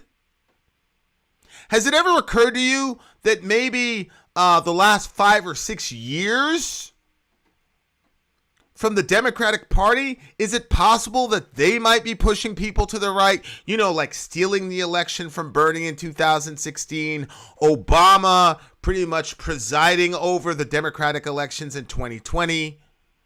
Has it ever occurred to you that maybe that might be pushing people to the right? And that hearing a guy like Jimmy or maybe a guy like Glenn is the only hope those people have of being exposed to any sort of alternative, much less left-wing view. Has that ever occurred? Nope. Let's blame Jimmy in his garage. Necessarily has an audience. I mean, I think a lot of us in the left really respect his advocacy for, Julian Assange and some of these kind of speech and First Amendment journalist type issues. I mean, he is a First Amendment lawyer, and that's his area of expertise. But he's never broadly described. I don't know, but your rhetoric certainly is more sympathetic to the right than it used to be. My rhetoric will always be sympathetic to the right, the left, the center, because I care about people. I don't give a fuck about this stuff. I'm not in a gang. I was in the world's biggest, toughest, meanest, nastiest gang a couple years ago. I'm not in a gang anymore. So I'm sympathetic to everybody. There are absolutely horrible people on the left. Anybody who's heard a debate on abortion knows that there is no plan B to abortion. So everybody has a perspective. Whether or not you agree with me about abortion, my point is everybody has perspectives that I believe are horrific and evil. There is no party that is pure as the driven snow. All that there is American people struggling, trying to find their way. That's all we have. And then we have a very small group of powerful people who are impeding that progress and destroying that desire. I don't care if they're left. I don't care if they're right. I don't care what you call them. I'm not going to do this nonsense where because of that's why I'm sorry, but that's why you ended up saying the dumb shit you said about Hitler. Honestly, it's indefensible because you have to stay with a side because you don't want to give Putin a talking point or you don't want to give right wingers a talking points. So you out here defending Hitler, defending Nazis.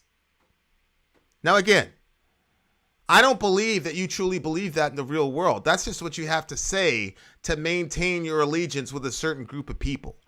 Because you can't be objective. But that's what happens when you ally yourself with people instead of principles. I'm aligning myself with principles. And here are the principle. For the last 6 years, all the Democrats have done is push Russophobia, lie, use the intelligence apparatus to go after an American citizen because they want to weaponize it for political means because they assume that they should be in power. And then they elected the most destructive, racist individual that has destroyed my people. And then on top of that, they chose a black woman who has self-consciously sold out my people over and over again and has delivered a hella black scalps to her white overlords. That's Kamala Harris. Don't talk to me about people being sympathetic to the right or to the left. Who did you vote for? Who did you vote for, Seeking Truth? Did you vote for Joe Biden? Did you vote for him? Because if you did, then you can't say anything to me about being sympathetic to the right. I mean, you can't say anything now. You said that a person could wear a Hitler shirt, and if they're wearing the Hitler shirt because they were worried about measles in the economy, that's okay, and we could separate Hitler from what he did with the Jews. You already said that, so you already lost all your credibility. As far as an argument goes, not you as a person and your value. But I mean, call in if you think you have any more points. We continue. Himself as like a leftist or a socialist or anything like that. So to the extent that he had a left audience that he's pulling right, I'm a little skeptical of that claim. Although, I agree with some others. Like I haven't listened to the Alex Jones interview. I saw some commentary about it. I don't know much about Alex Jones, but what I will say is that's really fucked up what he did with those kids, and I'm glad that he got jammed up for $45 million.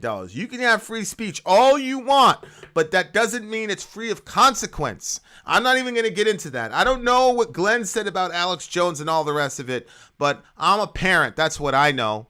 And this is what I'm talking about feels. I'm a parent. And if my kid died under those circumstances and Alex Jones got it, see, he wouldn't have done that with me.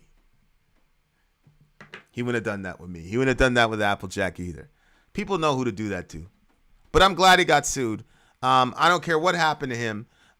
Fuck him and everybody with him. Honestly. Horrible individual. Honestly. Terrible person.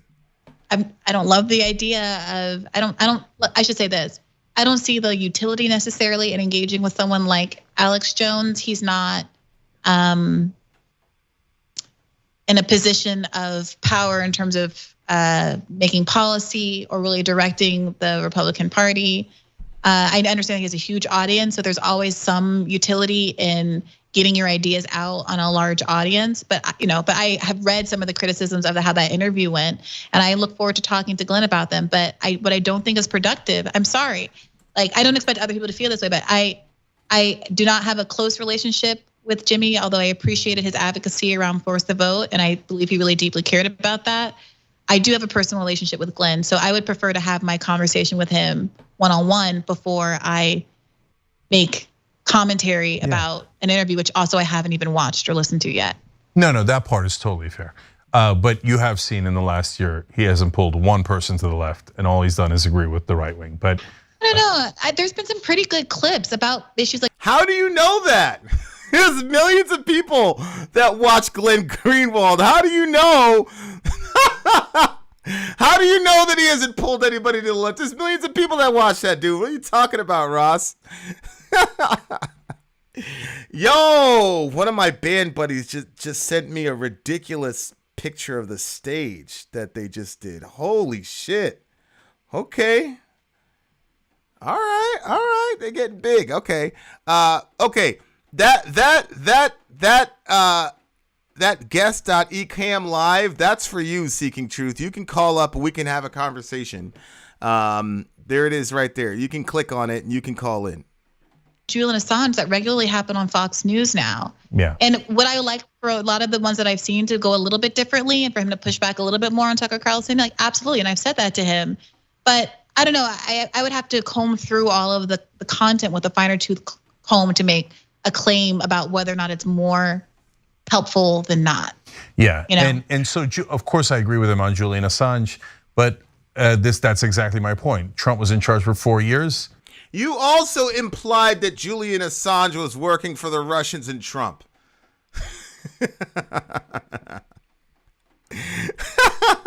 Hey, is Glenn? I'm sorry, because my sister just said Glenn Greenwald is a real journalist. Obviously, Graz, I agree with you. Ridiculous, but I mean, the nerve of Cenk to question Glenn Greenwald's bona fides.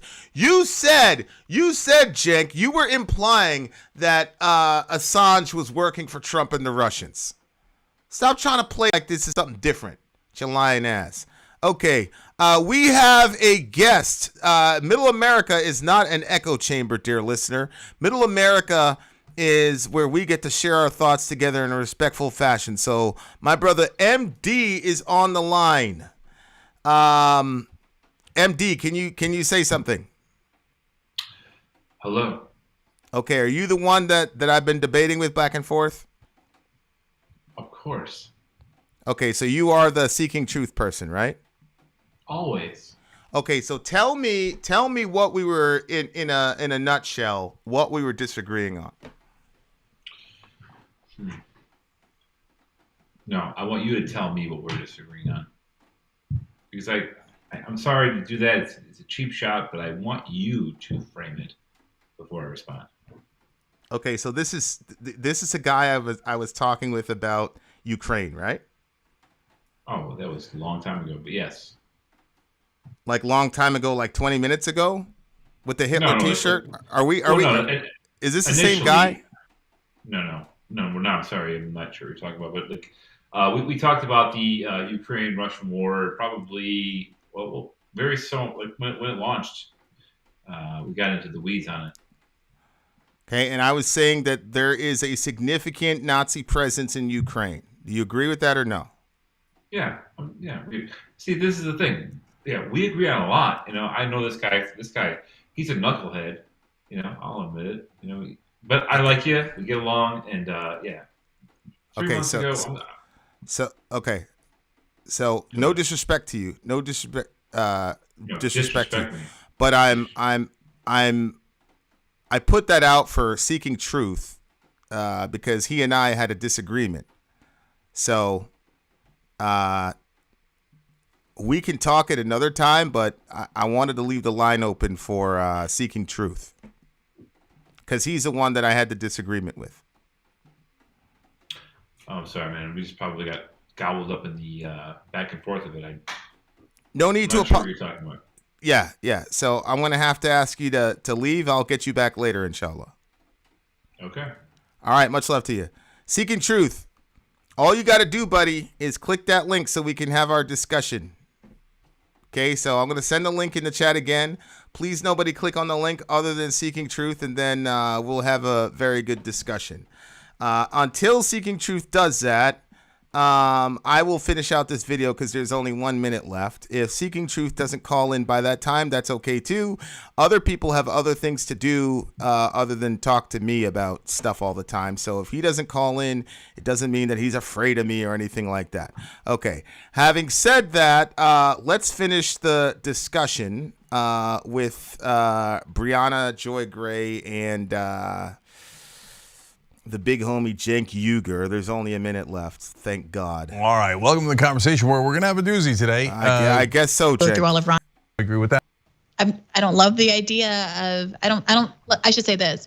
I don't see the utility necessarily in engaging with someone like Alex Jones. He's not in a position of power in terms of making policy or really directing the Republican Party. I understand he has a huge audience, so there's always some utility in getting your ideas out on a large audience. But I have read some of the criticisms of how that interview went, and I look forward to talking to Glenn about them. But what I don't think is productive. I'm sorry, like I don't expect other people to feel this way, but can you hear me? I do not have a close relationship with Jimmy, although I appreciated his advocacy around Force the Vote, and I believe he really deeply cared about that. I do have a personal relationship with Glenn, so I would prefer to have my conversation with him one-on-one before I make commentary about an interview, which also I haven't even watched or listened to yet.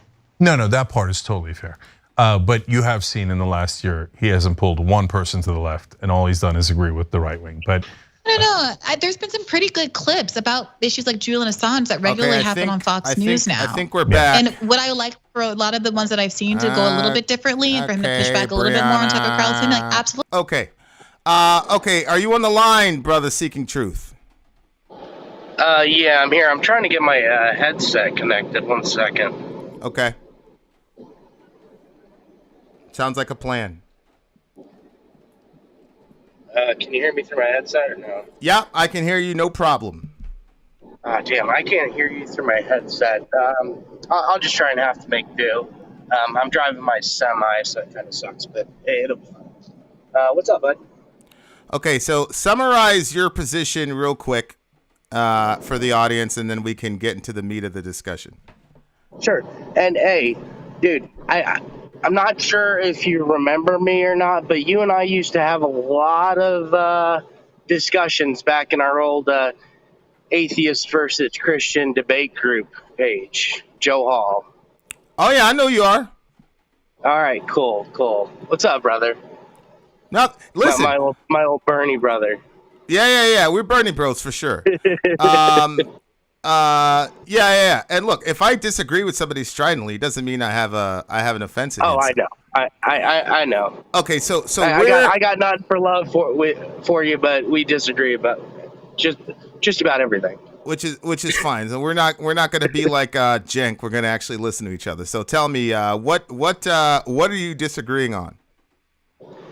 So I think that even though there are people who undoubtedly, given even with the Azov Battalion as an obvious example, that there are some people who supported. I'm sorry, what was his name? The national hero of Ukraine, Stefan Bandera. Bandera. Thank you. There's undoubtedly people who support him because of his Nazism, but I don't believe that was the main reason that he is their national hero, like you claimed. Okay. I think that the main reason that they supported him and celebrate him as a hero is because even though he was a part of the Nazi party, he liberated Ukraine from the Soviet Union, which was killing millions of people, millions of Ukrainians. Okay, who told you Stefan Bandera liberated the Ukrainians? Who says did that? He not? No, he didn't.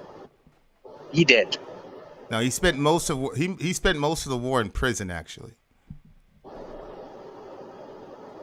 who told you that he was the one that liberated Ukraine?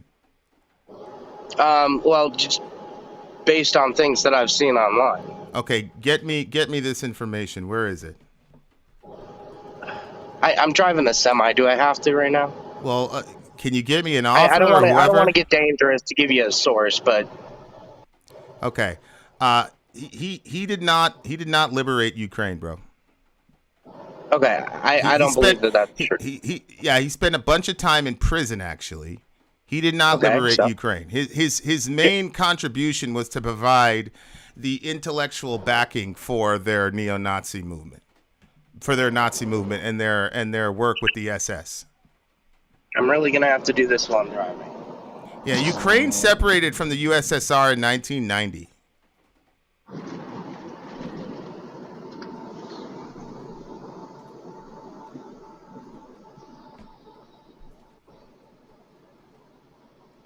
So what are you talking about? 1 second. I'm having to look this up while I'm driving because you're just.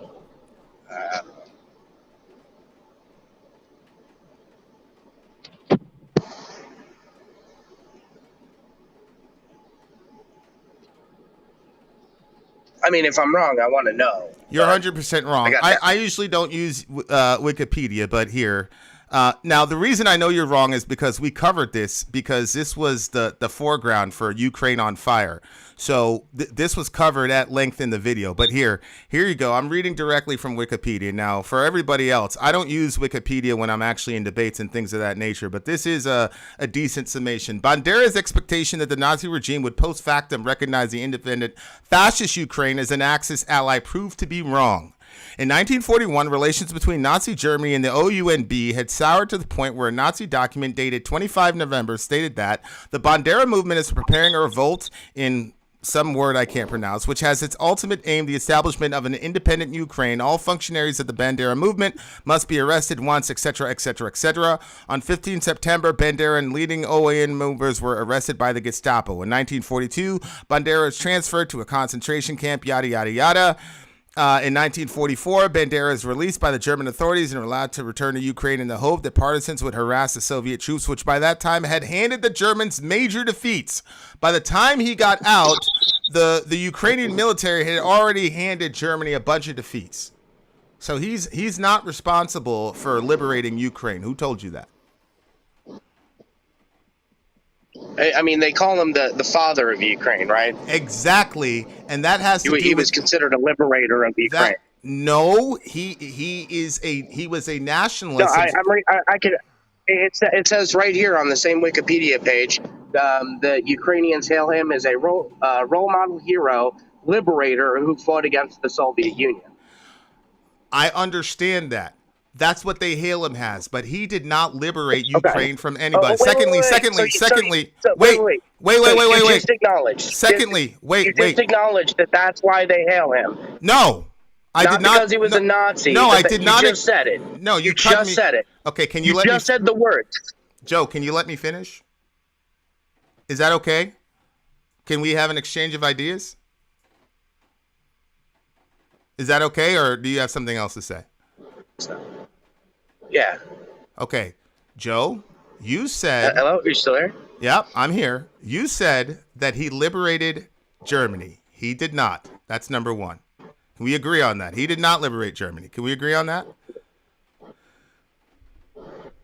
No, I didn't say Germany. I said Ukraine. Did he liberate Ukraine, yes or no? What was he doing for the vast majority of the war?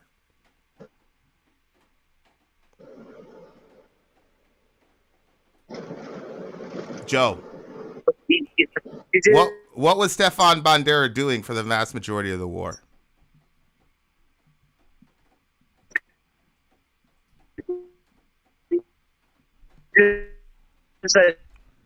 Germany, but he is hailed as a liberator of Ukraine. Okay, but he didn't. He didn't liberate Ukraine. We agree. Factually, he didn't liberate Ukraine. Isn't that true? I don't know. I know. You don't know? The page just told you. 50,000-pound semi. He spent the vast majority of the war in prison. How did he liberate the Ukrainians when he was in a German prison?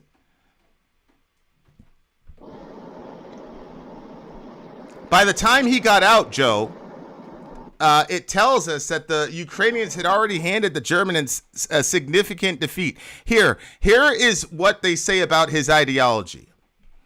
Bandera's worldview was shaped by numerous far-right values, concepts including ultranationalism, fascism, racism, anti-Semitism, by fascination with violence, by belief that only war could establish a Ukrainian state, and by hostility to democracy, communism, and socialism. Like other young Ukrainian nationalists, he combined extremism with religion and used religion to sacralize politics and violence. That's what he did. Well, yeah, he was a Ukrainian nationalist. He was He was ultra-nationalist, fascist, racist, anti-Semite. That was his contribution. He was not a freedom fighter who fought and liberated the Ukrainians. That wasn't his contribution. He spent most of his time in prison, as you admit.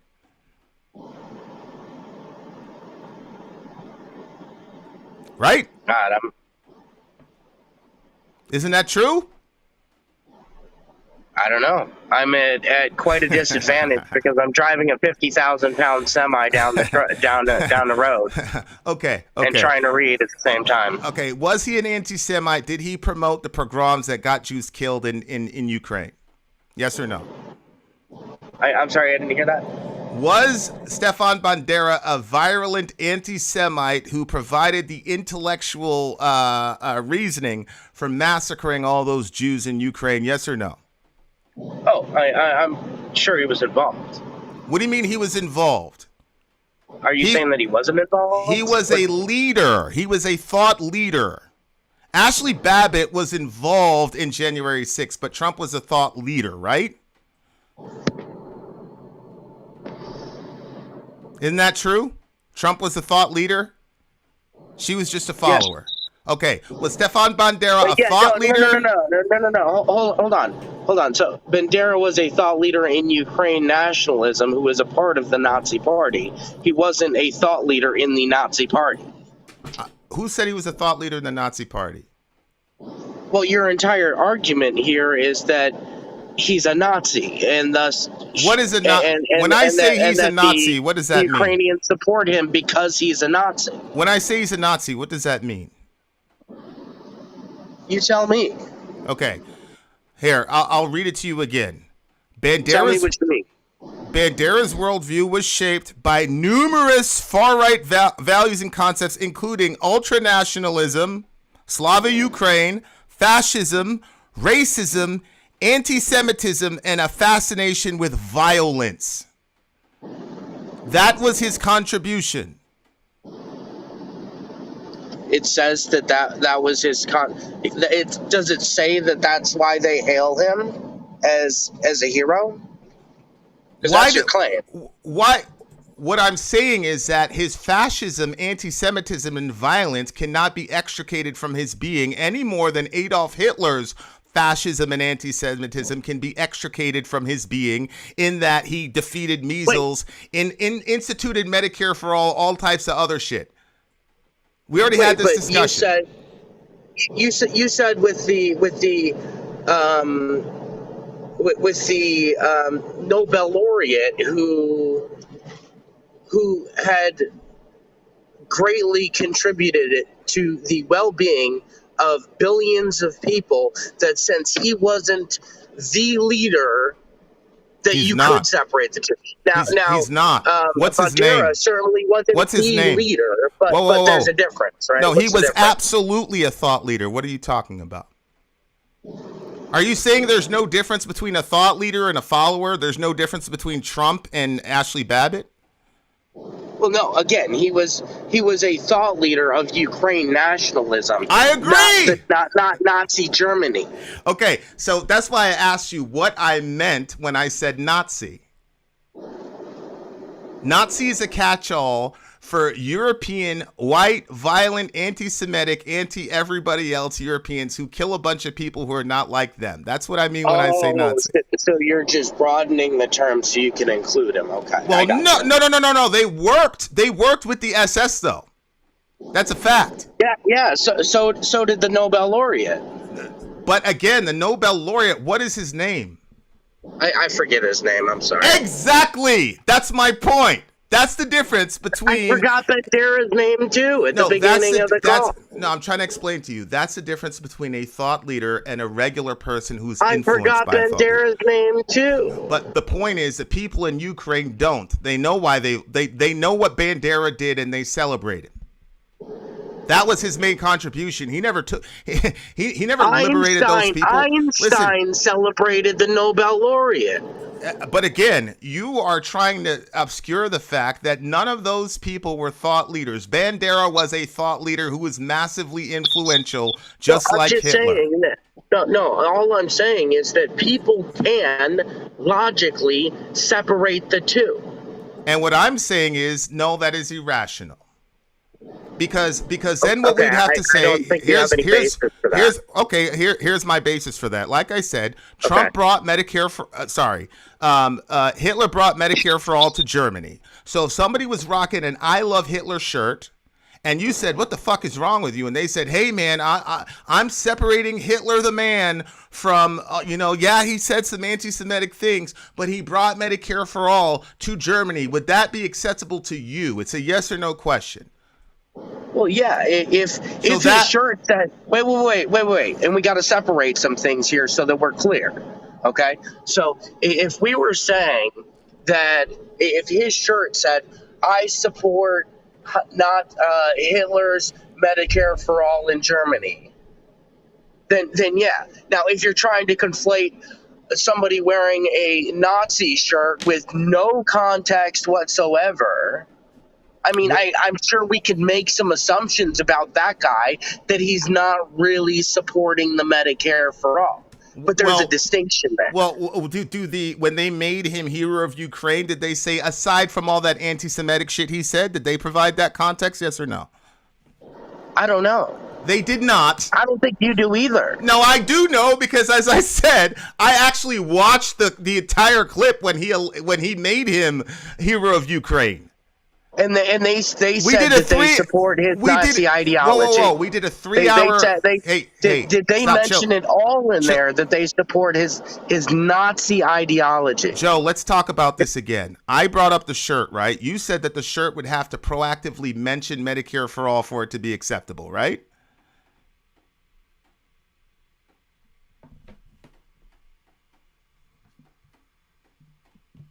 Joe?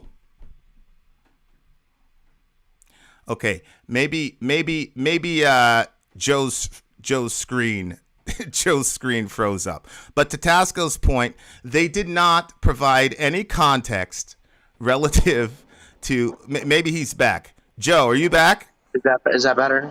Yeah, are you back? Yeah, I think so. Okay, Joe. I can hear you. Joe, you said that the shirt would be acceptable if I specified that I was celebrating Medicare for all, right? Yeah. But because I didn't provide that context, the shirt wasn't acceptable. True? Sure. Okay. When they put Stefan Bond, when they named streets after him, when the mayor of Kiev had his portrait in the background, and when they made him hero of Ukraine, did they say, except for all that Nazi bullshit he said? Yes or no? I don't know. They may. I have no idea. I didn't watch it. Okay, so Joe, you could take the time to watch it. If they did that and didn't provide that context, then that would be problematic with your logic. Isn't that true? Well, it depends. If they have a social, if their social understanding in Ukraine is already within the context of, hey, this is why we hail him as a hero, not because of his Nazi. Like if that's already within the context, then no, they wouldn't have to outright say that. Yeah, but the problem is that prior to the Russian invasion, everybody in the world was saying that dude was a Nazi. And they celebrated him anyway and didn't provide any of that context. Yeah, they can Joe. say it. They can say it, and that can also be propaganda. They said it because he was. Are you disagreeing that he promoted the liquidation of Jews in Ukraine and in Europe altogether? Are you disputing that? No, I'm saying that I'm not convinced that is the sole reason that they hail him as a hero. Well, that's not the sole reason that Hitler's folks hail him as a hero either. There's lots of reasons those German people. Right. So again, to get to the point, here's your inconsistent. Joe, here's your inconsistency. Here's where you're inconsistent. Okay. When it's a Hitler shirt, you say there must be context added to it, otherwise it's problematic. Meanwhile, the same guy in Ukraine gets celebrated, and you're saying, well, they don't need to put any context around it. So that's if there's already context, yeah, you don't need to put. If there is already socially context around that, then no, they don't have to add context around context. Yeah, right. So the context is that he explicitly stated that he's fascist, ultranationalist, hated Jews, believed in the liquidation of Jews, etc., and celebrated when thousands of Jews got marched to the. No. You're missing the point. You're being inconsistent because you have to be in order to support the Ukrainian position that America has had for the last 8 months. So you have to be inconsistent. Otherwise, you'd have to admit that you were wrong. That's the problem. No. Yeah. Because there's no way to make that dichotomy, bro. You said that the guy wearing the Hitler shirt has to put out there a qualifier, but the guy celebrating Bandera doesn't, even though they had the exact same ideology. No, I'm saying that qualifier could already be out there within their social context. That's on you to prove that. No. Hold on. Let me explain. No, it's on you to prove it. So hold on. Let me explain. Please let me explain. Please let me explain my point. So if the United States has this, and I'm just using the United States as an example. If the United States has this social context that anything Nazi related is bad, right? But within Ukraine, like, they also have this context, hey, Nazism is bad, but the liberation of Ukraine is elevated above that. Like, the Ukrainians have some different context than we have. They right? don't. Right? They have a different context than we have. They don't. No, you already said that he liberated Ukraine. You don't think the liberators, one of the liberators of a person's country would have a different context in a different country? He's not a liberator. You made that claim. Back it up. Prove that he liberated Ukraine. No, Wikipedia said that. Wikipedia, and I read the Wikipedia too. No, Wikipedia. He is hailed as a liberator of Ukraine. My brother. Wikipedia. Did Wikipedia say he liberated Ukraine? Yes or no? I don't know. No, I only read the headline, which said he is hailed as a liberator of Ukraine. Joe, if you're saying that you're behind and you have no information, right? I've got the information in front of me, right? He spent the majority of the time in prison. They're calling him. It doesn't matter. Joe, it doesn't matter where he spent the majority of his time. Joe, you got to let me finish the sentence. Joe, how many? You've already said this, though. Okay, Joe, I'll just let you talk. Go ahead. Yeah. Okay. Yeah. If he's hailed as a liberator of Ukraine, it doesn't matter where he spent most of his time during the war. Why was he hailed as a liberator? He is hailed as a hero. It's not because of his Nazism. Why is he hailed as a hero? His Nazism could be a part of that to many Ukrainians, which I'm sure it is. What did he do? I am absolutely certain that it is. Many, many Ukrainians. The Azov battalion being proof of that. Okay, so they do have a Nazi problem. As you are, his Nazism is the main or sole reason that he is hailed as a hero. I don't think that that's true. Okay, is the celebration of Hitler? And I don't think you do either. Joe, other than meeting your political narrative. You got to let us. We got to talk back and forth. I'm done. Nazism is killing Jews the only thing Hitler contributed to German people? No. Would it be rational to say that I can celebrate Hitler because I'm not certain that all Nazis are celebrating Hitler because he was violent to Jews? Would that be valid to say? Say that again? Would it be valid? Would it be rational for me to say? And Hitler actually fought people that went against Germany, unlike Bandera. He didn't spend World War I in prison. He was actually on the front line. So this would actually even be more true for Hitler than it would be. I don't think it. I'm pretty sure Bandera fought. Joe, you have got to let me finish, especially if you don't have any information in front of you. All you're talking about is your speculations, right? So you got to say your part. Now I'm just going to say the facts because I have the facts actually in front of me. You admitted you don't have facts in front of you. Okay. So Hitler didn't spend time in prison in World War I. He was at the front. His friends died. He killed people, et cetera, et cetera. So if I was a German, I could say, yeah, man, I'm celebrating Hitler. Yeah, I know he did all that Nazi shit, but I'm not celebrating him because of that. I'm celebrating him because he fought for Germany. He was a German patriot. Would that be valid?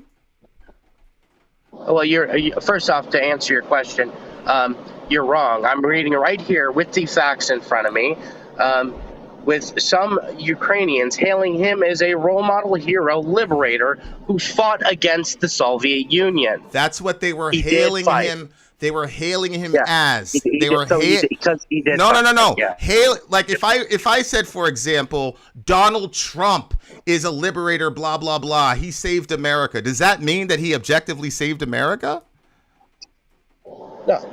Okay, what battalion was Bandera in when he was doing all these exploits for the Ukrainian people?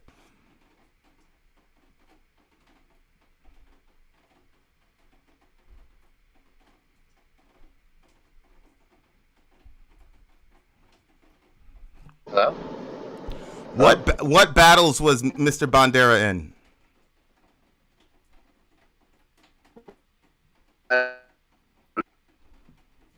Here, let me read something to you from the History News Network, okay?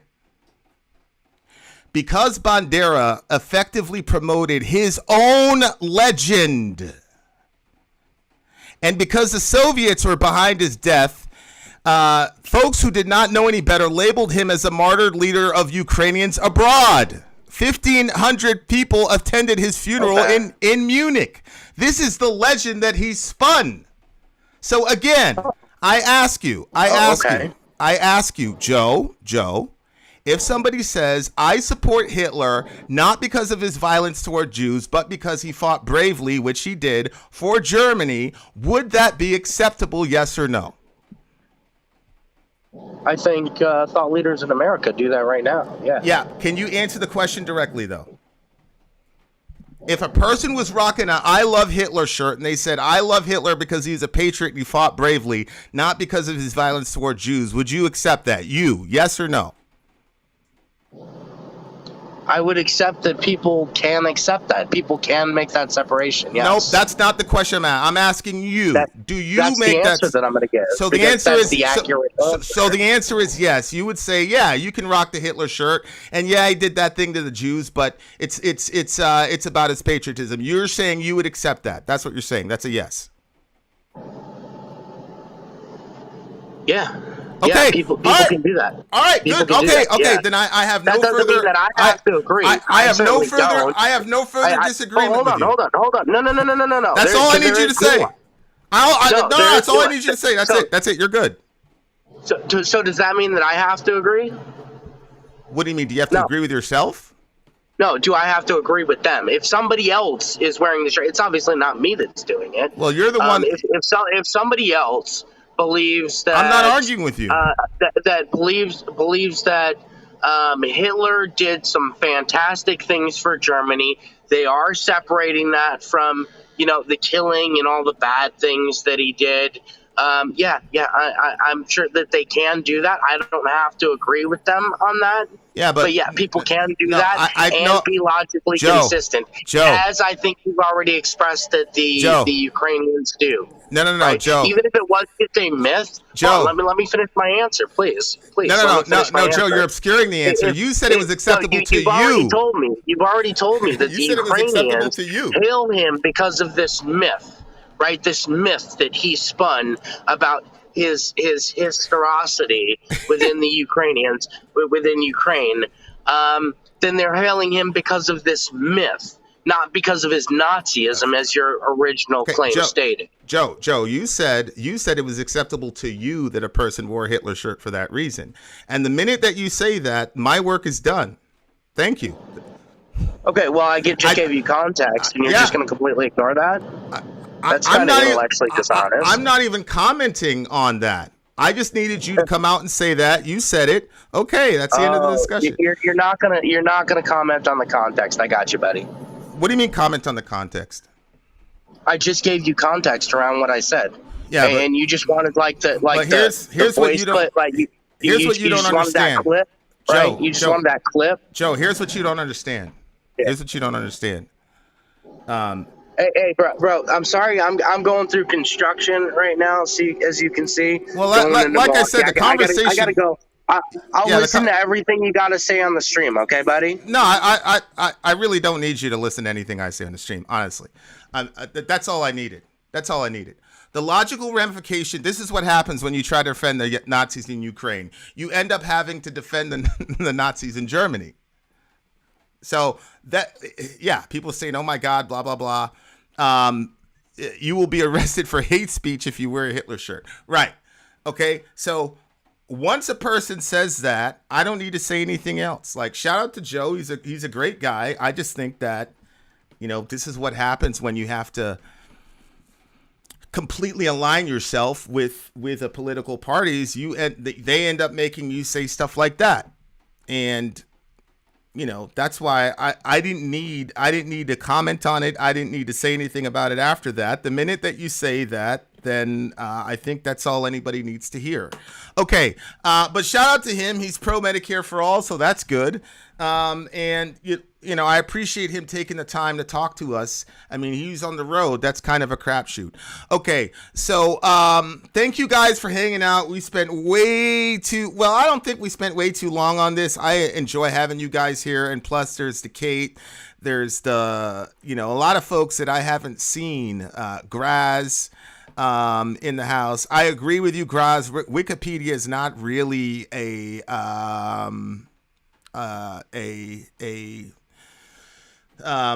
good source for news. So I agree with you there, Graz, for sure, 100%. When I'm in a real serious debate, I don't use Wikipedia, and that's why I had that little thing at the beginning when I was talking about Wikipedia.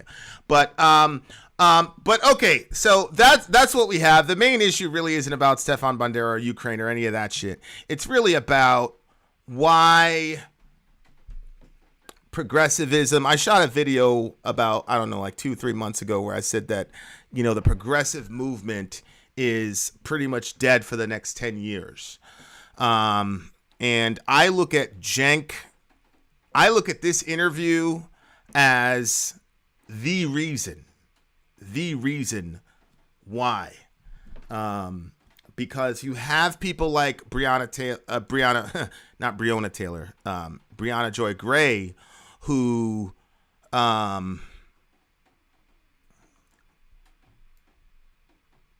was trying her damnedest. But Cenk is... The problem with Cenk and a lot of progressives is their inability to step outside of themselves and look at the world from other people's perspectives. So I'll send you the Jimmy Dore interview I did, CB, and you can see that it's really not that good. Not because of the content, it's because we had technical difficulties and it was horrible. But yeah, I'll send me an email, vincentsori@gmail.com, and we'll talk about it. So I only use Wikipedia to see how old celebrities are when they die. Yeah, I bet.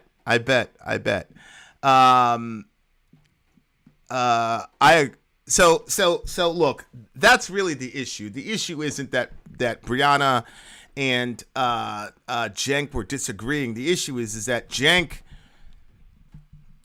he genuinely could not see what she was saying. It's not that he would not see. I think he is so in his mind state that he truly can't see what other people are saying. And he also doesn't know how he's coming off. So I'm not personally against Cenk now, blah, blah, blah. I still think that, he's a powerful force.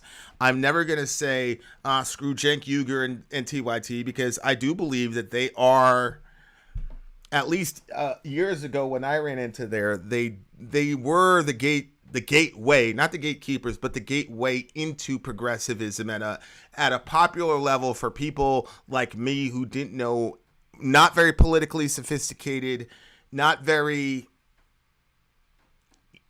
learned on the inner machinations of all these topics. TYT absolutely functioned as a gateway then. Maybe not now, because there's other folks like Aaron Monte, Briahna herself, etc. can get you there. But I don't really think there's a show quite like TYT to get people. And I still watch them on a daily basis. I just disagree with the methodology. I disagree. I do believe that they're genuinely trying to get us Medicare for all and things of that nature. I just think that they're extremely compromised, but they don't know that they're compromised. That's what I think is going on with them. I do believe that he disrespected Briahna, and I think the ladies pretty much covered that. It was frustrating for me as a brother to see that happen, but I can only imagine how the ladies must have felt watching that. And again, I caught Cenk after that debate. Apparently they had the debate yesterday, the day before, and then they went into their regular show. I caught Cenk after that, and he was not in his regular sort of even-keeled state of mind, and I think it's because he knew that interview went bad. I think he's got way too much of an ego to admit it, but the interview didn't go well for Cenk. So, you know what? Hopefully they watch it and, they could review it and say, hey, we were wrong here, here, and here. We extend apologies to Briahna, but I don't think that that's going to happen. Cenk's debate with N. Coulter was just as embarrassing, and I don't like Coulter at all. He's all bluster, putting words in people's mouth. You know what? I'm not even going to go and look at that video rig because I cannot bear the idea that Cenk would lose in public to Ann Coulter. Like I said, I have serious problems with Cenk methodology wise, but I can't bear to see him lose to Ann Coulter in some sort of public forum. I agree with you, Tasco. I am amazed that they released it. We says Cenk has become a problem now, though. That is disturbing.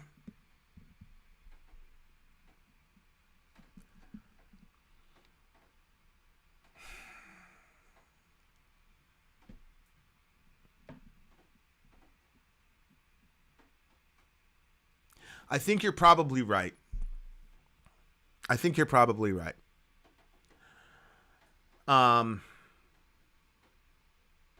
Like I said, I appreciate him being the gateway, and, I'll say him even though it's all TYT, but it really, really is him.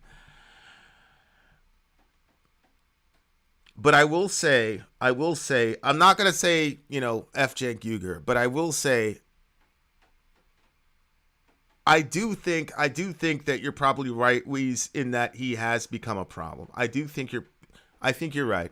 I think that's a fair assessment, and I think that that's I'm inclined to say his ego is the problem, but as we had just had the discussion, there are times when a person sells out to a certain attribute of their nature so much that it can't be separated from the person himself, and I'd probably agree with you.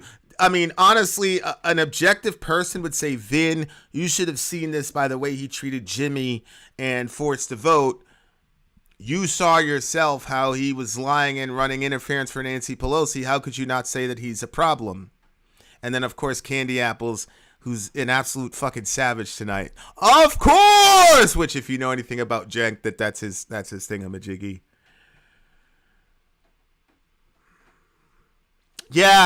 Yeah, I agree with you. I agree with you. I think he is a problem. I think he's a significant problem. I'll say that he's a problem for the progressives right now. I think he's at the point where he's probably doing more harm than help, and in that sense, he's a problem.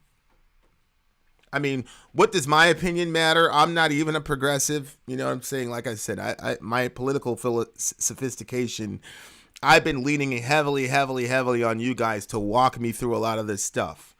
But I don't like making pronouncements about people. I feel like they're irresponsible, but you guys are confronting me. I have to say he's probably, yeah, he's a problem. I think he's reached sort of an event horizon where he does more harm than good. But I also believe that he could turn around. Anything can happen, guys. Anything can happen. He could turn around. So that's a good question. What's a progressive? We should probably have Rig and you and a couple other people. Maybe we can have a panel. We've done pretty good with panels. We had the What is a Woman panel with our trans friends and all the rest of it. We need to have I think we need to have more panels, and I think we need to maybe come up with ways of systematically together doing panels, so we can have more discussions with each other on some pretty important topics. We should probably have a panel on this Mar-a-Lago situation, because to be honest with you, I really don't know what to think about it. You know, I'm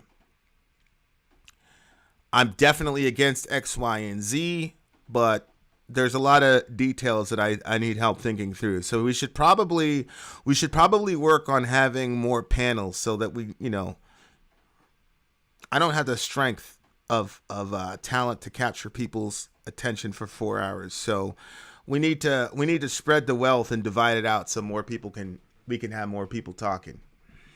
But yeah, we got M that could help. We got CB that could help. We got Graz, who I am just now seeing for the first time, but I definitely feel like she knows her shit. Obviously, there's Candy Apple. So there's a lot of things we could talk about together and figure out together. So guys, send me an email, vincent@gmail.com, and let's come up with some panel discussions. Maybe we do like a weekly kind of vote, like what should the panel discussion be on, and then the next week we're able to do the panel, and then based on the material, we can have a pretty good group of folks to discuss issues. And then obviously, you know, with like breaking news issues or whatever, whoever's there. But I'm just thinking out loud. Yeah.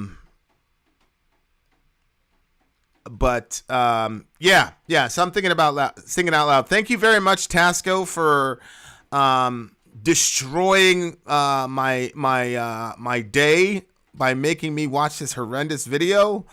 But I really do appreciate it. Shout out again to Truth Seeker Joe, whoever, my buddy on the CB. Hey, listen, it's easy to talk about stuff in the chat channel or whatever, but to come online with the host of the show is a pretty daunting task. So whether you agree or disagree, I always respect people that do that. Okay. I guess the takeaway is don't do your best to try to listen to people for what they're actually saying, and put our political policies in front of political people. If you make it about people, we're going to lose. If you make it about policy, we can win. Because I don't believe the left has compelling personalities that can match a Trump or a DeSantis. But I do believe that the left has policies that could crush Trump and DeSantis. And if the progressive focus on that, I think we'll win. But I think if progressives focus on the people, then we're going to lose. Because there is no left-wing equivalent to Trump, and there is no left-wing equivalent to Ron DeSantis. And that is also a problem, but what can you do? The last thing I'll say is, the squad, this is where I disagree with Jimmy and the rest. The squad is not perfect, but I do believe, and they have been compromised. I agree with that. But ideologically, I don't believe anybody in the squad has changed. I feel like they believe that they don't have enough numbers to get where they want to go, but I do not believe that the squad has changed ideologically. They've compromised, but I still think they're still young and naive enough to want some progressive change to happen. So I don't think we should throw the baby out with that bathwater. Gavin Newsom as the presidential candidate would be an absolute disaster. There would be a disaster. I think it would be a disaster. I don't think that like I said, I don't think that the left has an answer personally to Trump or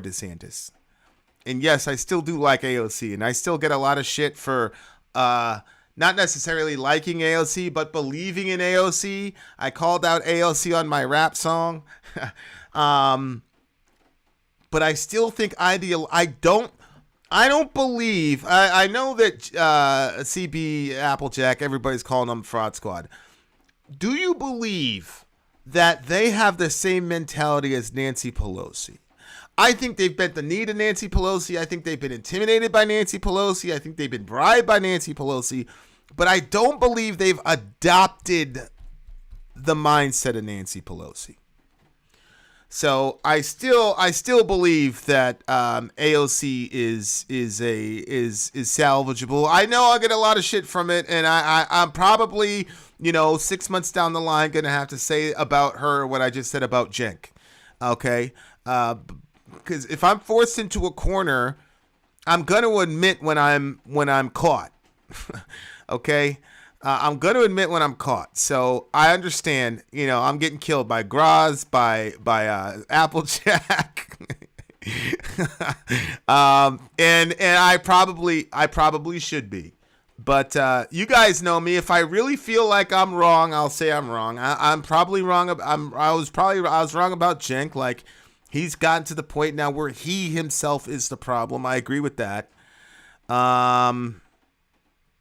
And I might say that about AOC, but I'm just not totally convinced that she's really adopted the mindset. I think if you could rub a magic lamp and there'd be a genie, I think, and you gave her the power that Pelosi has, I think she would initiate some good progressive policy. I just think that she's intimidated. But I could be wrong. I think I'm where Rig is. And like I said, guys, I could change my mind. This is the first time I've ever said that Cenk himself is the problem. So my mind can be changed if I'm put in a corner. But I'm still where Rig is. I don't think I've seen enough yet to say that she isn't needed. And I think that's the perfect way to look at it. I'm still pro AOC. She's not perfect, but she is needed. I think that's probably the best assessment for AOC right now. Like I said, though, in 6 months, there might be more empirical data to where you guys say, Vin, you're in a corner. You did the same thing with Trump until January 6th. You did the same thing with Cenk until the Briahna thing. You're doing the same thing with AOC. It's possible. We'll see. That shutting up and turning up the music moment when she was trying to quote an Eminem line sealed my opinion of AOC. She's not fighting, she's performing. Damn, I got nobody except for my man Rig supported me on on this one. And you know what? That leads me to believe. Damn, even Tasco is that leads me to believe that me and Rigger are on some island and that we're probably wrong. Because if all your friends are saying the same thing, it doesn't necessarily mean they're right. But the odds of you being right are lowered exponentially if all your friends are saying the same thing. But I'm still gonna hold out. Me as long as I got Rig. I'll know it's over when Rig washes his hands of AOC.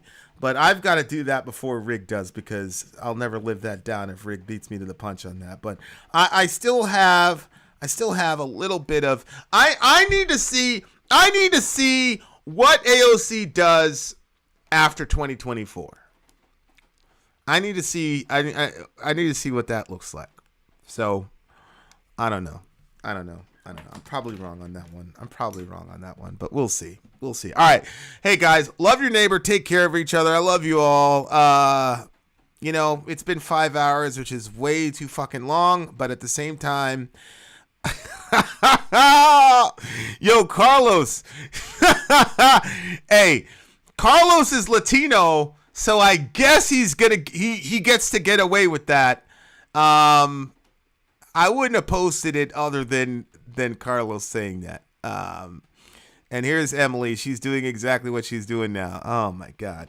You guys are killing me right now. Rig, Hear me!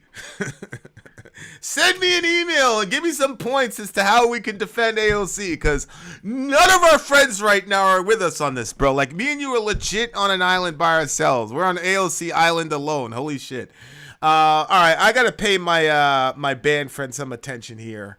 Much love to all you beautiful people. I love you all. Love your neighbor. Take care of each other. Listen, if you're at the Walmart or the Safeway or whatever, don't live in fear, but get in and get out. We're still in a gun-flooded country. Don't live in fear, but, you know, just be aware.